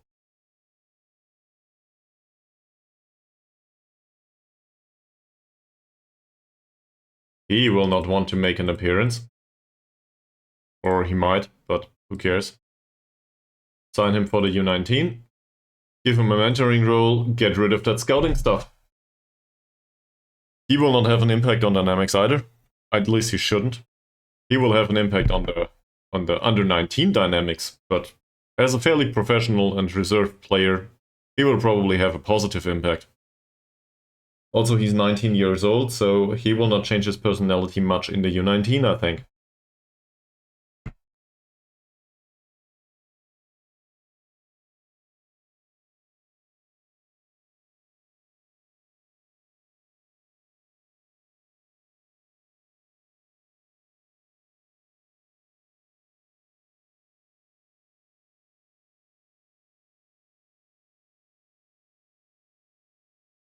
None of these matches is interesting to us. This is all cup games. For some reason, Aberdare are still in the cup.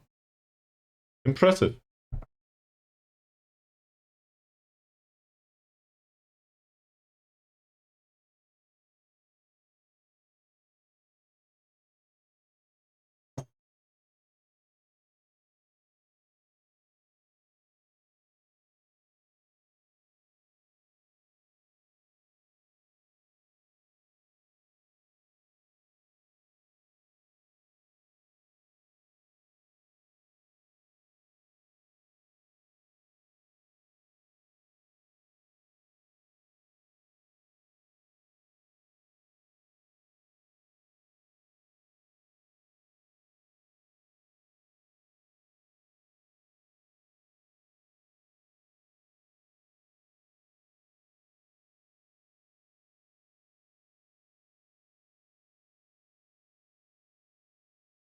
Okay. If I saw that correctly, Aberdare just got thrown out of the cup by 3-0. That's fine. We do not have to scout any of those. We are within the loan window though. That's an additional plus. Come to think of it, this is the Premier Division. It's a domestic loan window. It's not like we can do much, and we have to scout a whopping 12 clubs. So we might as well do that now. Get a team report on any of those, including Colin Bay, Newtown, Barry, Town. I will not pronounce this. This will go horribly wrong.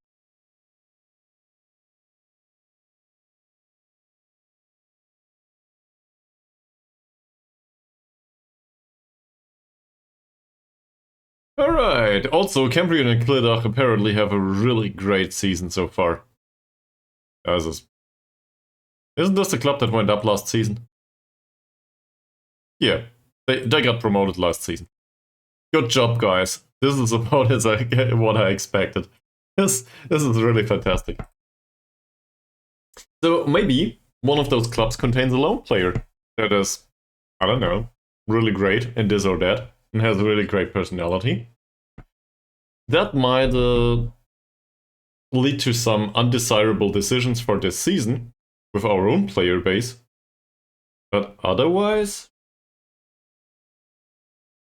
it would result in a player that is not being able to poached. No, to be poached by other clubs. At least not within the season. So it's kind of interesting to me.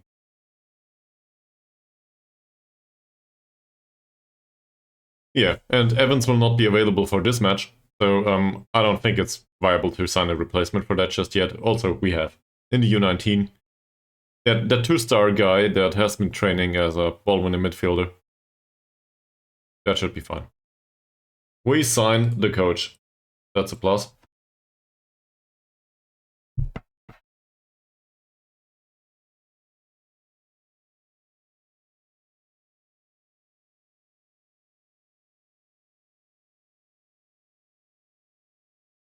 All right.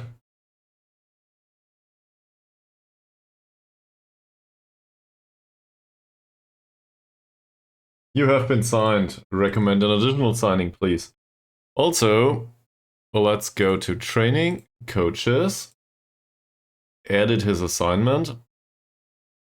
He comes in. Oh. He's even better at that.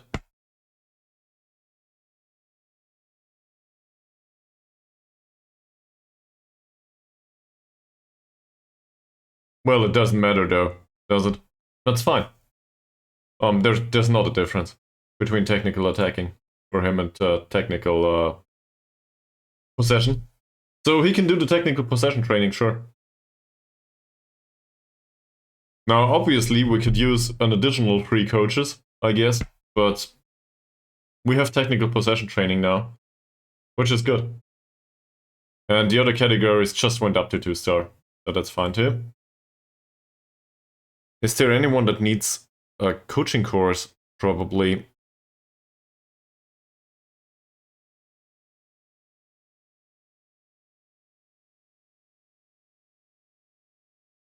Is the head of youth development doing one right now? Seems like it, yeah.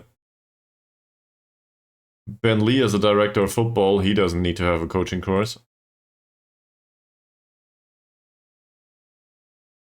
Physio doesn't. Steve Richards. For some reason, goalkeeping coaches don't do. They do coaching courses after all. Great. Sam Jones is on a coaching course for sure. He's studying for the National B license actually. That's not bad. Carl Bacon, most importantly. Carl Bacon is studying for National A license. Gareth Roland, that's the U19 manager. He has the Continental B license. I think that's rather good.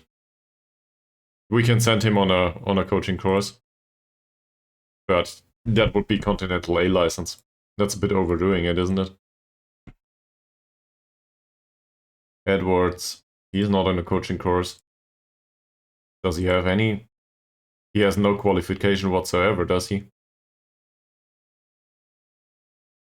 They will probably decline all of these, but we'll try. Julian Jenkins, you're sent in on a coaching course, and that's all of it. Because these are board requests, so they might not like this.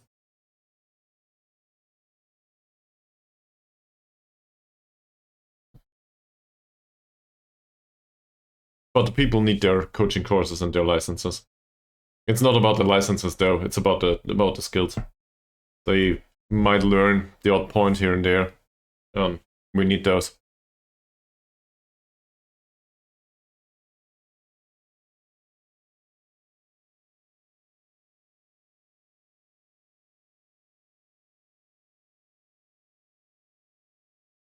There was a big debate in, I think, in companies in general. What happens if we fund them a coaching, some sort of course, some sort of education, and afterwards they leave us? Well, what happens if you don't?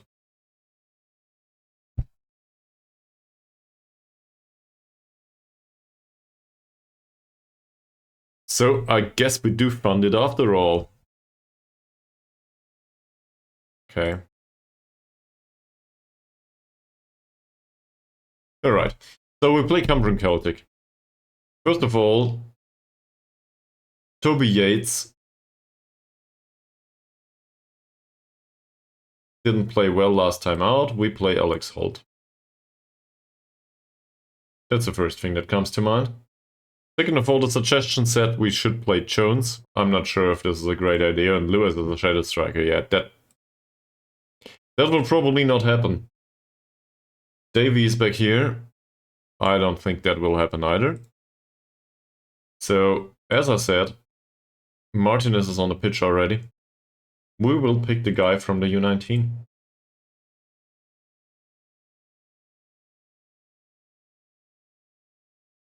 That's not Kelly.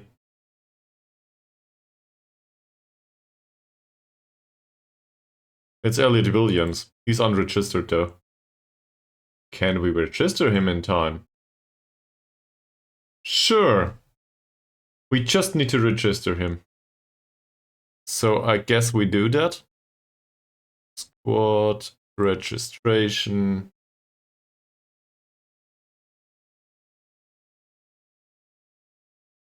Oh.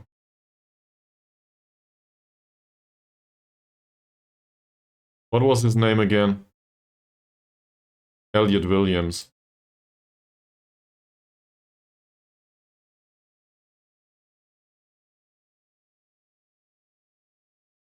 Here we go. Squad size is 25 now. Cool. Does this contain... It does contain 2 under 19 players, so that's fine too. In other news, is there anyone that needs to be replaced here?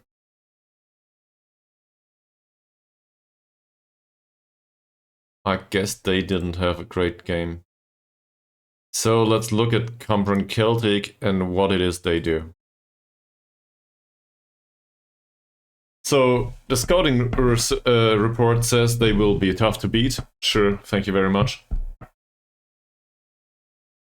Vertical tiki-taka.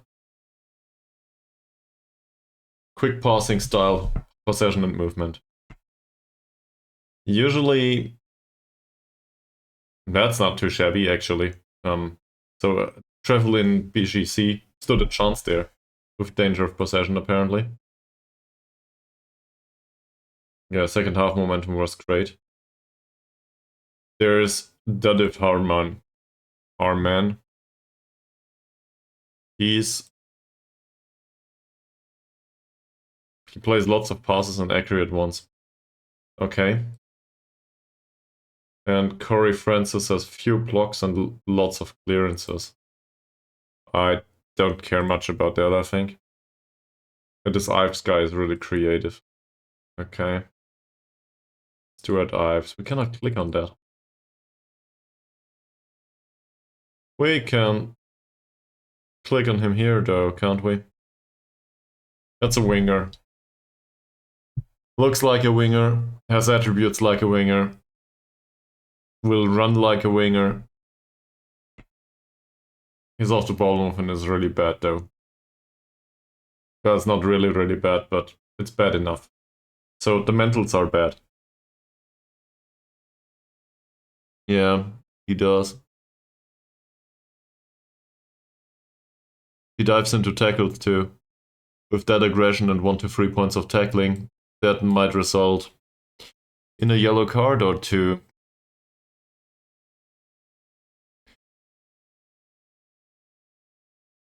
They play with wingbacks, wingers, an attacking midfielder. Well, they played the. We're not sure if they will line up this way. It's likely though. This target forward plays with back to goal, plays 1-2s, moves. Yeah.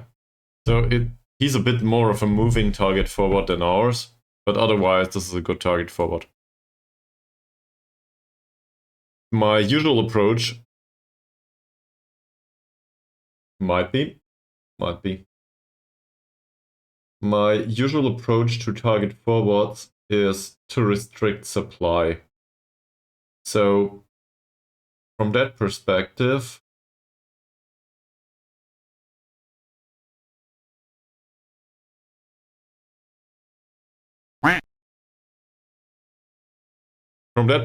we should probably push him away from goal, right? We cannot have this guy close to the goal. Because close to goal, he will outmuscle the central defenders and either lay off headers towards his teammates or just score. So restricting supply comes in two forms. Either he's a snail, more or less, so let him have the ball, but, you know, at the midfield line and not later. Closing down afterwards. Or restrict the crossing altogether. Restrict the crossing altogether might be viable for this guy, because his crossing is really bad. They can run though, this is really dangerous.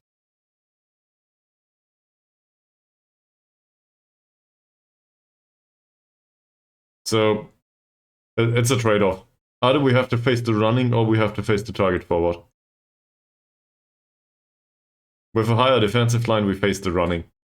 With a lower defensive line, we face the target forward.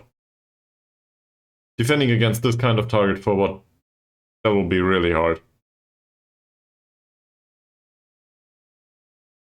So that's a recipe for disaster to me.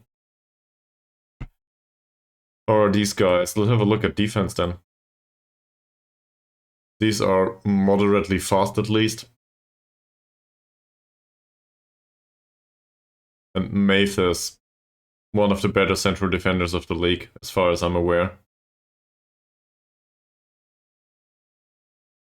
Yeah, true. Thank you very much for that input. A lower defensive line also gives him an opportunity to knock off these long shots, yes. I don't like that at all. And he will find some room for that with that off-the-ball movement. So I guess lower defensive line is a no-go, but higher defensive line is a no-go too, due to the wingers. So we need to deal with them somehow. Tight marking is not a possibility. If only they had bad dribbling.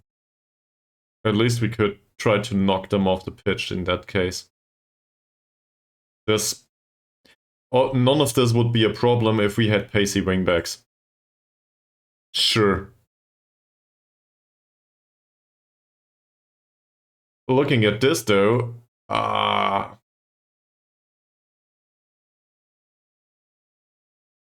the paciest guys? He has decent acceleration. Pace is shit though. How's Latona? It's not much better, but he has the stamina. Roberts is not worth mentioning, more or less. And then there's Flynn Murray, who is, I guess, okay-ish, and for him, that's probably good training.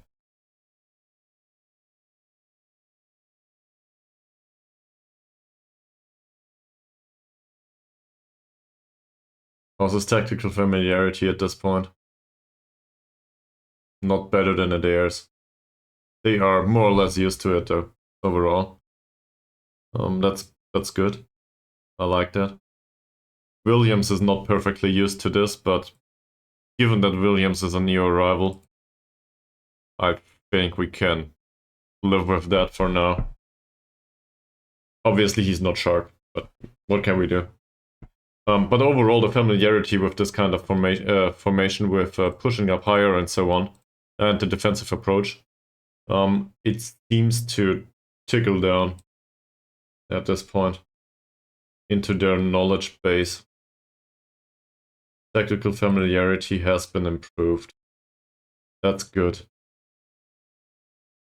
Defensive formation, not so much. This is also due to playing the players in the wrong roles and so on. Okay. So I guess we keep them that way. He doesn't like trigger and press this way. Why? This is about the tackling harder for him. No, it's not.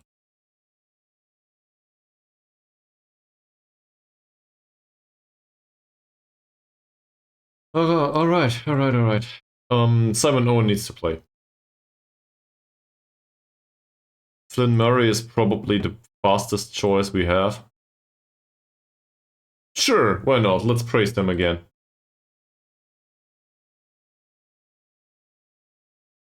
Morgan Moody's training is still up to the standard we require.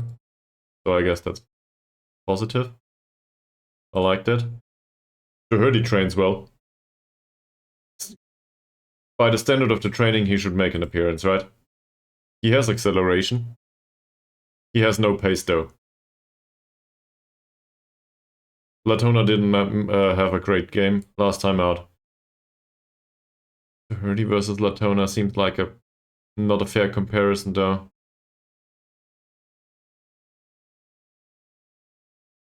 Latona's physicals are much better, that's it. For wingbacks on support, so he's got better technique overall. I wasn't aware of that. Latona just has superior teamwork and work rate. That's probably why Demand More didn't work that well last time out. And the stamina of Doherty is concerning in comparison to Latona's. Also the pace.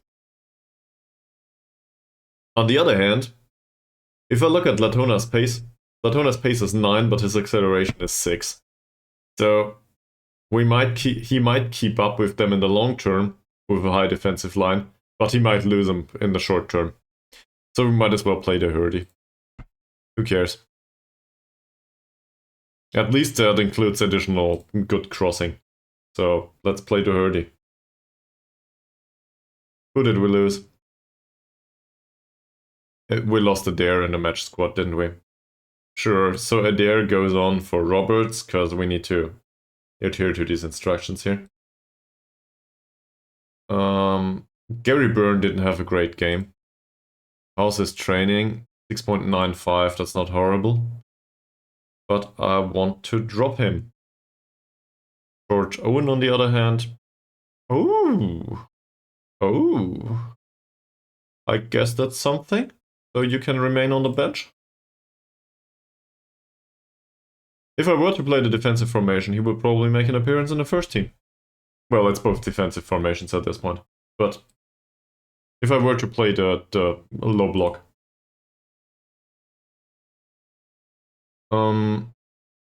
How's Davies? Please tell me you have good training rating. You don't. His form wasn't great either.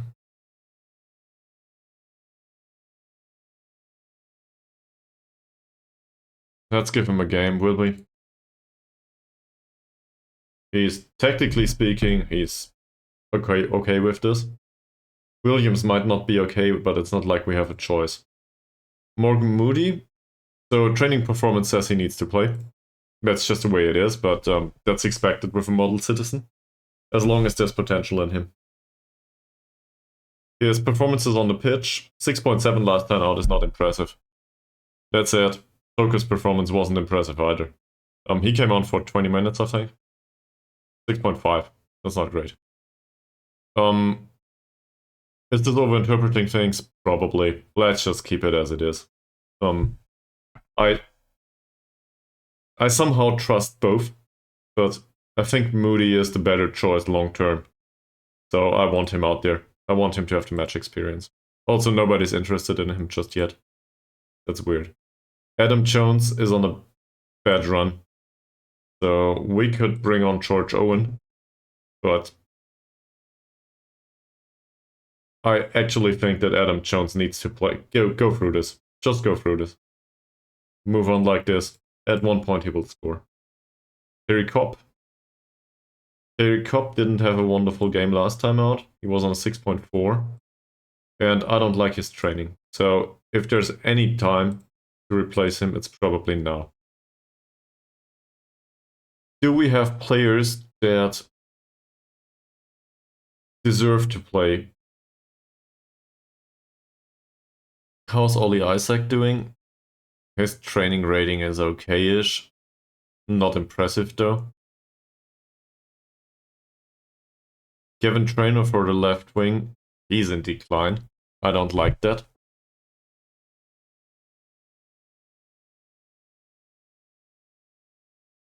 We will criticize his development.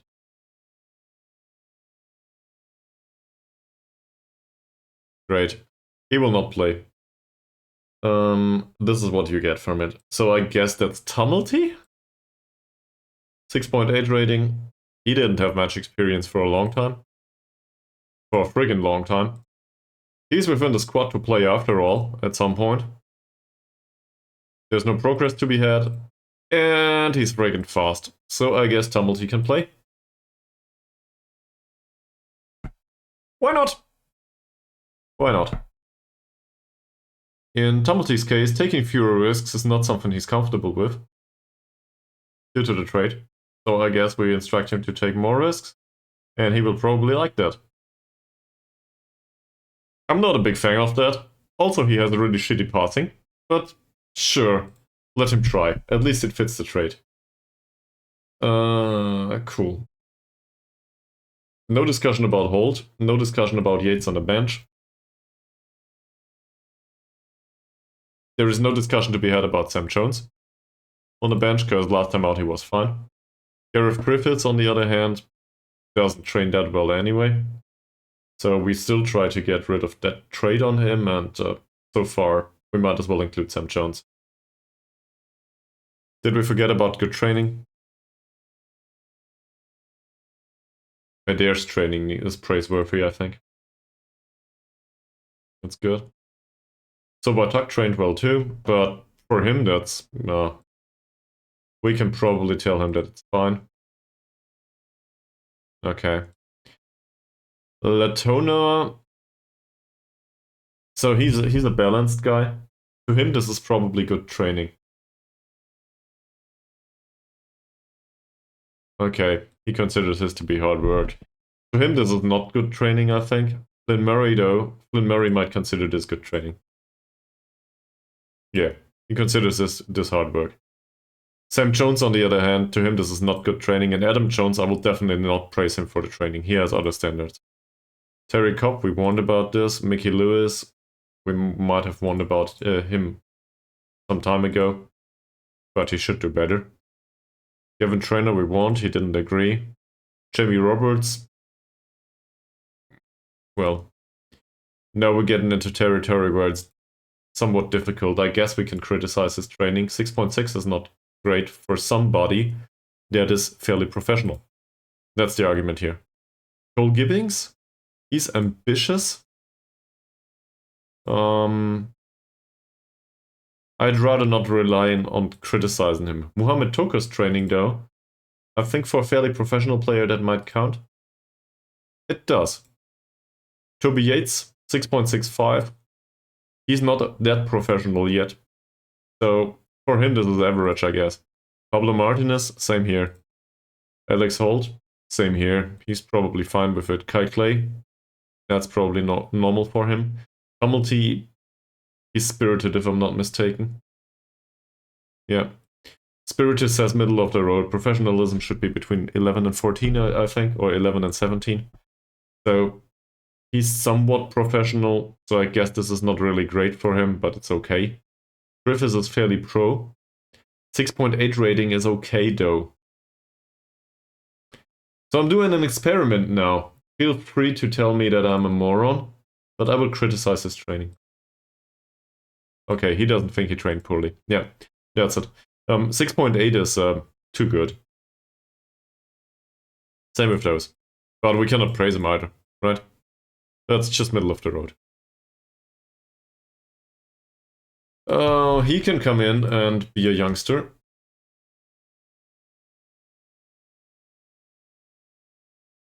Robert Gardner will go... No, he's in the U19. That's great.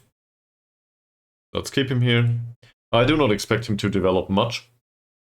So, the worst stat is one-on-ones and kicking, and anticipation. Please tell me anticipation and one-on-ones are 1. Nope, they are not. Concentration is bad too, but his reflexes are fine. Positioning could do with improvement, communication could, and decision-making could. So tactical is fine. Handling is good, composure is not. Technique, no, I don't care much. So there's no sense in this. One-on-ones could do with improvement, command of area could do with improvement, rushing out shouldn't. I guess we do the tactical. Because in the end, these attributes will benefit him. That's for sure. Under 19, let's have a look at the mentoring groups here. We just included a fairly professional... Oh, look at that. Isn't it a beauty?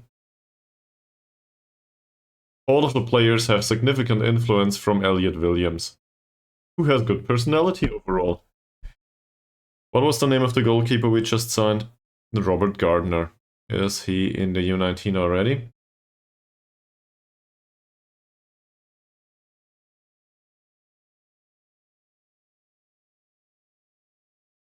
He has no traits whatsoever.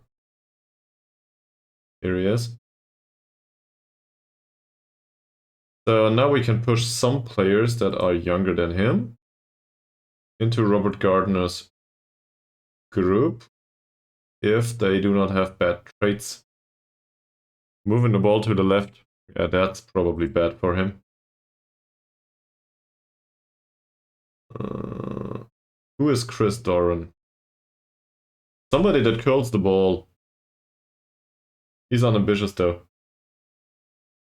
Alex McCory is a young striker with no traits. He's definitely not on the first team. He can be included here. 18-year-old though, so this is more about getting the personalities closer together. It's not about turning everybody fairly professional. Robert Gardner might lose the professionalism.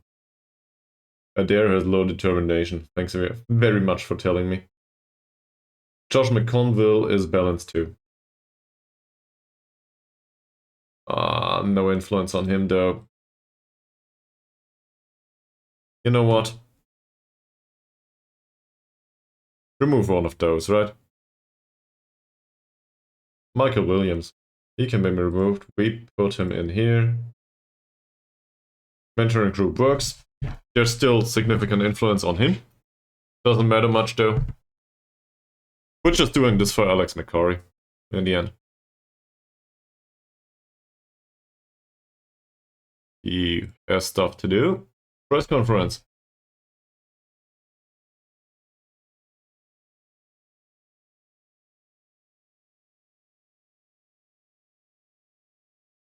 Yeah.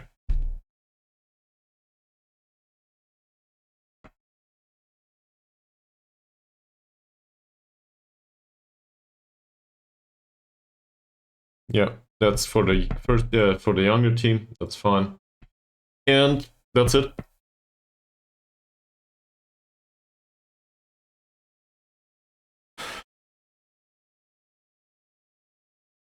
We will suffer at the hands of Cameron Celtic. No coaching course. No coaching course. Edward starts a coaching course. He's brand new to the club and he will do coaching course immediately. Please tell me this doesn't deduct from his training rating. It doesn't seem to. At least not right now. Even if it does. We had a 1.5 star coach there previously, so still a plus.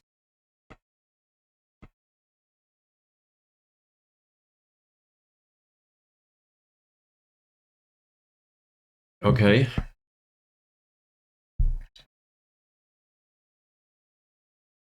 Gary Huxley.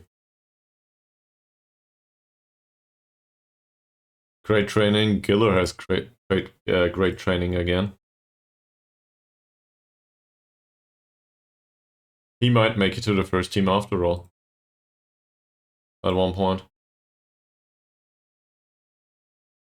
And Jones. Probably Ivan, not Iron. I guess that's good. Good job, man. Anyone else in the U19, we might as well praise them, right?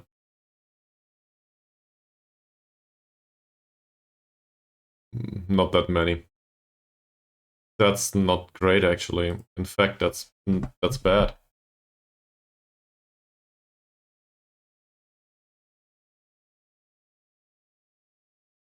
For Chris Dorn, that's also bad. I don't like that. He doesn't train well.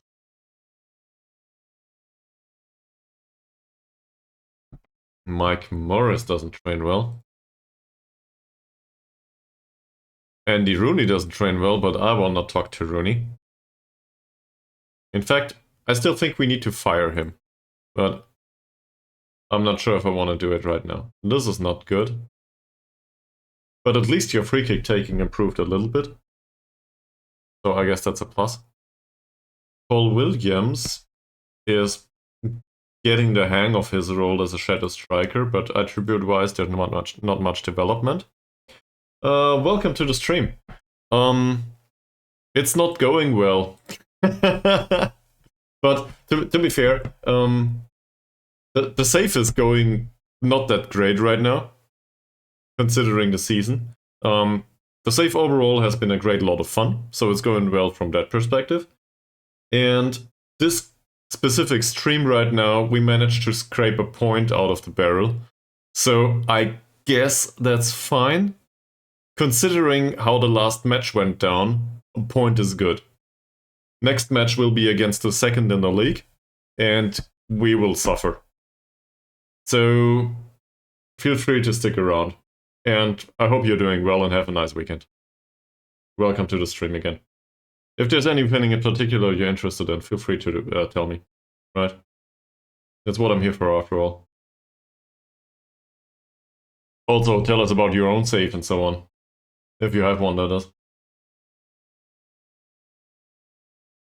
6.55 is not good enough either. So let's criticize this too.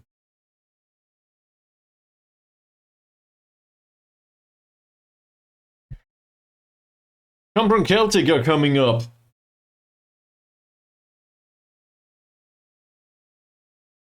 We decided to face the wingers and not the target man. So pushing up high on the pitch and then hoping for the best.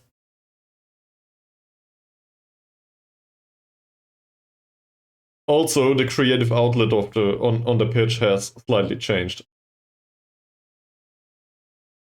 Youth team only save. Oh, that sounds interesting too. So, how's it going? I guess because you know, additional requirements. Depending on the chairman's mood. 6 seasons in, so your chairman has some. Your chairman is the not the ambitious type. He can endure some middle of the road results from time to time, can he? Or did you have success all the time and he was happy? Because throughout 6 seasons, there was probably one season or another that didn't go down that well. Just assuming. I guess I'm projecting because that stuff happens to me all the time.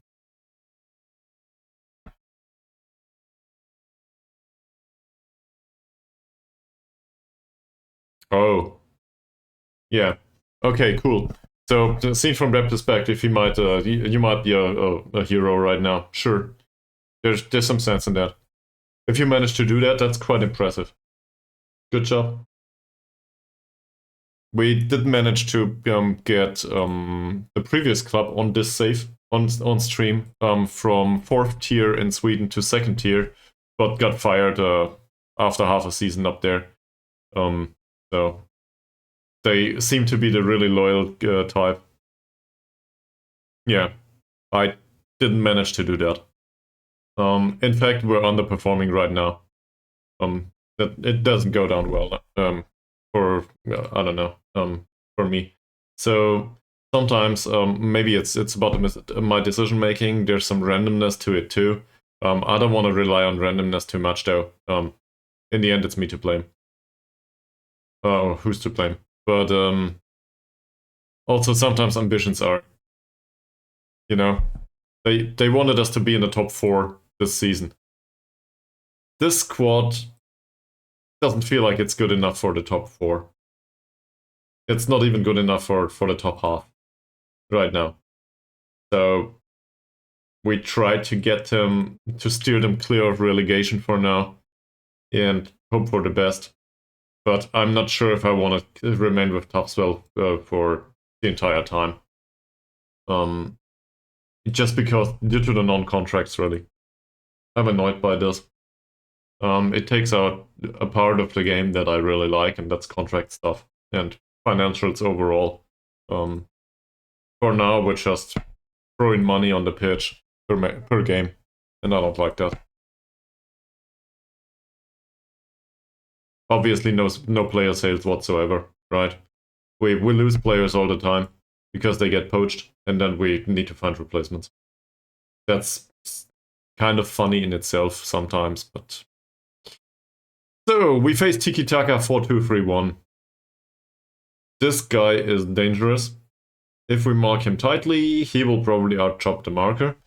If we don't, he will have time on the ball. Time on the ball for him is not that important though, so I'd rather not do anything with him. Adrian Hughes, he's got a weaker foot, so that's the best we can do. Show him to the right. He will cut inside then. That's great. That's great. You also need the player material, obviously, to do that, right? So I guess you found that within your own youth. That's fantastic. Is there some sort of youth academy there that's great, or do you have really shitty youth intake? I guess the youth intake must be acceptable, right? I tend to do lower league stuff, so usually you retrain most players. Okay. Well, if you can do that, that's great. For me, it usually doesn't work. And that's not entirely true, though. Sometimes it works, but it depends on the facilities a lot. Youth intake this season has been fine for my club here, Taffs Well. I think I'm somehow happy with it. We just didn't include them in the first team yet. And this guy too. So what did I forget? Well, everything, right? I only put the showing to the weaker foot on those that have a really weak foot. Is there somebody here that needs to be fouled off the pitch? Don't know. Let's see. He had 6 points of dribbling. His dribbling is too good.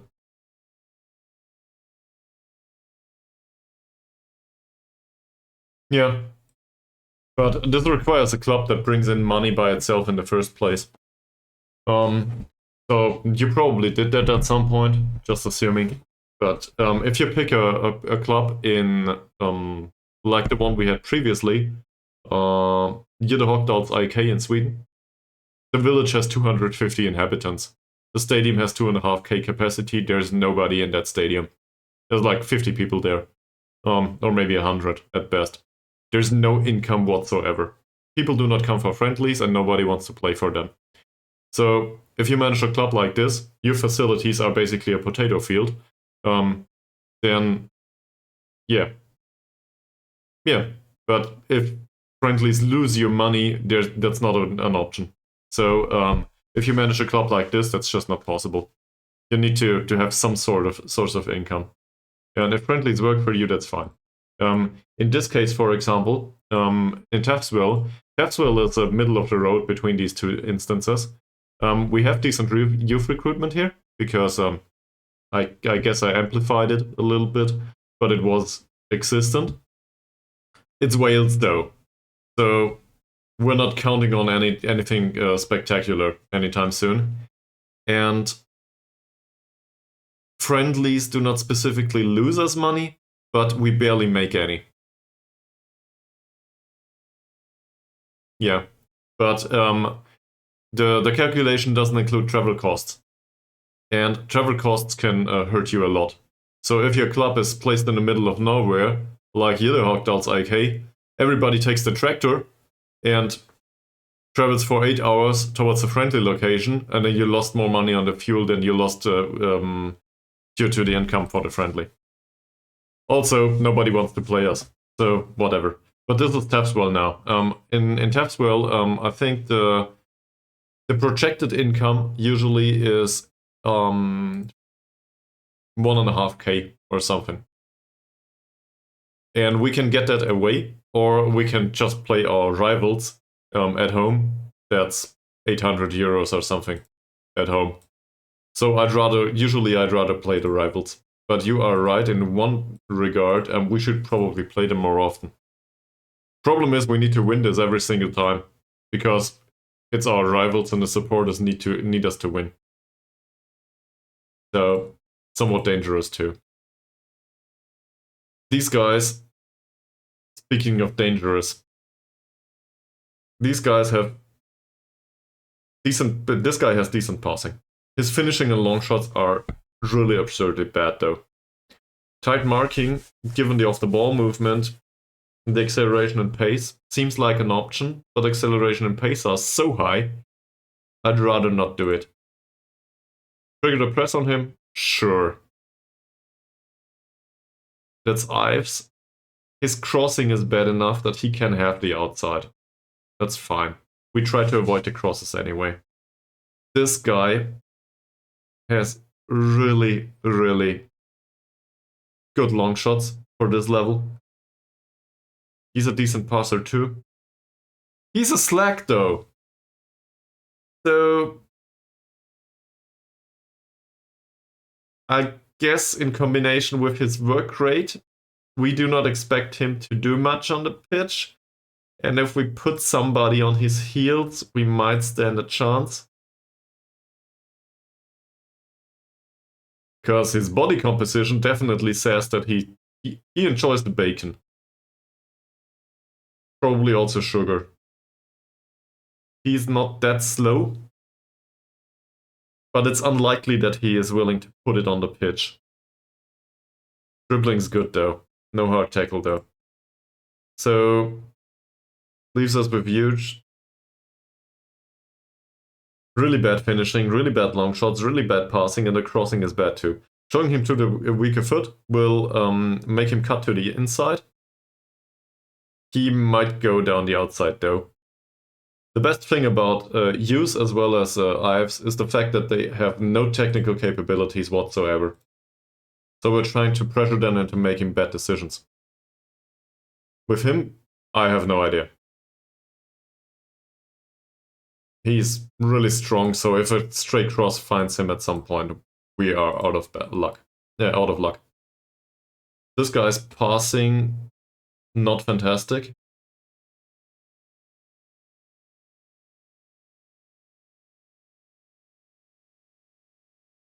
He's not that fast. He doesn't have great off-the-ball movement. This is a defensive midfielder after all. I'm not sure. I guess we could allow them to play through him, because tight marking might be a problem with the strength and jumping reach. So play through him.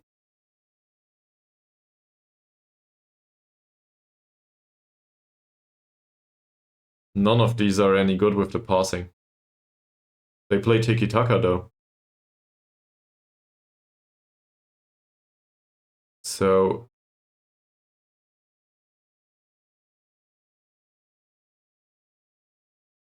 none of these are much better with the passing. So we do not expect them to play a decent pass, but they play tiki-taka football. Overall, though, there's not a specific weakness to be found here. Did any of you have really bad dribbling, maybe? Nah. His dribbling is rather good, actually. His dribbling is bad. Doesn't help us, though, that's a central defender. His composure and bravery are off, too. He is really brave. Yeah, you know what? We will tackle him hard. Who cares? So that results in average tackling in this occasion. Because up front, the players are instructed not to tackle that hard. But hopefully we can get to a result that way. And this, I will take this off. As long as Owen is on the pitch, we will throw the ball long. Throw the ball every single time, you have throwing 8. We should probably train that at some point. For all matches? No, for the next match only. Squad number will need to be given to one player. He wants the 8, he cannot have the 8, he can have... Pop is not on the pitch, is he? No. 24! Good luck, sir. So, they don't agree with the team sheet. Lewis doesn't, Gibbings doesn't. Why?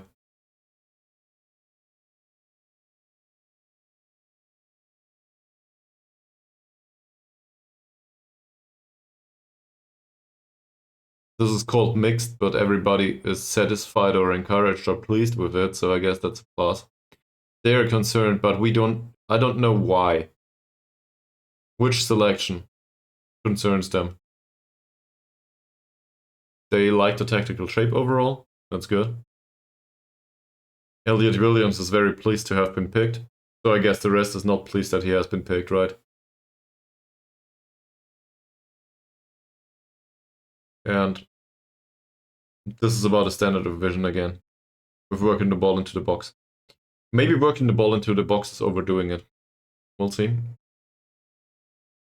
Because if this relies on a standard of vision, let's have a look at the standard of vision.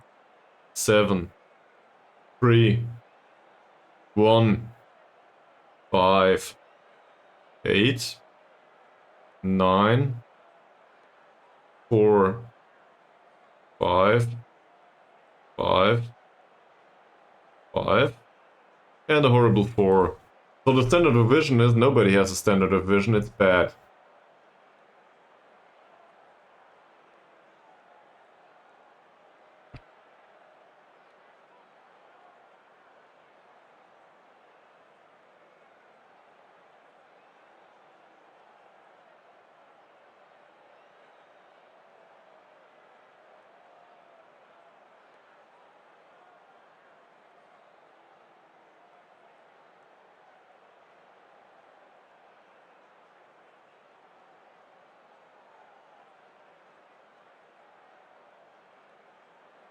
We didn't dominate possession last time out.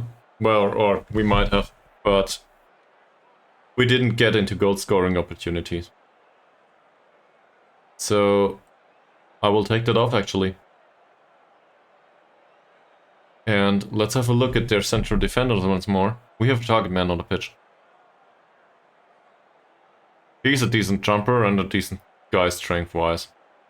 He's not a decent jumper and not decent strength-wise. So, we float crosses.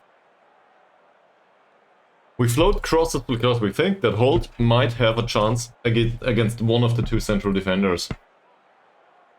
Let's go back. Now, to the dressing room.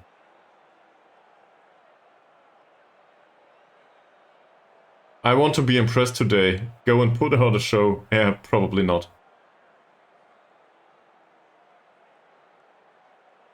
We play the second. This is an away game.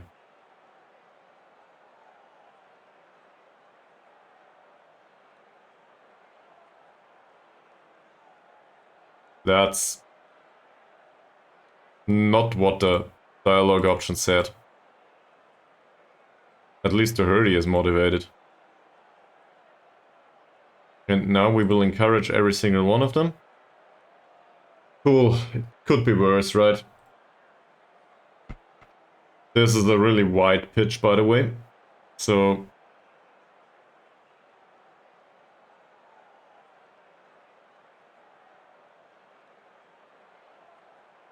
we made 6 changes? We did? I wasn't aware. So I guess we made 6 changes.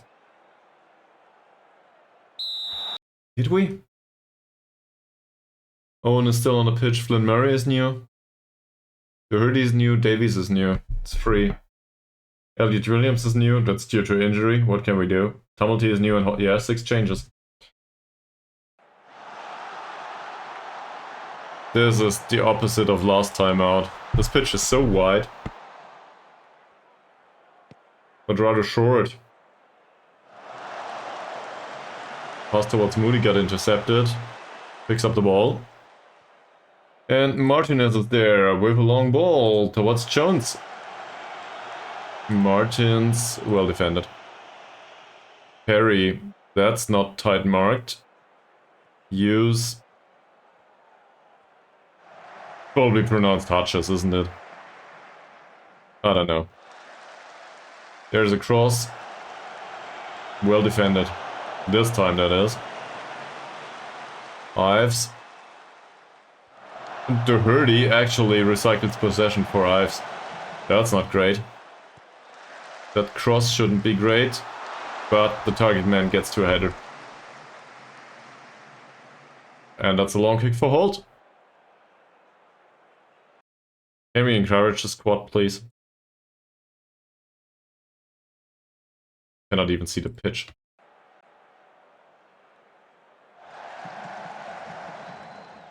Doherty dribbling at the byline. Davies, nice pass for... oh.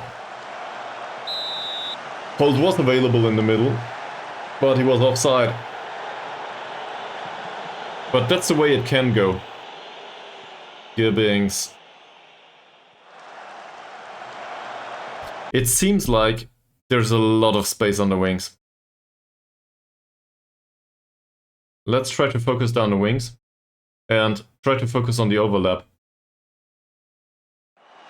to get that cross in.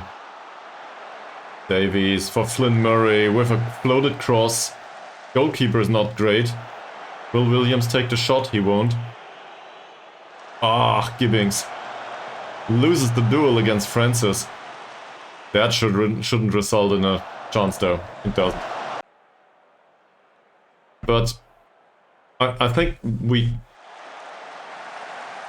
have witnessed that going down the wings is an idea on this pitch. Martins. That's a central defender. Yours. Martins. Oh man, Martins is not a central defender, is he? Does he play there? Martins plays... I confused him. Yeah, so this is a wingback. Sure. Decent dribbling too.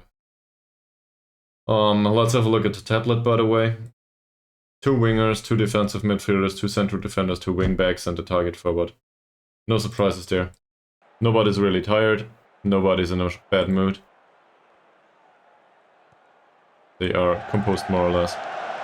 Well defended by Martinez. Martins again. Who's Harman? That's one of the central defensive midfielders, is he? How is he stats-wise? Yeah, same as everybody else. 5 to 6 points of passing. And there's the lob. Not a problem for Owen. Will he take the long kick? He doesn't. We instructed him to take a throw. He doesn't. He goes to hold. We take those! What a goal! Football's easy. Not a problem.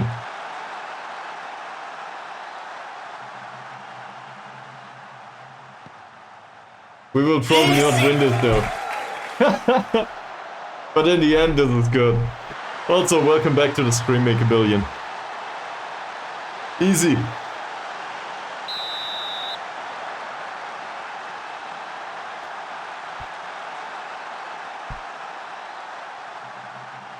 This is against the second of the in the league, by the way. So I'll still stand by that statement. We will suffer. Long ball by Jones. Their passing capabilities are good enough that it can be dangerous, but they are bad enough that it might just work. Tumulty doesn't find Moody. Flynn Murray nicks back the ball. Martinez, Davies, Martinez. That's not a long ball towards Holt. Davies. Oh, that's just a stream sticker spot. Holt holds the ball. This job after all. Martinez, another long ball towards Holt. Hits the crossbar. It could have been 2. Did we praise them? 15 minutes into the game, Holt scored a goal. I guess we praised them. It's an away game after all. Some of them reacted positively. Williams. Well defended. Come on, Jones, win that header. That's not winning the header. Doherty finds Tumulty out on the wing. He's the fastest guy on the pitch. At least on our side. Doherty. Tumulty, run. That's not... That's a corner. Fine. Take the corner. Take the corner. Who will take the corner? Moody will take the corner. Okay.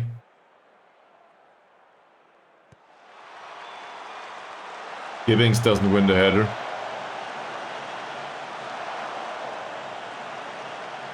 Ives.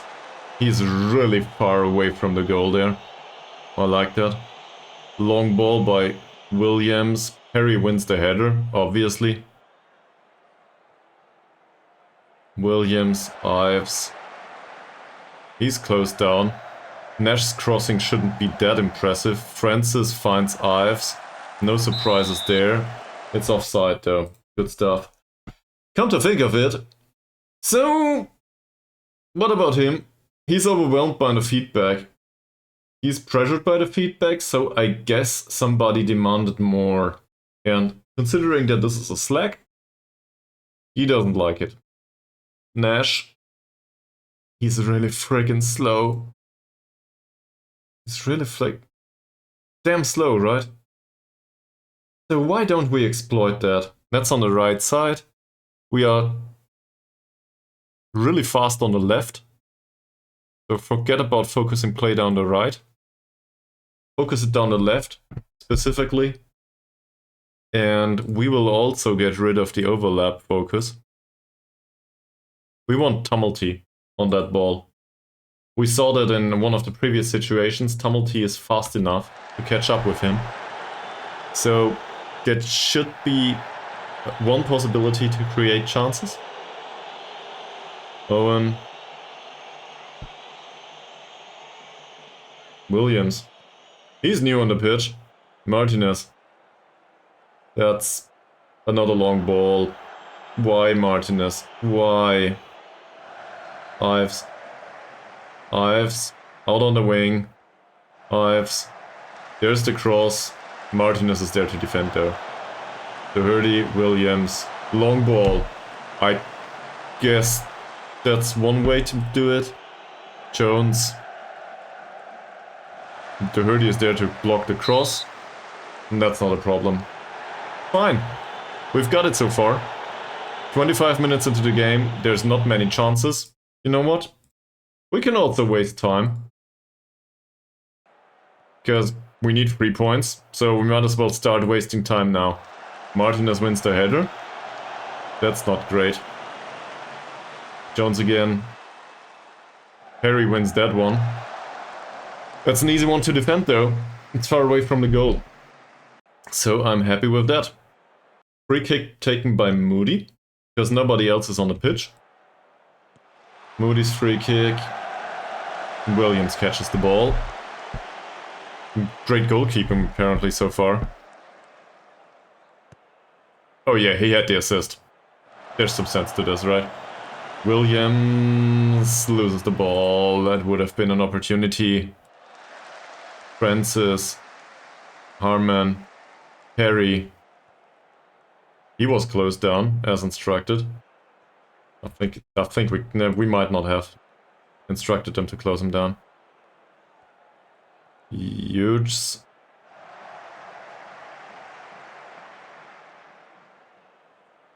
Martins, will he cross from deep? He crosses from deep. That's for Owen Gibbings. Mistake by Owen.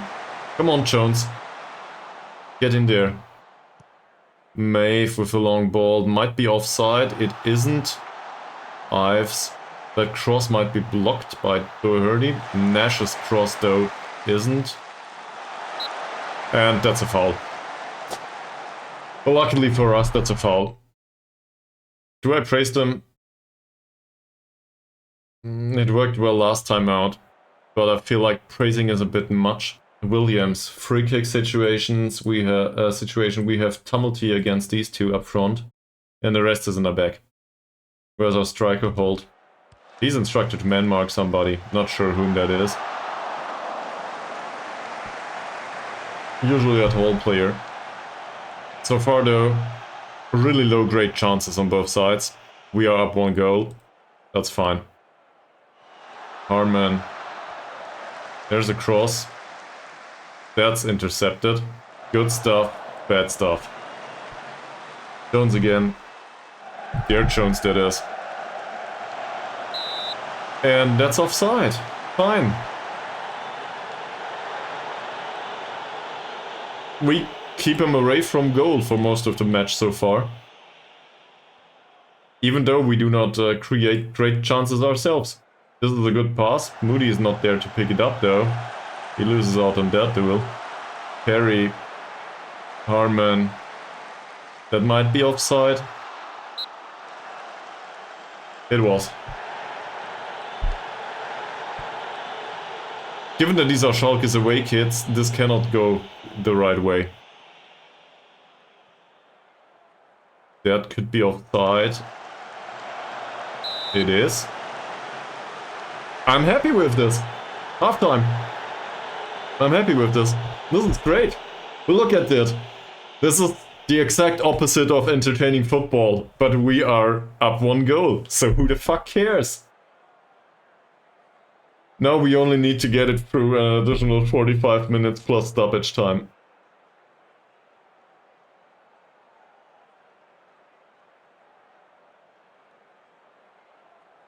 Keep it up, guys. You can do this. I will not criticize anyone. I realize that Doherty didn't play that well, but who cares? We stand a chance to get this through. So let them play with confidence. They don't know that feeling anyway. Everybody's excited.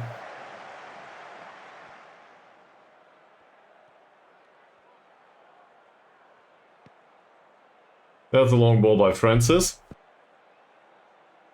Doherty intercepts the ball and loses the duel. That's well intercepted this time though. Well done. Tumulty. That's the one, yes. He likes to run with the ball, and that's a bad pass. Williams intercepts this ball. Tumulty, Jones tries to find Moody out on the wing. Morgan Moody. Will he find a floated cross? He does. Hold!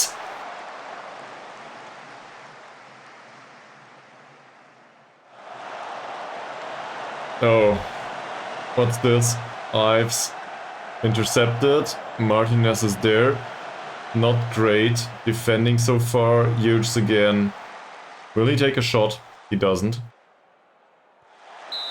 We give away a corner. Is this the time to praise them once more? No, they are in a good mood. Let's not overdo it. Let's not overdo it. Hopefully they can see this through without giving away too many chances. Williams, well catched by Owen. Nice job. This is a horrible game for the fans though. I love it. Holt with the free kick. There's no great free kick taker on the pitch. I think his free kick taking is 7.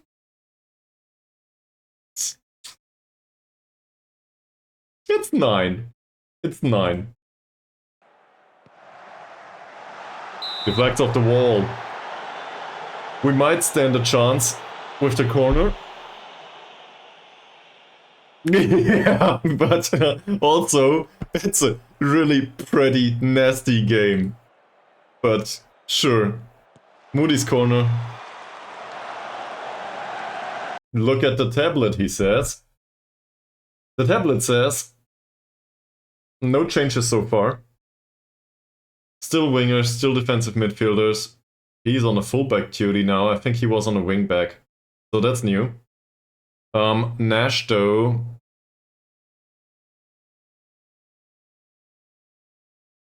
Henry Nash is the central defender. Yeah, this is really slow. So this is their way to react to Tumulty being fast enough. You know what? He might not be great at it, but let's try to penetrate using Tumulty. Let him go past that man, not cut inside in front of him.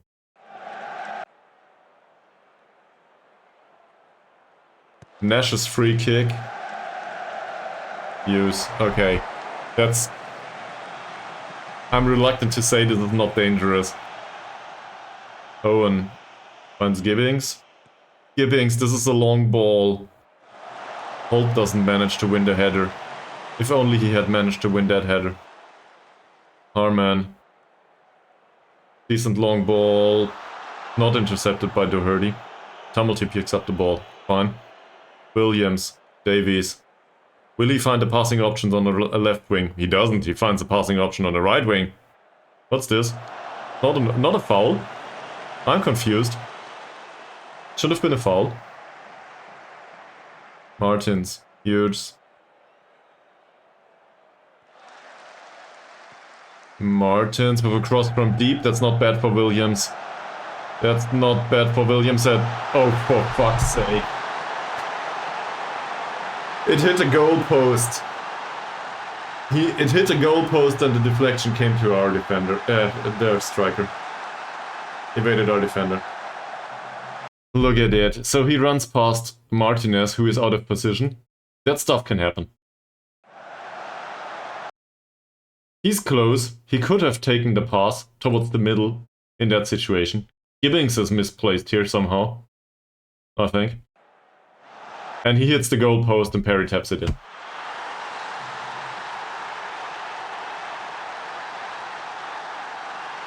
Oh.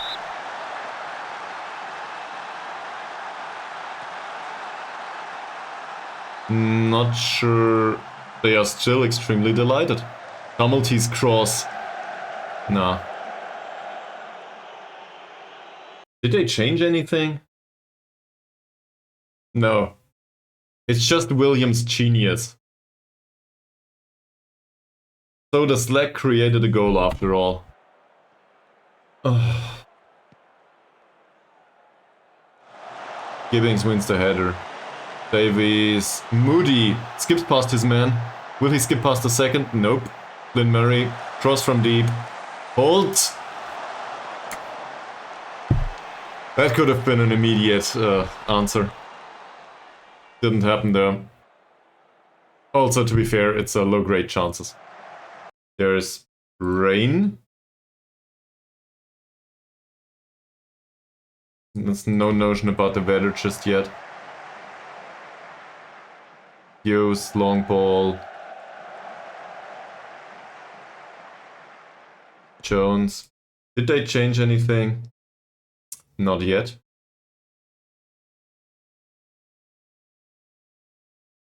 Given the two defensive midfielders, though, we need to. I think we can play a bit wider and still focus down the wings. In fact, we should probably do very wide attacking width, because we do not create high quality chances right now, and there's enough space on the pitch.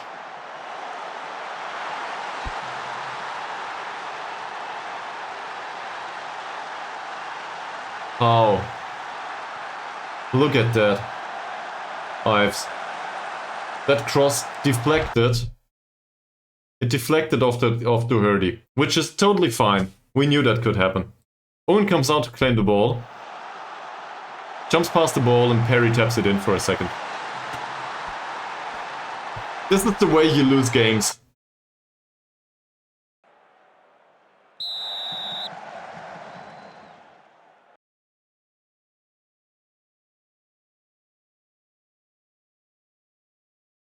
Doherty is still in a good mood. He's motivated. Cole Gibbings, he's exhausted. Let's see. So, tactical familiarity says they are not great at this right now. They could do with positive, but it's not fantastic. They are better with attacking, actually, than with positive. Balanced? Nah, they're only competent in that. So we go attacking, or we go very attacking. Are they used to this? Not at all. It's awkward to them. So we go attacking, because they are used to it. You might disagree with the tactical decision. That's fine with me. Sam Jones comes on for Cole Gibbings. Sam Jones is slow, but Cole Gibbings is exhausted. Mohamed Toko is focused. Moody is on a 6.5 rating. He's been playing okay, apparently. There's other people on this pitch that have problems, though. Doherty, for example. On the other hand, Doherty's crossing, same as Flynn Murray's, might serve a purpose now.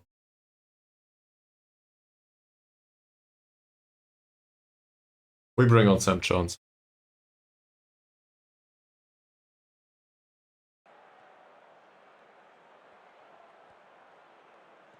Davies, Jones, Gibbings still on the pitch. Maith.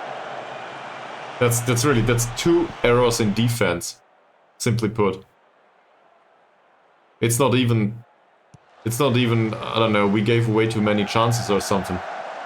It's just individual errors at this point. It's really annoying.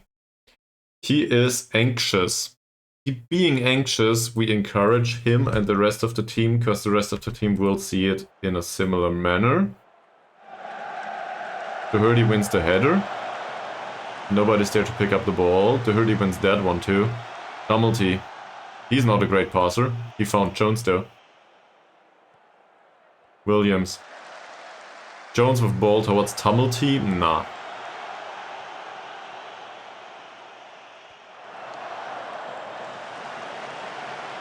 We need to score, guys.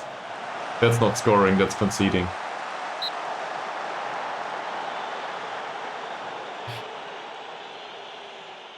We're basically rolling the dice now, aren't we? He's anxious. Feedback didn't help. Owen claims that one. I hate it. Davies wins the ball. Moody. His pass got blocked. Flynn Murray. His cross got blocked. Davies. Flynn Murray again. In the second attempt. Cross got blocked. This is where Muhammad Toko comes on as a corner taker. Sorry about that. Because we need him. Do we need Yates? Don't think so. Adam Jones? In a bad mood, but he's a good finisher. Thanks, Mika Billion. Latona is motivated. Doherty is anxious, so I guess Latona comes on. This is my allergies to losing games. This is it. Flynn Murray doesn't have a great game. He's moderately exhausted, so I guess we can bring on Adair too. I'm also thinking Owen for Tumblety. But Tumblety is fired up, so whatever.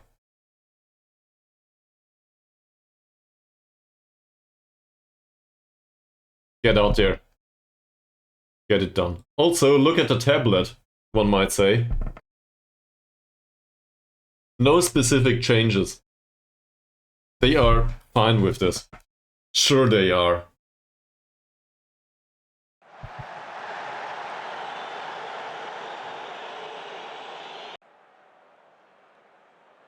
Muhammad Toko's corner.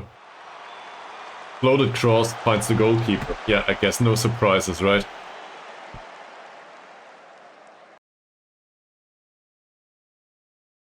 What message? Oh, sorry. Watch out when they switch player positions. That changes your instructions to a different location as well. Yeah, the opposition instructions. But the opposition instructions are... They are specific to the player, not necessarily to the opposition, right? But we can double check this. Nathan Perry is still up front, nothing changed there. Ives and Huge didn't change. Nicholas Williams is still in the middle, so that's not a change. These two didn't change. And they just dropped Henry Nash back from a wingback role to a fullback role on defense.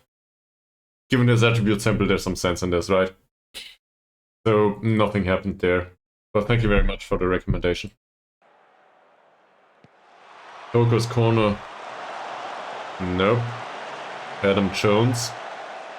Muhammad Toko again. Not offside.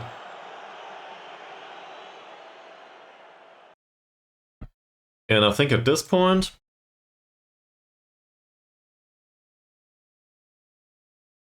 Let's bring George Owen on for Adam Jones. I realize that Adam Jones is not a great goal scorer, but what can we do?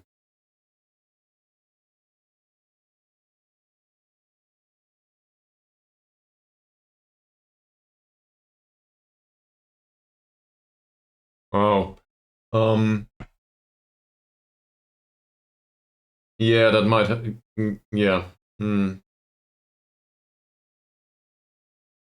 That might happen, sure. But...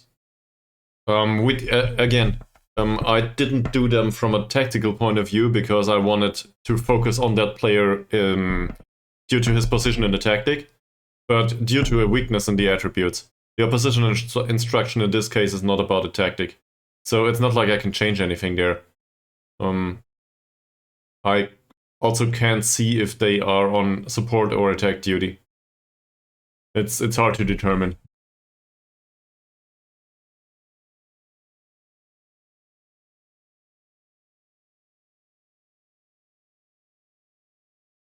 Let's bring on Adair.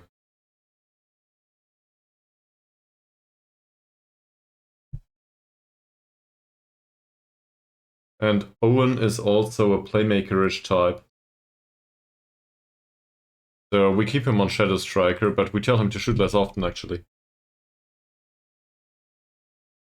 And he takes more risks anyway, sure.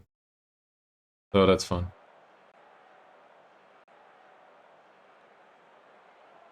Nash's throw. Ives. This is the new one.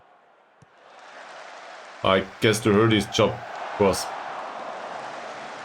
well done in comparison to Latona's right now. Owen picks up the ball again. Can we at least get a draw, please? We were doing so well prior to conceding 2 goals. As always, Tumulty, he might run past his marker. He does. That worked. What's that? This is a cross. It's a block cross. It's an away game against a strong opponent. Some people are motivated. We will demand more. They won't like it.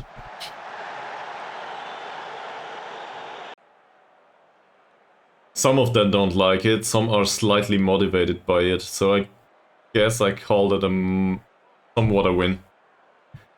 Toker. Nope.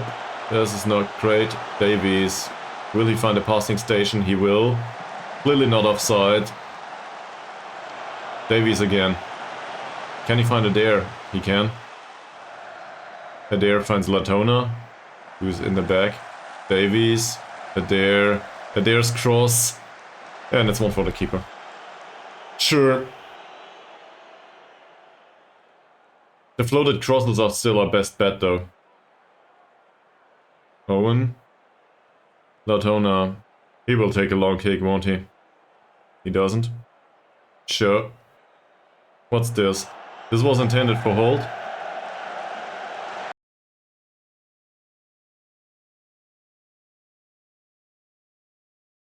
Moody came on.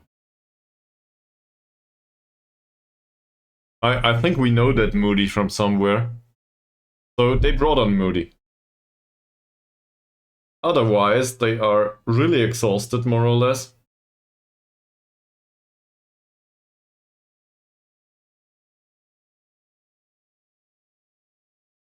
There's no changes here.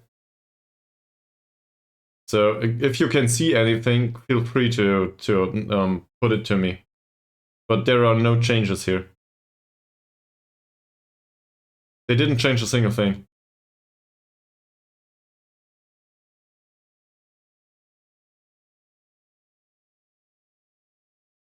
They did change the... You are right. I didn't notice that. He's a Segunda Volante now. Doesn't matter. Let's see. He's a Segunda Volante now.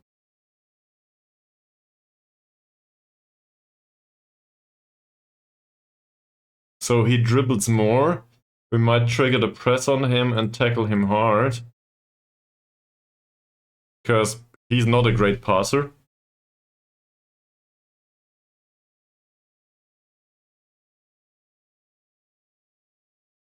Wide down the middle.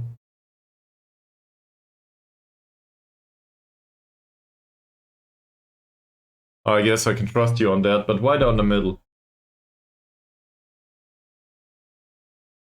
Because the players are exhausted?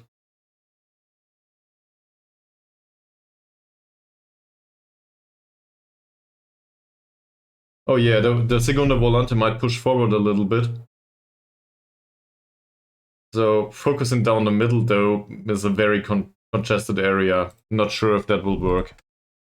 But on the other hand, it's 7 minutes to go. This is more or less, well, we're close to being overload. In fact, I will probably not put it on overload though. They are better at this than doing overload stuff. Tumulty will go past his man, won't he?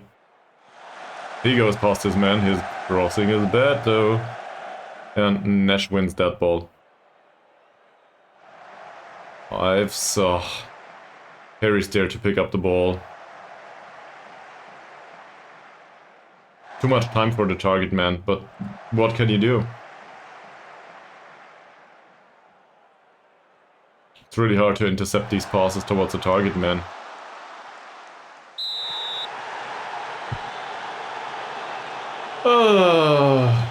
Sam Jones decided it was a good opportunity to push a target man. That's not according to the instruction. So we give away a penalty, and Maith converts that penalty, and that's it. Game's done.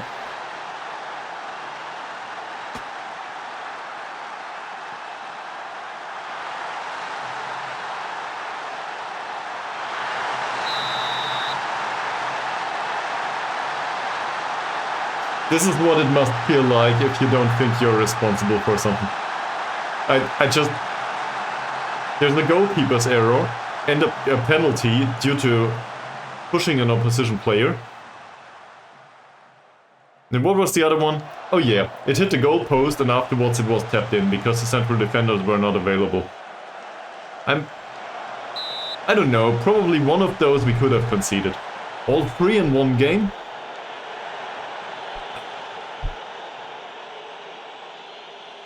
I guess in the end it is on me. I will berate them now, just because I can. Davies, Owen. Owen takes the shot.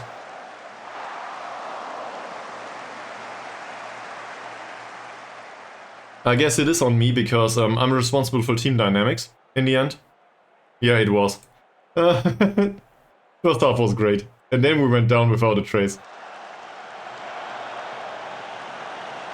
So now you can argue. I praised them. They were very motivated. They were overconfident, even though it didn't show in the feedback. So in the end, it's on me. I should have demanded more. That would be your approach, right?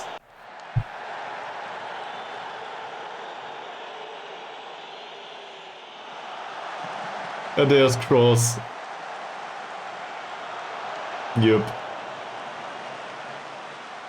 But on the other hand, I'm not sure if my decision was wrong.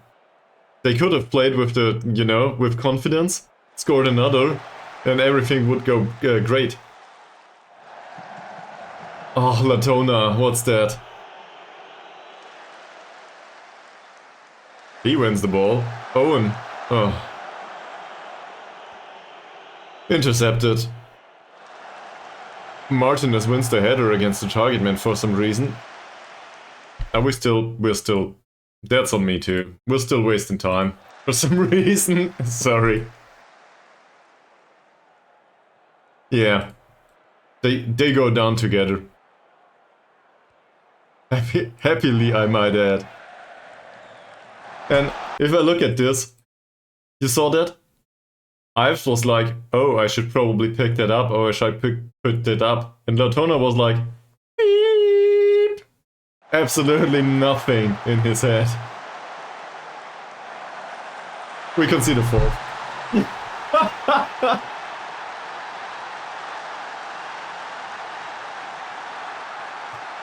Oh, come on. Really?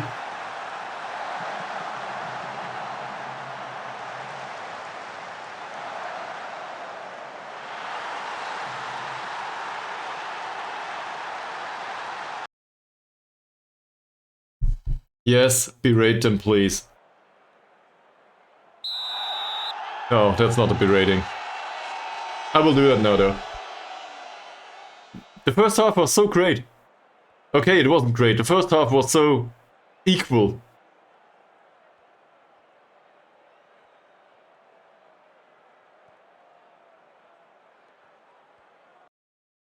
That's not even about...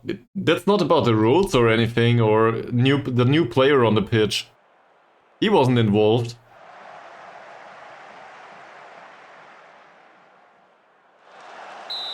Yay, we get a corner. In 2 minutes we will not score 3 goals though. Everybody's happy that they get berated. Great.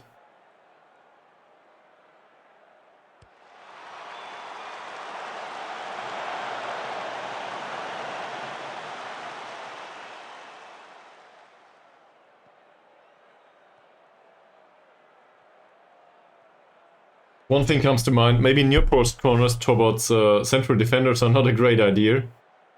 Considering we have a target man that gets into the penalty area. So we do middle of the penalty area in the future. Because he attacks the ball from the edge of the penalty area, I think.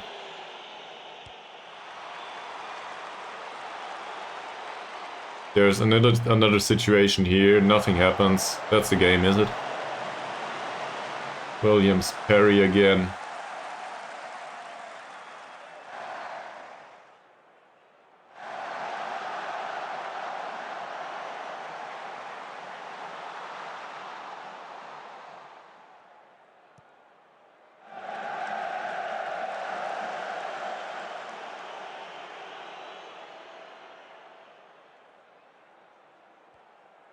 Yeah. I think that's true. And this is due to trying to defend it under any circumstances. Obviously, we are willing to score, but first and foremost, I do not want to concede. And also, for somebody to be viable to attack the box in corner situations, they must have attributes for it. But our players don't.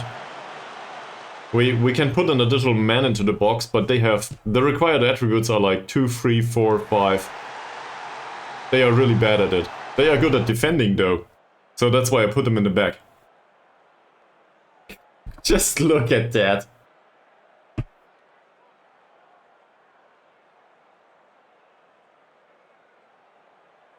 Alex Holt scored. I guess that's the positive from this game.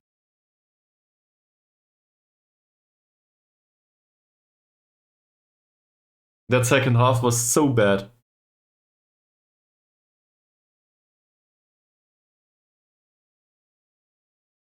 There's individual errors everywhere, I think. I'm not even annoyed by Elliot Williams in particular. I'm annoyed by everyone.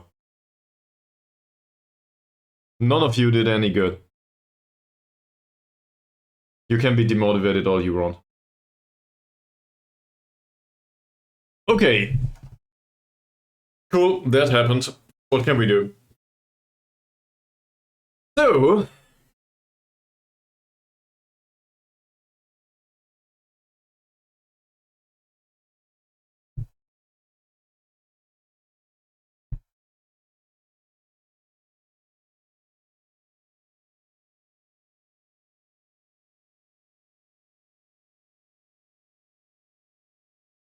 we need to play Aberdare next.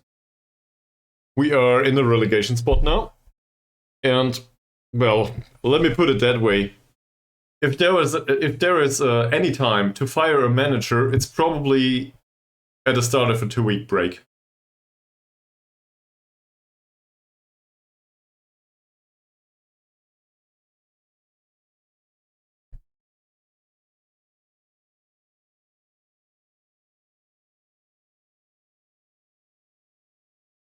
Apparently Nathan Robertson had a great team talk, yeah. That's probably what happened.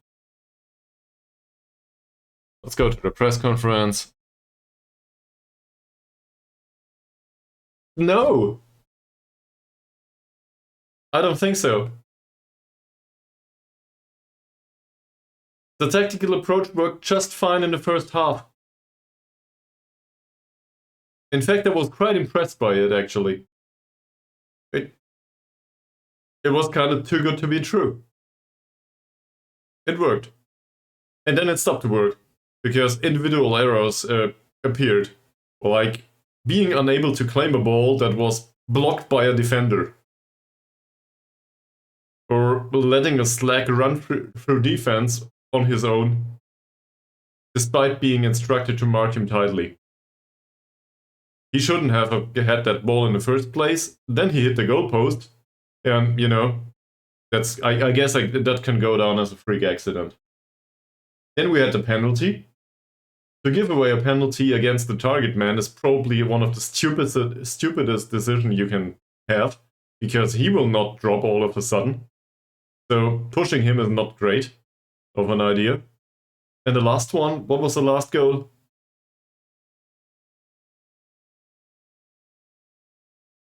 I think, the last goal was yet another cross towards the target man. But that cross could have been avoided. The wingback, despite being specifically instructed to close him down and being fresh on the pitch, decided it was not his job. So he didn't block the cross, target man headed it in. That happens. So we conceded 4.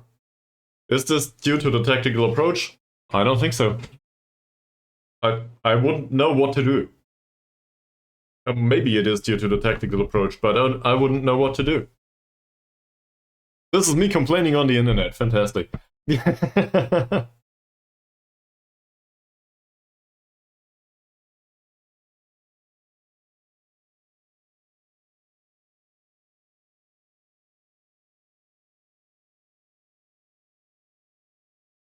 Nah, it's not the result I wanted.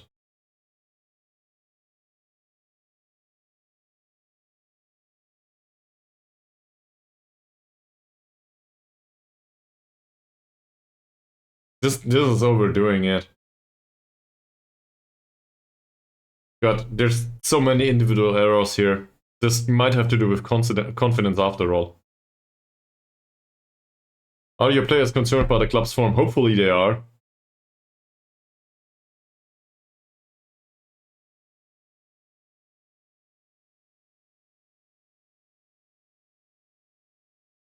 Sure, I believe him then.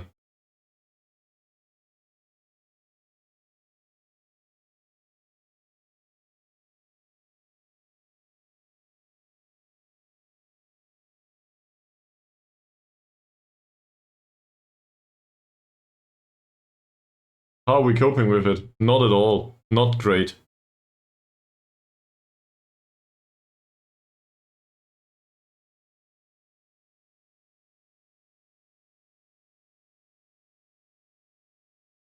.98 rating for Tumulty. To be fair, he went past his marker from time to time, but then the lack of technicals clearly showed. We could have had anyone on the pitch other than Tumulty that could have ran past his marker too. And in the end, it's not about the acceleration and the pace only. So a few points less and better tactical awareness as well as better technicals would probably have helped, actually.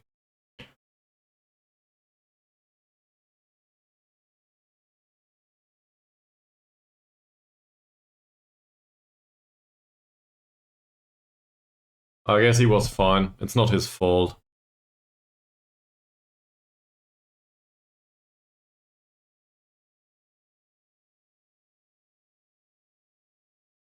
And we are responsible for that, definitely. I guess we have a relationship.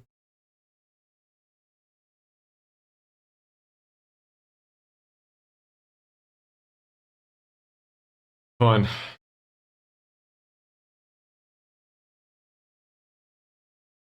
You know what we do now? We wrap up the stream. Because I want to get outside today. It's Sunday. There will be work tomorrow. I might feel inclined to do an additional game later on, though. We'll see. So feel free to have a look from time to time if I make a comeback for an additional game. I might not. Depends. But for now, I will try to skateboard and cruise a bit into the sun. See you later, maybe. Otherwise, tomorrow. In any case, have a nice Sunday, as Mickey Billions just put it. Thank you very much. You too, man.